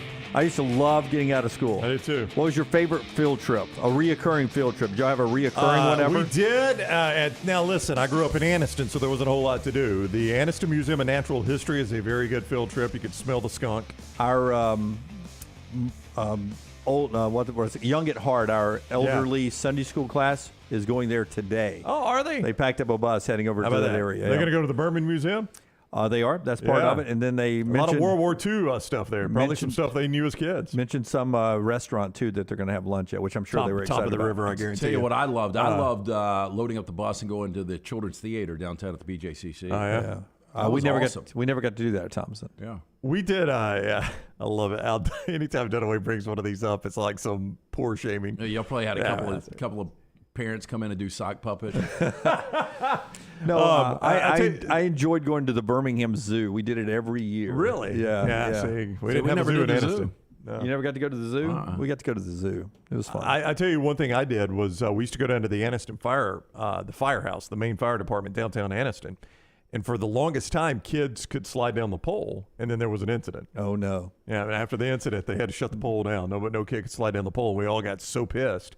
Like that next time we were like, we're going to slide down the fire pole. And like, kids, sorry, we're not doing the fire pole this year. You're like, David, we told you to cross your legs. Yeah. Did you ever see any naturals on the pole? That young lady's very comfortable. Our friends at the University of Montevallo want to remind you, right now their baseball team's one of the best in the country in the D2 rankings, but it's a great place to go to school, whether you want to continue your high school athletic career by playing at the University of Montevallo, or if you just want to become a student, if your son or daughter is thinking about a place to go to school, make it the University of Montevallo, one of the great liberal arts schools in the South. Southern Living raves about the beautiful campus. You can find out why my daughter's in school there, why I'm a graduate of there, and why so many people are finding their place at the University of Montevallo. Multi-million-dollar theater department building just went up. And as I said, 21 Division II fully funded scholarship sports. Schedule an in-person tour and find out more at montevallo.edu. Montevallo.edu. Speaking of education, can you tell me the subject matter? Professor Laurie Santos teaches this at Yale. It is being called by the folks at admissions at Yale the most popular class in school history. Now, Yale's been doing this since back in the 17, maybe early 1800s. So this is a new class she's teaching, and it's most popular in school history. Yeah. What do you think the subject is? Understanding sports gambling. That would be a great guess, Brown. That is incorrect. Professor Taylor was here to teach the class. But you can learn a lot about math with that, really. Oh, you can do a lot of math things. and statistics. Yeah. It is what admissions at Yale are calling the most popular class in school history. I would go pop culture from the last 30 years. Ooh, I would like that. It is a class on happiness. Oh, come on. How simplistic is that?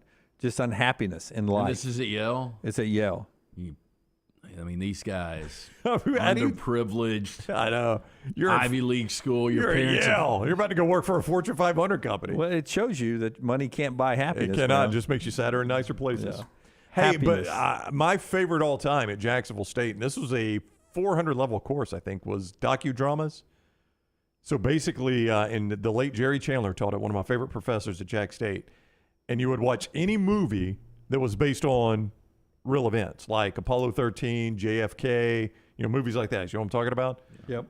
And the Wonderland murders. I mean, any movie that was based on a real event, and you had to pick one of them and present it to the class. Like the reason I said Apollo 13, that's the one I picked. And you present it to the class, you kind of set up what it's about, you watch the movie, and then you do.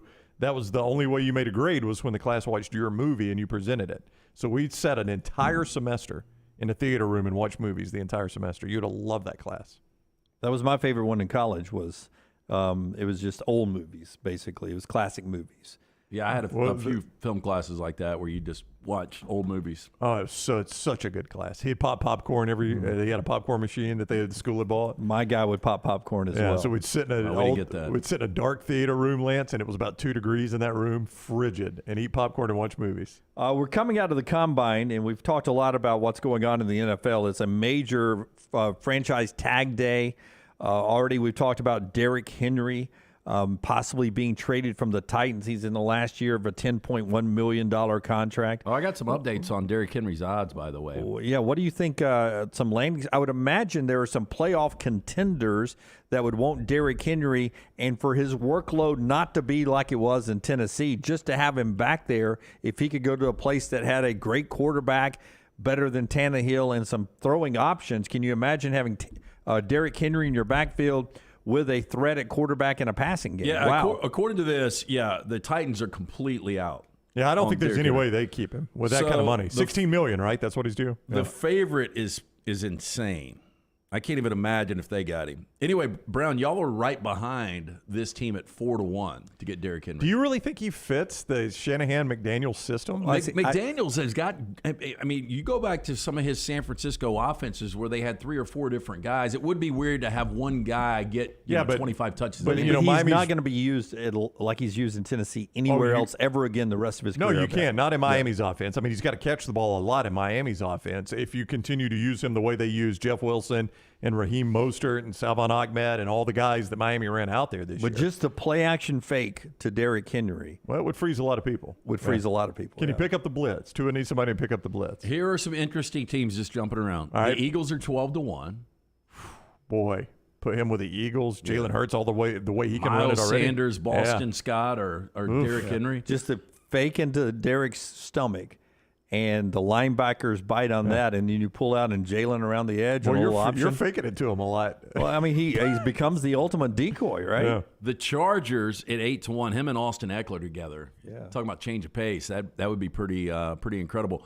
The Saints, now that they picked up Derek Carr, that would be really interesting. My goodness, they would. They're 7-1. The Ravens are also right at 6-1. Always been a downhill running team.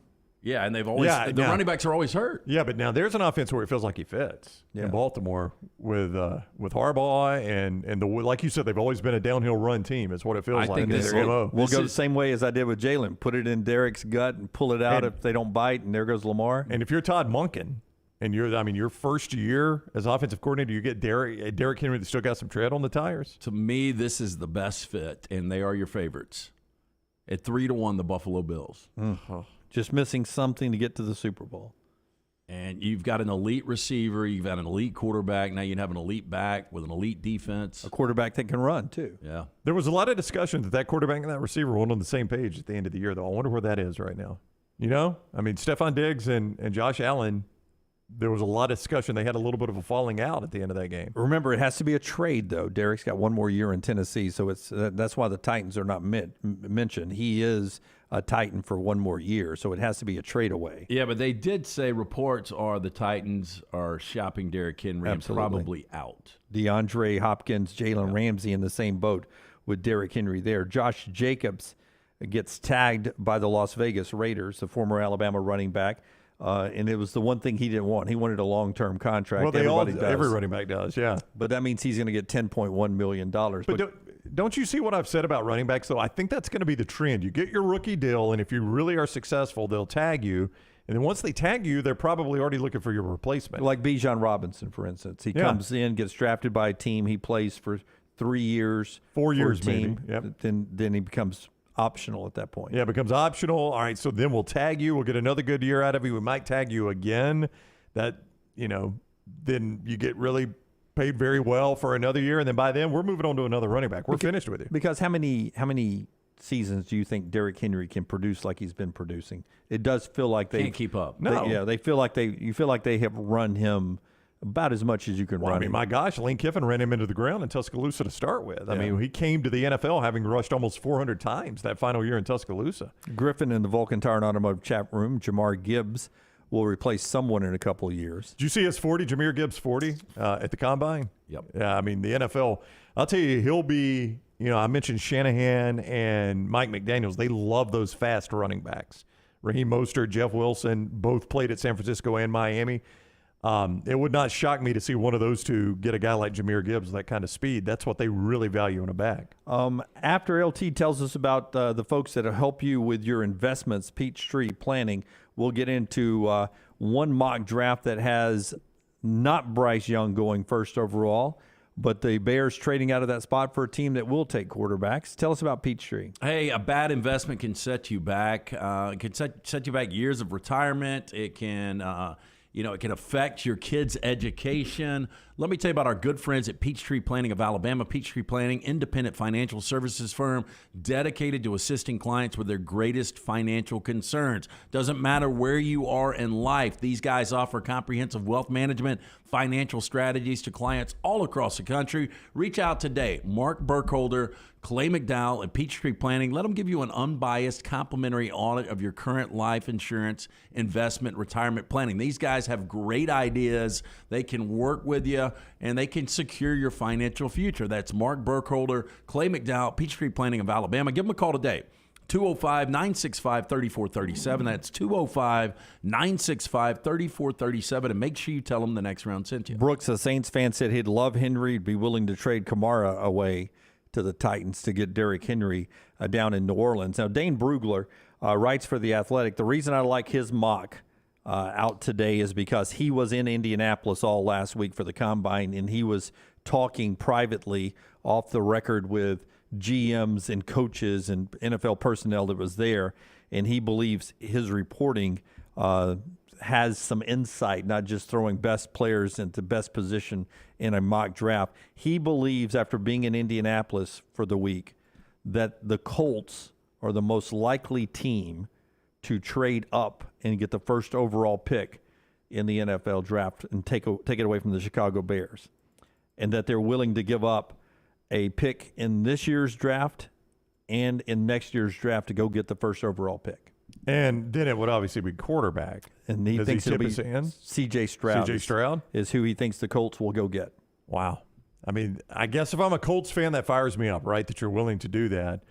But you also can set your franchise back a very long time if you screw that pick up. I mean, when you give up that kind of draft capital to get to the top and then basically tie yourself to a quarterback, good or bad, for 3 or 4 seasons, and if he's bad. I would say this, though. In the last 25 years, they've selected 2 quarterbacks at one, and both of them, Peyton Manning, obviously Hall of Famer. Andrew Luck would have been a Hall of Famer. So they've done a pretty good job with this. They've evaluated it well. Carson Wentz, and then they had Matt Ryan, who's a borderline Hall of Famer. Yeah, I mean, but they got these guys late in their career. The tail end of their career. But the guys, gaps. the guys that they have drafted up front, they've been really, really good with. And now don't lose sight that they are paying to go up to the first pick and could pick anybody at that point, and they choose C.J. Stroud over Bryce Young, according to Dane. Well, again, we've still got pro days coming up, so we'll see what happens. Houston with Bryce Young, the Texans will take quarterback whoever's left after the first pick, according to Dane. Bryce Young in this situation. And do you think everybody's penciling Bryce in there because of D'Amico Ryans' tie in Tuscaloosa? Which is a really weird thing to do, by the way. Well, not just that, but also the fact that most people have Bryce their highest rated quarterback, so he would be best available. Will Anderson, third to the Cardinals. Fourth is another quarterback, Anthony Richardson, to the Carolina Panthers. Fourth overall, with Carolina trading up and taking a pick from Chicago. I mean, which was the Colts pick that they would have just gotten. So Chicago would have got more for that first overall pick by trading away number 4. So Chicago's just going to have a ton of draft picks and really have not even missed on a pick that they would have taken. And according to Brugler, the kind of stuff you're hearing is that they will trade out of the first for the 4th in this year's draft and the first next year from Indianapolis, trade down, and when it gets to the 4th, they'll trade with the Panthers for their 9th pick and their first pick next year, which would give them 3 first-round picks next year just for being the crappiest team in the NFL this year. Well, you know, and that's when you start to look at it, if Justin Fields does work out, the direction this thing could go, you stockpile, you get a lot of talent up front over the next couple of years, that division is going to be wide open. More than likely, Aaron Rodgers is out. Green Bay's on the decline, kind of rebuilding. Detroit is up and coming. And I don't know how much you trust Minnesota. I mean, I know they were in the postseason this year, but still, they've got a quarterback, not a problem. Well, I guess it is a problem because you can't do anything with Kirk Cousins. So, but here's my problem. And Miami has been in this spot before, by the way. I don't like having a bunch of first-round picks in one draft because what would you say are the percentage of first-round picks that are right? In other words, first-round picks. 1 out of 3. Huh? 1 out of 3. So 33%, all right? I think you get about 10. If you go back and look at all drafts, about 10 out of 32 are guys that are really good. They're starters on your team. So you're talking about offensive lineman, defensive lineman, any position. So I'm saying every pick lives up. Just give me a random year. I just want to go back. Just do go 2015. Yeah, let's just go 2015. Okay, that's fine. As random as I can be. So I'm saying, so if I pick a guy first, he gives me number 1 play. If I pick a guy 25th, I look at his career and say, hey, that was worth the 25th pick of the draft. But just for this year's draft, the Bears probably need some offensive linemen. Probably. When they're finally picking 9th after they picked up 2 first-round draft picks, an offensive lineman has not gone yet. They can still get any offensive lineman they want. But my point is, if I'm stockpiling picks in next year's first round, the reason I ask that question is, let's say Lance is wrong. Let's say it's half of them, all right? So that's 16 out of 32. What are the odds all 3 of my picks are going to fall in those 16 picks? Those odds are extremely low. Read to us the 2015 draft real quick. Here we go. Number 1, Jameis Winston. Didn't work. Nope. About to be a free agent He didn't today. get number 1. Marcus Mariota. Nope. Dante Fowler. That was a bad year. Amari Cooper. I mean, he had a really good career, but I don't know it's 4th overall career. Brandon Schreff. I mean, he's still hanging around a little bit. Leonard Williams, okay. Kevin White, receiver out of West Virginia. I mean, go 2016. Go 2016. We don't even have to keep going in 2015. May have been the worst draft ever. I mean, my gosh, man, that really is terrible. Was that draft on TV? I mean, my goodness. Who are they? I mean, was you sure you hit NFL and not USFL, XFL, I CFL? My boy Todd Gurley at 10. I don't know what you would say about Todd Gurley. I would say I didn't get the 10th overall play out of him. Okay, here we go. Was it 2016, Jared Goff, number 1. Okay, still quarterback and Yeah, had but a I great don't know year that last you got year. number 1 overall play. If I draft a guy number 1 overall, I expect him to be a Hall of Famer. Goff's not a Hall of Famer. Was in the Super Bowl though. Carson Wentz, number 2. Nope, he got hurt though. Joey Bosa, number 3. Okay, there you go. That's easy. I think Zeke Elliott, number 4. Okay. Yeah, I guess. Oh, you did for a long time. Yeah. Jalen Ramsey at 5. Yep. Ronnie Staley at 6 with Baltimore. Yeah. DeForest Buckner, yeah. See, that one's much better. Yeah. Leonard Floyd, Eli Apple, Apple still playing? He is still playing, still getting toasted all the time. Tunsil fell, but I mean, Miami got a king's ransom for him eventually. It's hard to know if Eli Apple is still playing, but sometimes he does show up in the screen on touchdown passes. But, you know, you got guys like I think you're right. I think it's about 35%. Derrick Henry was in that draft, 2nd round, by the way. Yeah, they got that value. I'd forgotten he was 2nd round. And more. By the way, a 4th quarterback in the first 7 picks, Will Levis, according to Dane, would go as well. Good Do you luck. think we get 4 quarterbacks in the first 7 picks? But I'm telling you, man, you play the odds, 2 of those guys are going to be complete bust. The odds tell you.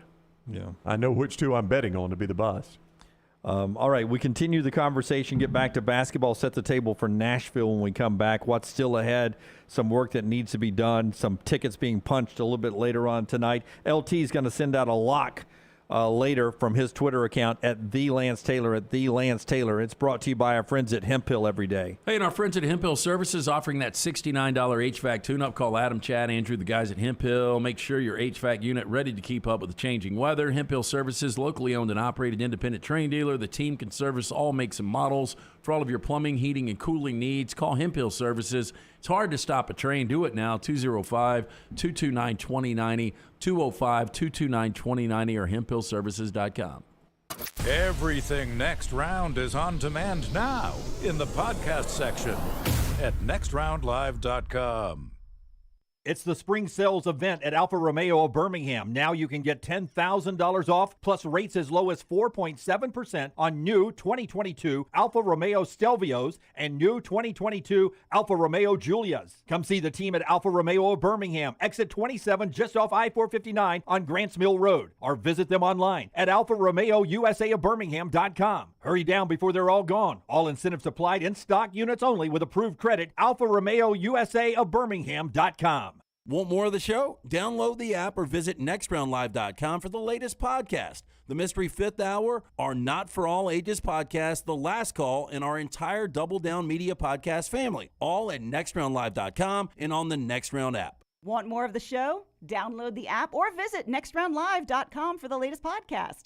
The Mystery Fifth Hour, our Not For All Ages podcast like Bama and Bourbon, and the entire Double Down Media podcast family. All at nextroundlive.com and on the Next Round app. You want to look great while supporting your favorite show? You know the place to go is the official Next Round store at nextround.store. Yes, there are .store domains, and we have one. From shirts to hoodies to hats and all kinds of fun stuff, you can rep the Next Round anywhere you go. At the beach, Next Round hats to block out that sun. Up north in the winter, get you a comfy Next Round hoodie. Just need something to put your $20 beer in at a game? Get you a Next Round koozie and throw that thing in your pocket. You never know what stuff Jim's going to make me put in there next. Check it out. It's the Next Round store at nextround.store.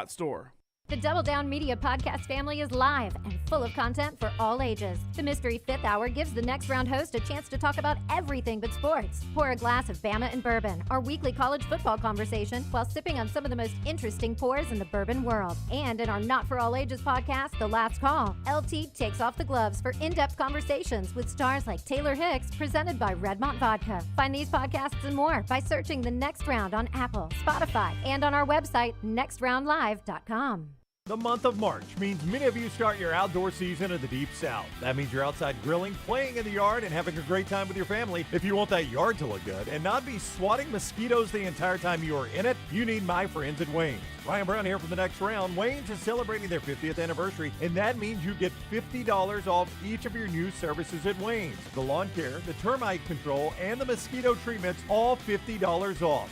Call 866-WAYNES1 or visit callwaynes.com. Have you had a pipe burst, a washing machine overflow? Maybe your toilet or bathtub is overflowed upstairs and now you have water coming through your ceiling? No problem. The specialists at Dry Tech are here to help. What's important is you act immediately when water damage occurs. Failing to do so can cause mold, rot, and mildew issues. Long-term exposure to those toxins can cause many health issues down the road. So act fast. When trouble strikes, call Dry Tech 205-637-0143.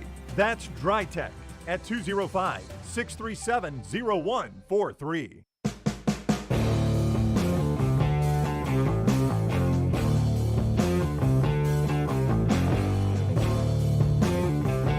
All right, back with you on the Next Round. Talk a little basketball here with LT.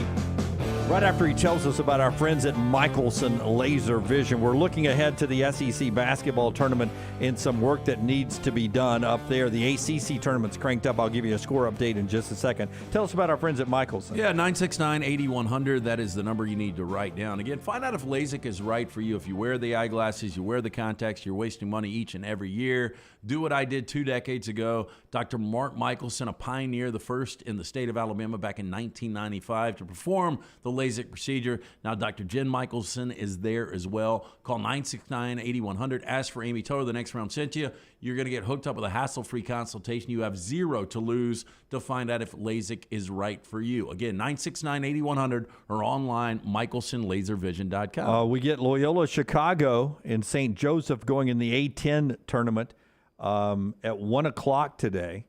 That's the first round of that tournament. Georgia Tech and Florida State goes at 1 o'clock on the ACC network in that one. Later today, Louisville and Boston College. But tonight, St. Mary's and Gonzaga in that one. 4 tickets punched. St. Mary's and Gonzaga. Who do you like tonight, man? That's a tough game. You know, I watched that game 2 weeks ago, I think it was, and it was in Spokane. Gonzaga ended up pulling away. They lost the earlier matchup. Gonzaga's only a 2.5-point favorite here. So, to me, it's coin flip. I took a lean at Gonzaga. I decided to stay away.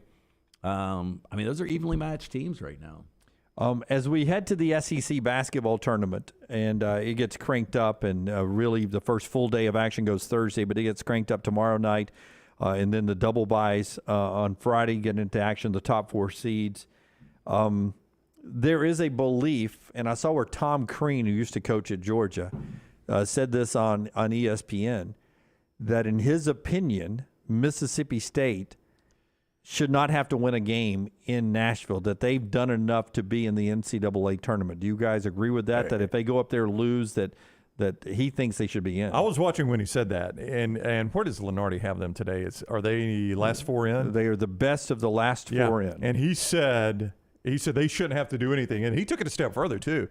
And he says, and if Vanderbilt beats Kentucky, Vanderbilt should also be in. Those are Tom Crean's words right there. Was he saying that on the SEC network, or no, was it no, ESPN? No, it was ESPN. It was I can't remember who the host was, but it was him and Steve Wojo were on the set, and he said that. And because it caught my attention with the Vanderbilt part, but he absolutely said that about State. He said Mississippi State is what he said, should be in. They shouldn't have to do anything in Nashville. Well, we watch enough basketball. That Vanderbilt team would be dangerous, against some of the teams that will be in the tournament. Mississippi State, the defense has been great, but just overall, with Liam Robbins back, that Vanderbilt team is a better team to me than Mississippi State right now. I mean, Vanderbilt just beat them.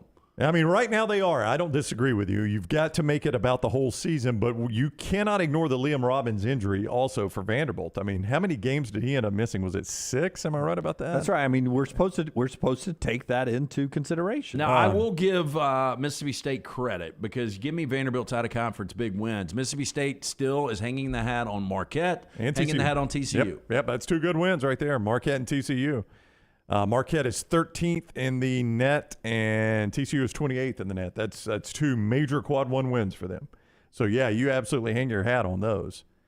Vanderbilt is, I mean, they're still deep in the net, man. They're still today on the updated net. Vandy is at 82. I mean, that is a long way to climb to get in this tournament. They had some opportunities. Now, they did beat Pitt, but they lost to St. Mary's out of conference. 4-9. Not a bad loss, though. Yeah, 4-9 in quad 1, 9-9 quad 1 and 2 together for Vanderbilt. So, I mean, you'll find worse than that in this tournament on that part.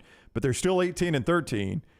And unless they win the conference tournament, they're going to have 14 losses. Yeah, that's going to be a lot to overcome. Mike DeCourcy, and I would encourage you to go back and watch our interview Friday with Mike DeCourcy. He does a wonderful job with his brackets, too. His latest number ones are – Kansas, Alabama, Houston, and UCLA. He has UCLA on the 1 line, which is good, and Baylor, Arizona, Purdue, and Texas on the 2 line. But for him, Auburn's an 11 still for him. Mississippi State's an 11 for him.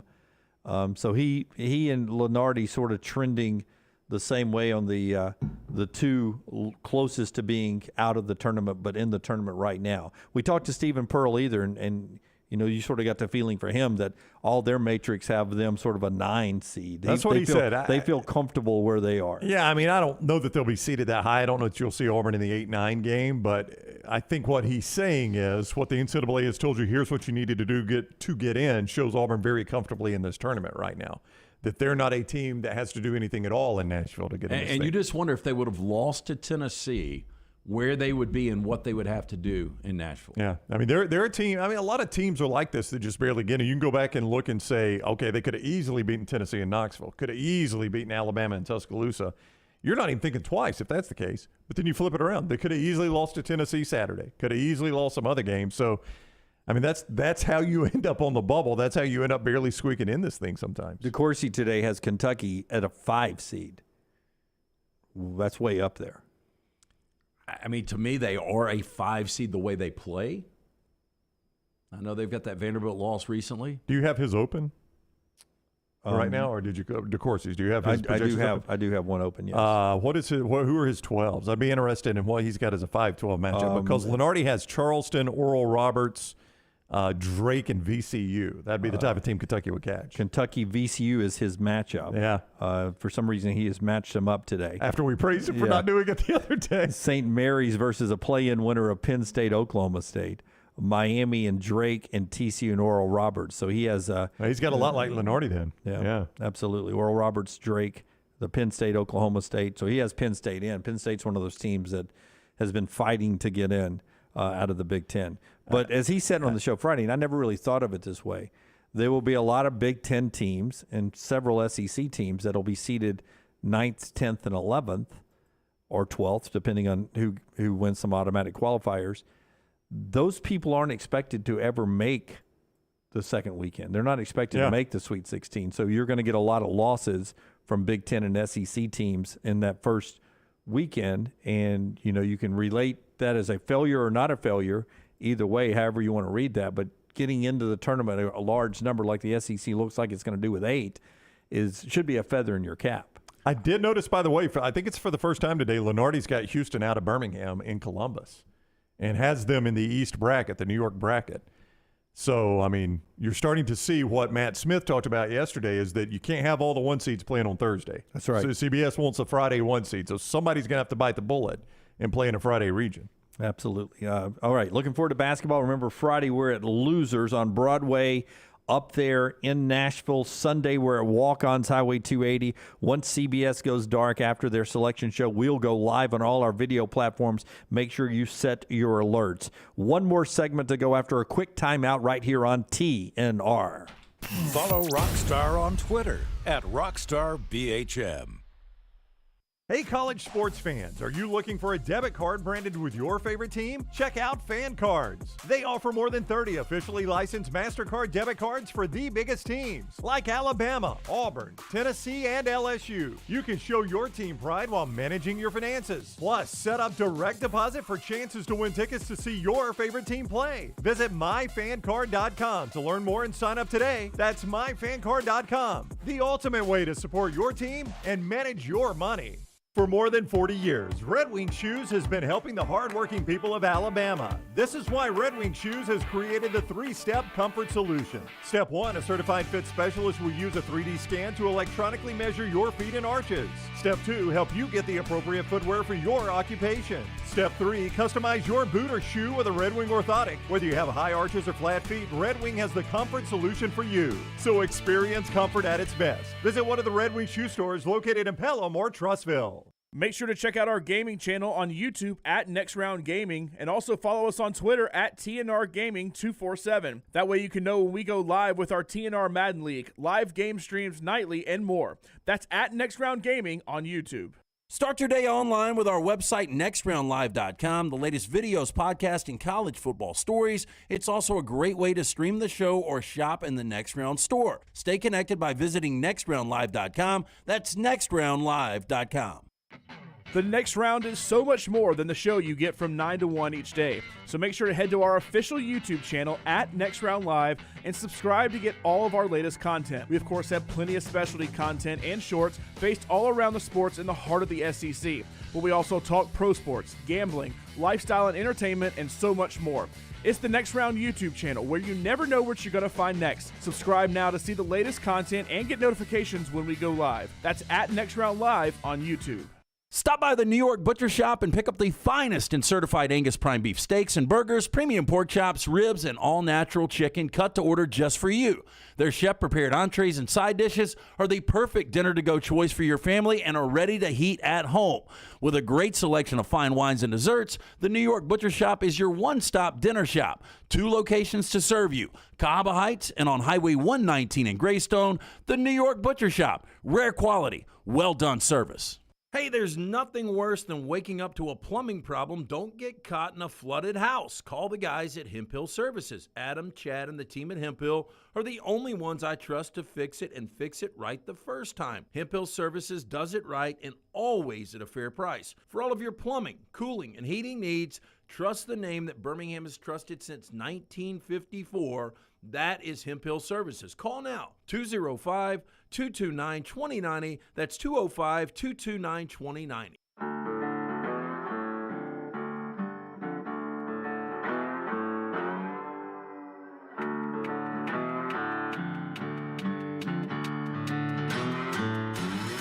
Dale over in the Vulcan Tire and Automotive chat room, net is garbage. She doesn't like the net. We hadn't brought this up. Daniel says UCLA's Jalen Clark out this week with a leg injury, could be longer. Let's say he's unable to play again this year. How does that impact your thoughts on UCLA? I mean, you've still got, with Jaquez and with Tiger Campbell, I mean, you've still got a really, really good team. Tiger Campbell seems like he's played 6 years. He's been there a while. He really has. Like, I was watching them, and I can't even remember they were playing the other day. I was watching him. But, I mean, Jalen Clark is a guy that can hit perimeter shots. He's your second leading scorer, so that's a loss. I want to leave with this thought today, being brought to you by our friends at Bud Light. Great folks at Bud Light. They bring you all of our poll questions that are out there. One of our poll questions you can go vote on right now, that Taylor has set up for you, is what our bracket challenge punishment should be. The 4 choices are a trip to the Testicle Festival, a calendar, 12 months of us posing in a sort of a theme for the month, in an outfit designed by the 2 winners. Or lack thereof. Or lack thereof. And then there is country music song. The country music song. Write, record, shoot a video, and perform live a country music song. Yep. And then the 4th one is polygraph. Polygraph. Yes. So you can go vote right now and make your vote count there. We appreciate that. Las Vegas already has the Raiders and the Golden Knights in the NFL and NHL. They just played last weekend spring training games, Oakland A's home spring training games in Las Vegas with the commissioner on hand. It is believed, and the commissioner seemed to have enjoyed himself. The A's owner was pushing the commissioner for relocation or moving the A's to Las Vegas. LeBron's been very out front that he would love to own a franchise and put it in Las Vegas, an expansion franchise. We could have Las Vegas at one point. The no franchise was ever going to be in Las Vegas because of gambling. We could have all 4 major sports with a franchise in Las Vegas sooner rather than later. Yeah, I mean, I think Major League Baseball, Oakland, I don't know why they wouldn't move Oakland there. And can you imagine, because baseball guys are in town 3 nights, can you imagine the carnage? The players would love it. The problem is you're going to have to play every game at night. Or Just get a to dome sleep stadium. in? Yeah, or get a dome. Dome stadium. Well, it's going to be the heat. Because of the heat? Yeah. Oh, I thought you were talking about just the nightlife. Well, and that. Yeah. that too, yeah. Well, you'd want some day games, right? So you can go out at night. I guess you. City never sleeps, man. Never sleeps. Yeah, you do not want day games. That's why a lot of people, I'm telling you, it's a true story. A lot of free agents don't want to play for the Cubs because of the amount of day games. Good point. Matthew says they better get that dome. It's going to be 122 in the summer. It only feels like 122, Matthew. It's probably only 119 in Vegas. Fun show today. Thanks all of you for being with us. We appreciate you so much. By the way, Daniel points out Clark is the Defensive Player of the Year in the Pac-12, so you would miss him on the defensive side of the court there. We'll get into more basketball and reaction to more tickets being punched tomorrow and set the table more for Nashville. Have a great day. Until next time, God bless you and God bless America.